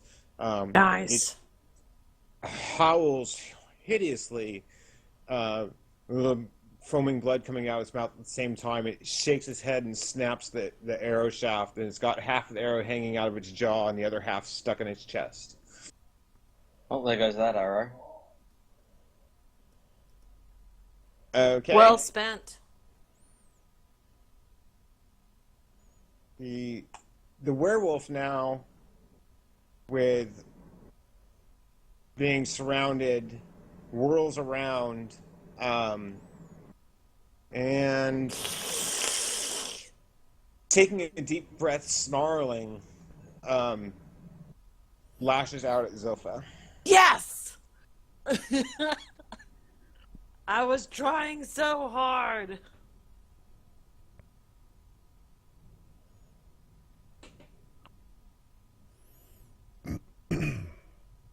Misses with its first swipe, the first swipe of its claws.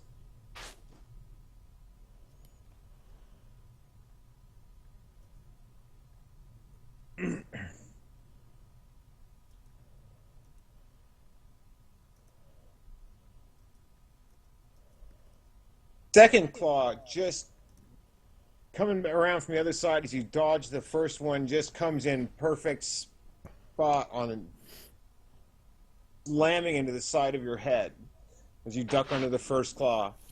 So how many points is that really? It says 2, but it also says That crit. is 4. 4? 11 points off from your... No, Okay. not 11. 8, sorry. 8. Yep. Okay, no problem. That's 8 points off from your parry after protection.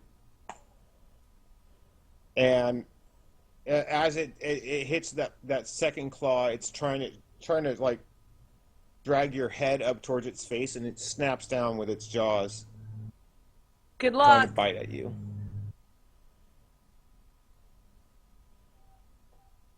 I kind of twist my neck over. Like, nah, bro, not today. And as it's snapping down with you, with its jaws towards you, you just flip your head out of its grip, and it just bites at the air in front of you. Kvik. Okay. A little close for a ranged attack, yeah. Yeah, it would be difficult. Being that this is the second half, can I convert this to a melee attack No. with the staff? No? No. Alright. I will spend my move action. I'm going to drop the staff, tumble, and be drawing a short sword dagger for next round. Nice. Okay, give me a tumbling check. Actually, shoot. I'm gonna tumble this way.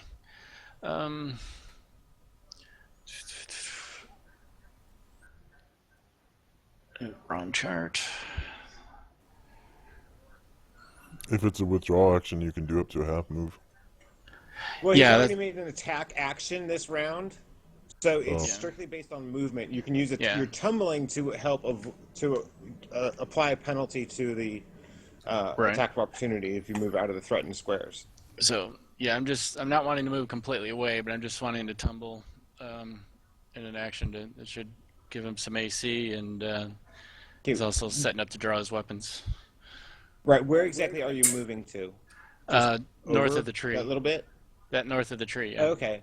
Yeah, you didn't actually leave its threatened square, so it doesn't matter either way. Yeah. Well, I still tumble, which Um, still gives me the AC. Yeah.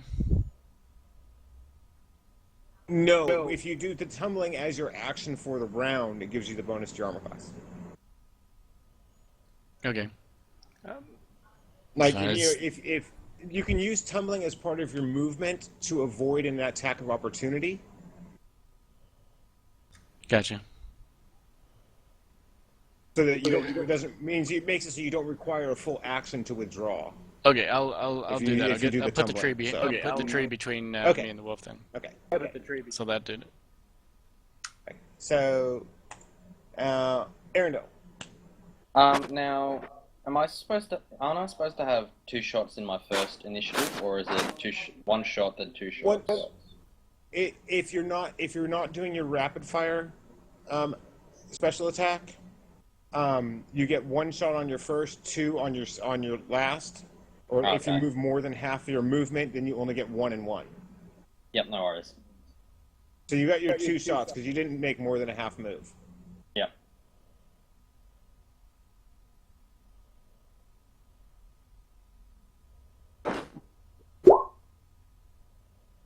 Okay. You slam another arrow through into the side of this dire wolf's face, and it knocks off this bony chunk of armoring on the side of its jaw, and it's looking pretty rough. Well, this thing's... I've hit it with... It's still up in front of you, snarling in your I've face, but I've hit it with 2 heavy shots now.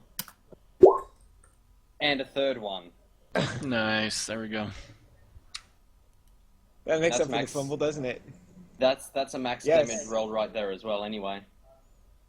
Yep. Okay. Yo, yo. You got you got to go with this one. Wait, how are you putting this last arrow into it? Okay, so being sick and tired of this direwolf having stood up to two of his arrows that look to have done a fair amount of damage into it, Arundel pulls out this third arrow and lines it up, aiming to try and maybe blind it in a way. Lines it up with its eye and releases the arrow, sending it straight through the eye and all the way into its head and out the other side of its head. Okay. So you line up this third shot with its eye as it's still snarling in your face after the first two very heavy arrow strikes. And the third arrow goes into its eye, and the head of the arrow comes out the back of its skull. All that's left in its eye, you just see the feathers and the fletching right up against its eye socket, and out the back of its head, the arrow point comes, and there's a chunk of the skull stuck on the tip of the arrow, and just stringy tendrils of brain matter and blood vessels hanging from it as it collapses in front of you. Survive that, you bastard.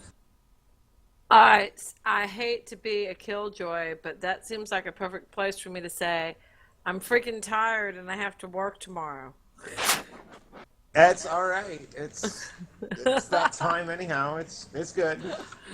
Because that was just the perfect way to end the session with Arundel going, oh, hell no, and just like slaughtering the thing. It was just hell no, I am sick of your shit. exactly. Oh, hell no. There's too many motherfucking snakes on this motherfucking plane. Exactly. I'm like Alrighty texting my then. friend, my Latin bestie. I'm like, I'm tired and I want to go to sleep. How do I say it's time to go to sleep? And then all of a sudden, Arundel just killed this dude, and I'm like, now's the time. This is it. This is my chance.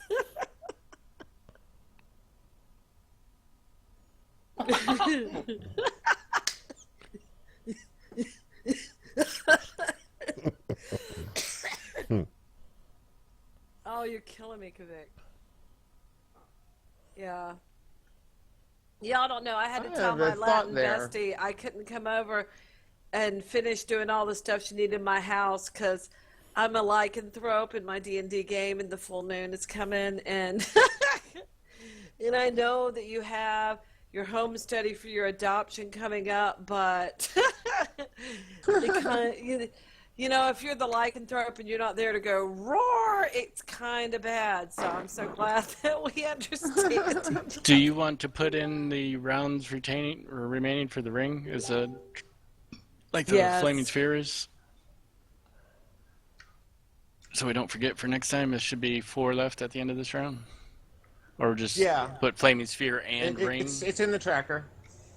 Oh, the ring also. Yeah, let me add the ring. Since they're both 4 rounds, right? 4 rounds remaining at this point in time, or no? You're 4 minus 1 now. Okay, never mind. I may have been able to combine it into 1 since I thought they were in the same timer, but no.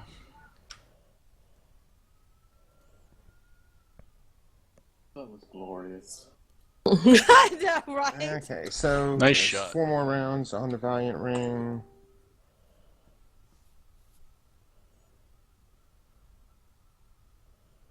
Okay. I hit that thing with 2 really big shots, and it was. Well, what pisses me off is that Edward and I both hit that one right here real good, and it's still fighting. I'm like, what the hell? He hit it for max damage, and I hit it for 9 before. Like, what? He's still up? He should at least be looking pitiful. You know? I hit him for 9, and then Edward hit him for what? Yeah. Max Edward damage. hit it for 12. For 12. Edward hit it for like 12. And I'm like, he should at least be looking tired or something. It's Kinda yeah, sound it's looking like kind of you rough. want to but finish this fight, Sofa. I do not want to finish this fight. I want to go to bed. Although my Latin bestie is asking me if I have a mythological theme bingo. No! I have Latin animal bingo for kindergartners. All right. That's all I have.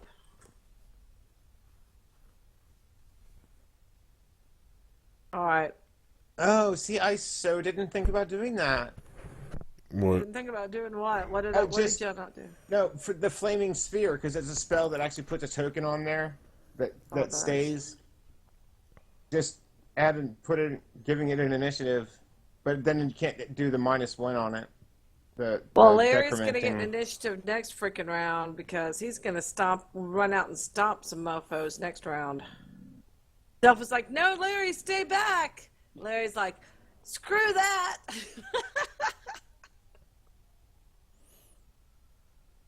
Larry's worried But about a something. token on here that I tumbled, because he'll have an AC bonus, right? In case Wolf beats him. No. There's No? different uses for tumbling. One of them is to basically do a withdrawal maneuver, basically avoid an attack of opportunity when you retreat. If you spend okay. the round tumbling, specifically that is your action, you get the armor class bonus. Okay, it works differently here. All right. They're different uses. Yeah. Yeah, that's like 4 You uses. can, but like you've also done. Sometimes you can do a special type of maneuver and get and possibly get a bonus on an attack roll or something like that. Also, if you're creative with it. So, and you've Gotcha. done that before, like with the orcs Right. at the cabin. Right. So, Okay. It's all good. alrighty. So, I'm gonna pull that flaming sphere token off since I added the duration separately with the automatically decrements. And yeah, we call it here. And so next, when we pick it back up, we'll be at the new initiative for the third round. Cool. Awesome. Yeah, and Aaron, that was a nice way to just cap off the Oh. combat round and That was beauty. the call it for the night right there. Blowing was the brains out of the beauty. back of a direwolf's head. Makes up for the fumble, like you said. I just saw it as the perfect opportunity. I'm like, now I can sleep. Arendelle totally crushed that direwolf. Yes. Thank you for that. Told you I was going to unload 3 arrows into its face. Good for you, my man. Yep. All right. See you soon. All y'all, I'll see Have you a at good one, different guys. days over the course of the next Yep. week. All right. See Yeah. yous. Talk to you later. See you when Have a I night, see Josh. you. Bye-bye. Bye. Disconnected.